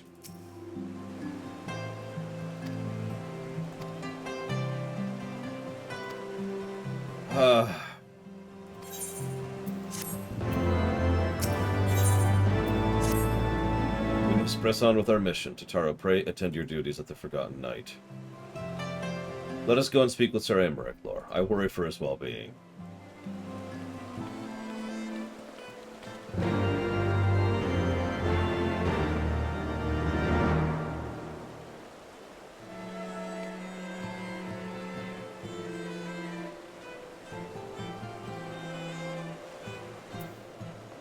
And yeah, by the way, did you notice the narrative symmetry here? Someone else already pointed it out in chat. Thornton and his reaction to his illegitimate son versus Count Fotem and his reaction to the loss of his illegitimate son. Not just even the loss, actually. Just the whole thing. Just the whole attitude. That was you, Mr. Ed. I knew someone said it. Just the whole attitude and the whole variance between how the two deal with their illegitimate children. God damn it.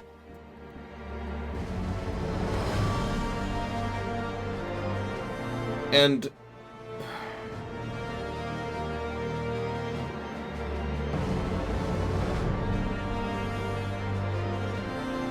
I can't.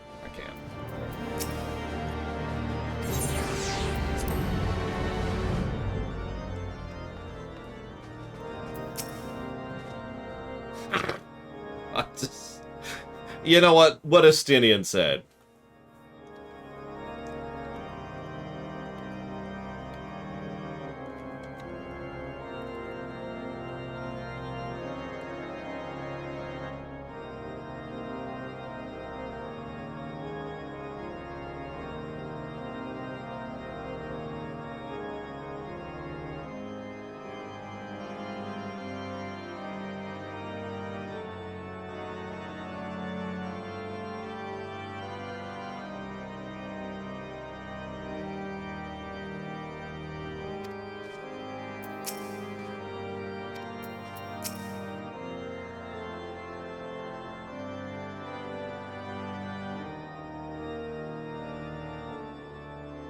My friends, I am in your debt.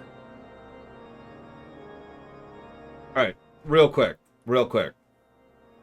I don't like to criticize without critiquing. We get to the top. Thornton is leaving in his airship. We can't quite catch him. Aymeric says, "Father, why would you do this?" Thornton is like, "Oh, whatever, you're dumb," and leaves. We turn to the group. "Oh, well, it's good to see you." Pause. "Where is Lord Enchefant?" Sir Aymeric looks down to the side, pauses for a moment, clenches his teeth. We immediately realize what he's about to say. Our expression sack. You see how I would do this? You see the redirection of how I would do this? Oh my god. And Al-Shafant gave his life to save Aymeric. Technically off camera, we could show it if we want to do a flashback, but still.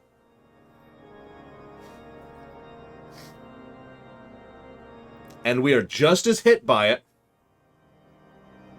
and just as terrified about it, just as affected by it, and he gives his life to save Aymeric, which, by the way, I feel like pointing out, arguably saves Ishgard as a nation. And I do not mean that hyperbolically. And then the rest of the events don't even need to change in construction. Just go from that point onwards. Think nothing of it. Your wounds are healing well, I trust. Some wounds do not heal. And some never have.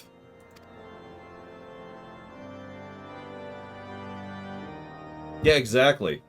Imagine... Here you go, we can show the cutscene right here. Imagine Al-Shafal, the illegitimate knight, saving Aymeric, the illegitimate temple commander. The founding. The scriptures, 1,000 years of lies, all to deceive the common man. And yeah, if you really wanted to, if obviously they didn't have RP back in Heavensward, but if we're just really, remixing this at this point, give us a playable section where we go play as Al-Shafal and save Aymeric against, like, overwhelming odds and manage to stem the tide enough. Like, we pull a freaking, oh god, what's the guy in Dune? I can't remember his damn name.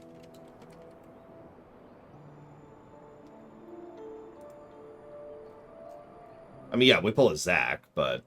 Duncan, Idaho. We pull a Duncan, Idaho. Or rather, we play as Al-Shafal pulling a Duncan, Idaho. Oh. Nay, our own brothers and sisters. For the blood of the Knights 12 flows within all our veins. You knew this to be true. You knew, and you concealed it. I love the anger.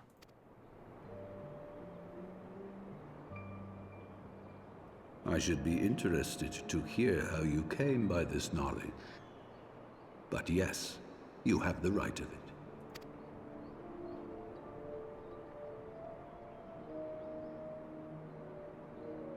The architects of Ishgard, King Thordan and his Knights 12, entrapped and butchered the great worm, Ratatoskr, that they might partake of her eyes and thereby transcend their mortal limits.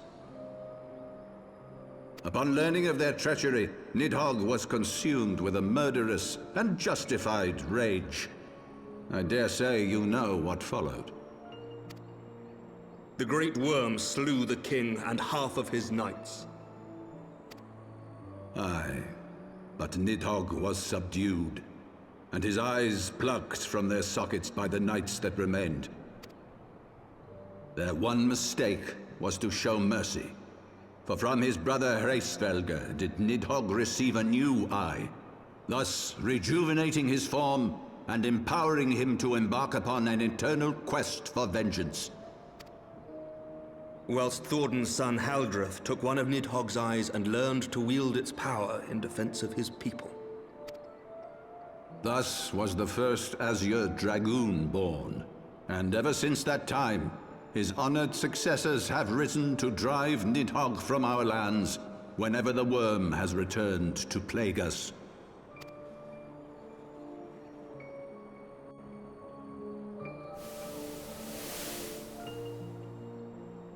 I ask you, my son, will you answer for my sins?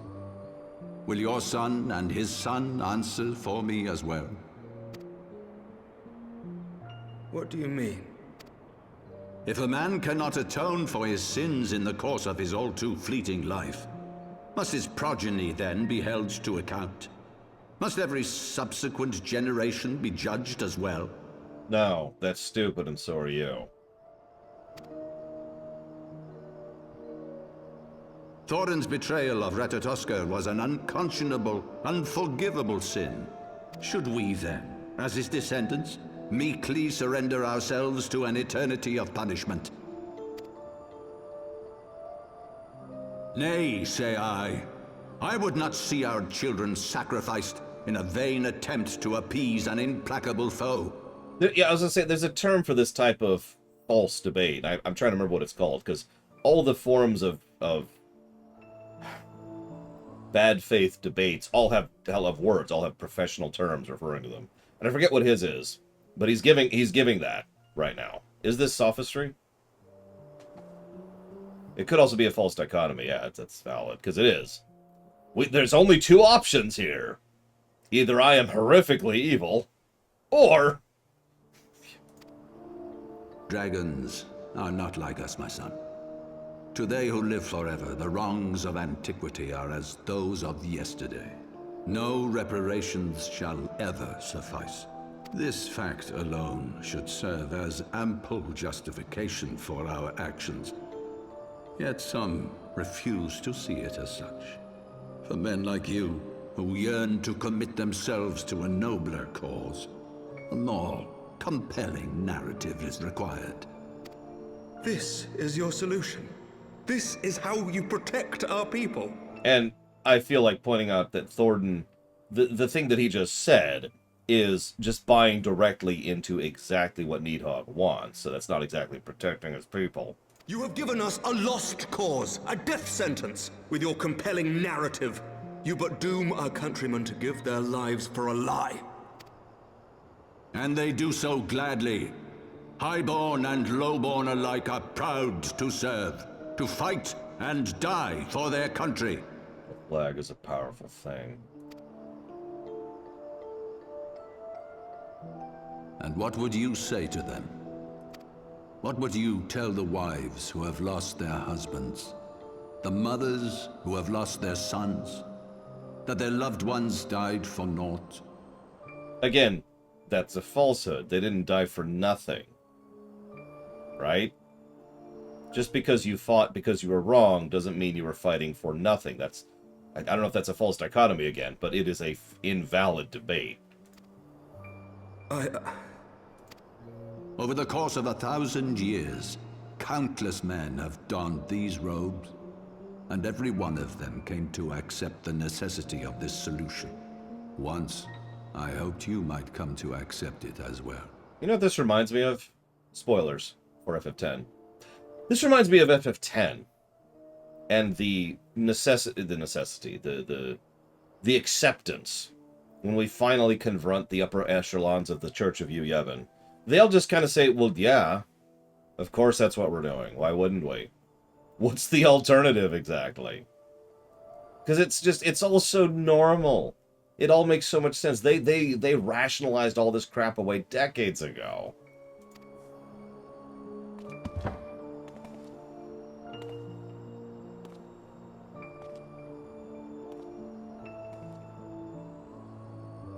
Do not despair, my son.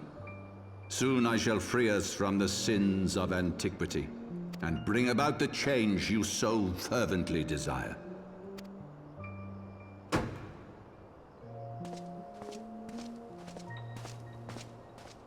It's worth noting Thornton actually isn't an idiot. In fact, he's gonna... Spoken with others. I would have their names. Escort him to a cell and question him. Thoroughly. We'll talk more about it, but Thornton isn't actually a moron. He has thought very carefully about what he's doing. Your Eminence. He's wrong, but he's not stupid.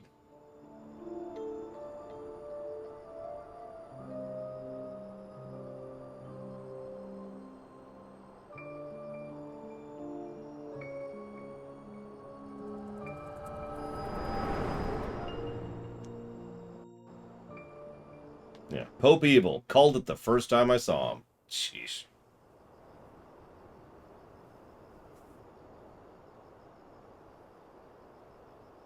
You saw something, did you not? A vision of the past? I really do wonder how much time passes in real time when we see those. I mean, obviously some time passes. So this is the power of the Echo. Would that it had shown you a finer moment from my past.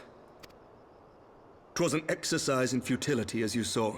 faced with the firmity of his conviction and his many ready rejoinders, my words deserted me.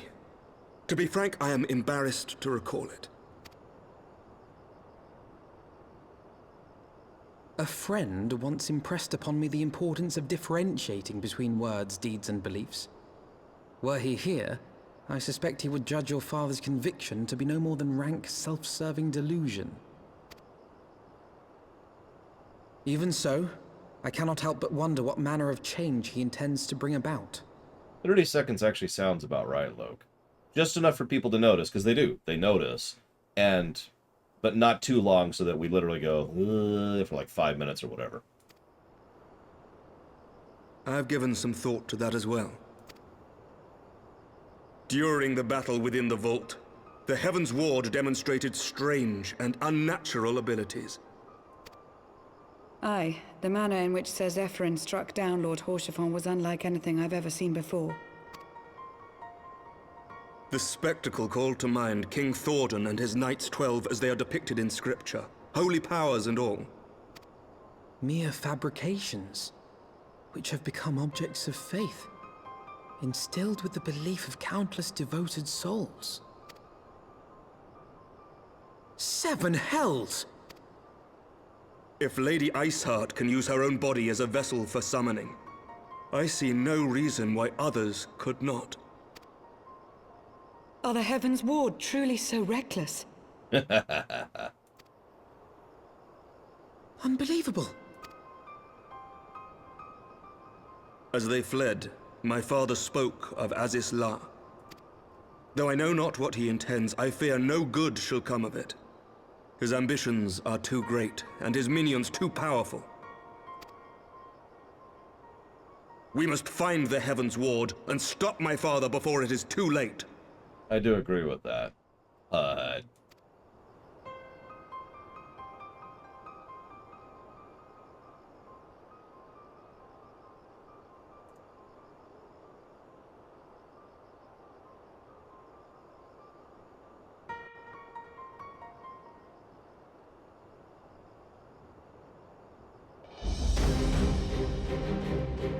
Mr. Runner, Master Alphino, I, Aymeric, Lord Commander of the Temple of Knights of Ishgard, do hereby entreat aid of the Scions of the Seventh Dawn.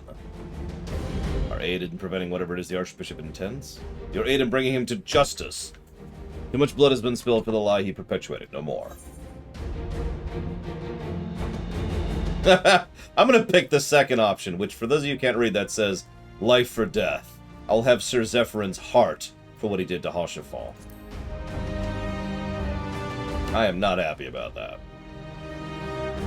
Yes, you two were close, I know. Much has changed since our order's founding, but our duty to combat the primal threat has not. If the Archbishop and the Heavensward are guilty of the crime of summoning, we will stop them. Would that I could join you in the pursuit, but alas, my father's absence has thrown our government to chaos. Yep, we need someone to stabilize for us while we go deal with the heavy hitters. Sound familiar? Because this is the Ul'dah situation done better in every way. So, yada yada yada yada. Istinian is going to help. Lucia is going to come with us.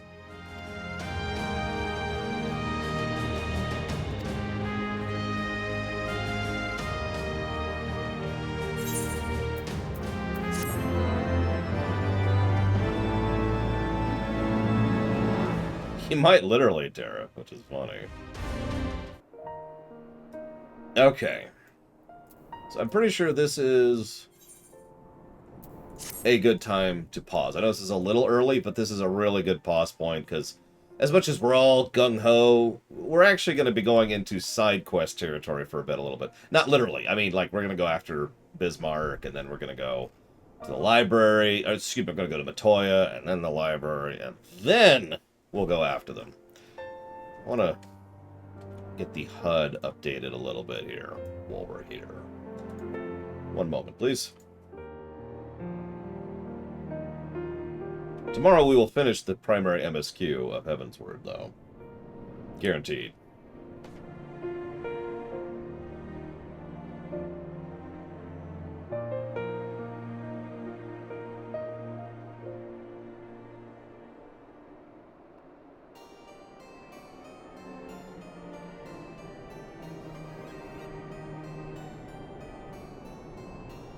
Oh, thank you very, very much for the sub, VRDLFS, as always. Much obliged. If you know where you want that to go, please let me know.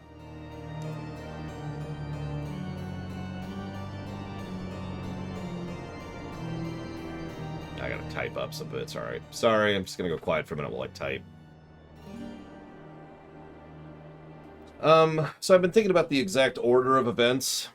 I'm going to have... If we have people, I'm going to prioritize the optional dungeons and the optional raids. If we don't have people, we'll go ahead and focus on other things. We may have to interrupt other things as people are available, but that's kind of the general approach. So we'll kind of be doing class quests, specifically crafter quests, and gatherer quests alongside the raids and the optional dungeons. And availability, right? But that'll be our next goal, probably starting tomorrow, because I'm pretty sure we will get to the Singularity Core tomorrow.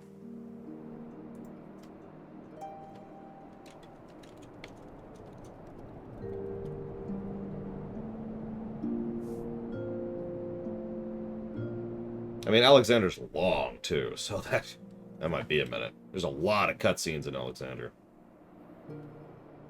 I'll never... Actually, if I don't answer them, Disco, I just kind of keep them there, which is why I'm going to keep them there. Unless you want me to answer right now. Let's see. Do I think the Incomplete Vision... I already answered that one. What's your favorite game where music is an important story element? Name one. That isn't Mother 3. God damn it, Blurs of Snow. Are party members supposed to be equals in terms of power? No! Absolutely not. They're the support staff. Elite Beat Agents, never played it. Splatoon, never really played it. What else you got? Let's see here.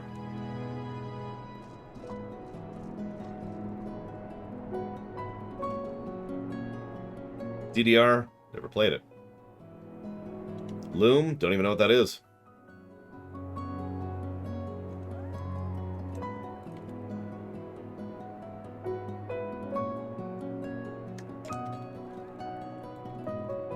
Crypta the Necrodancer. I don't think that's a narrative point. That's a firm gameplay thing. The specific question was where the music is an important story element.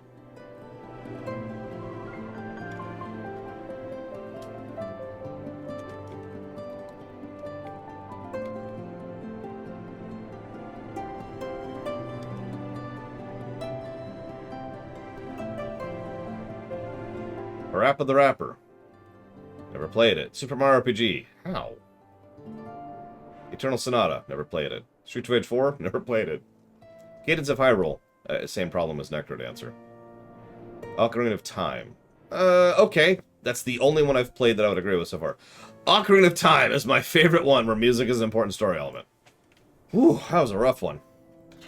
Wins by default.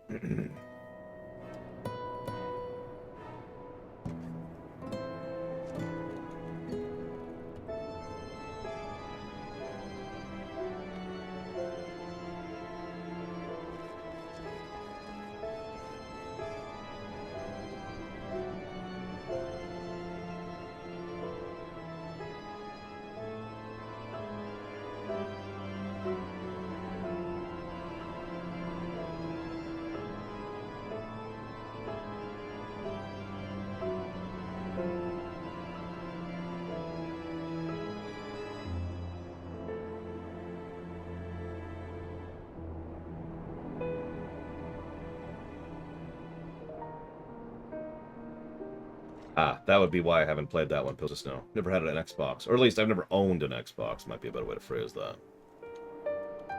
The Kingdom Hearts music game, which I haven't played.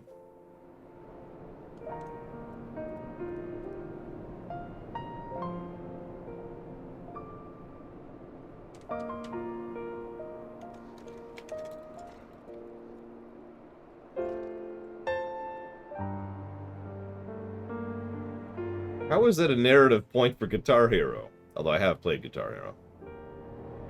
I've also played Theater Rhythm, which is much better than Guitar Hero, by the way.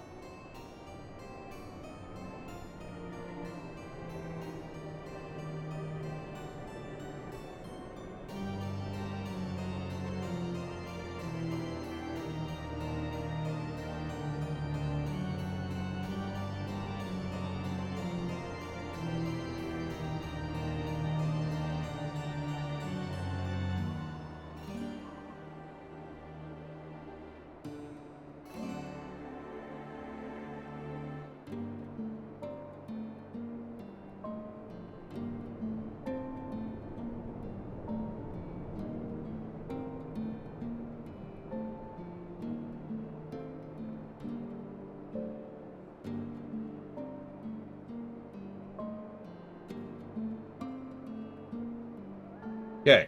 Sorry that took so damn long. I like to be thorough. So, we're updating the story negatives to accommodate everything. So we're actually up to 4 story negatives. Gameplay positives are up to 6. Sorry. This actually should be down here. There we go. Gameplay negatives are still at 7. No new gameplay negatives. Story positives are up to 43. Alright, so, I do hope you've been enjoying Heavensward so far. Tomorrow at 9 a.m. Eastern Standard Time, we will continue Heavensward, and we will most likely, in fact, with nigh certainty, we will certainly go ahead and finish the initial MSQ for Heavensward. I do hope to see most of you tomorrow. Otherwise, have a good night.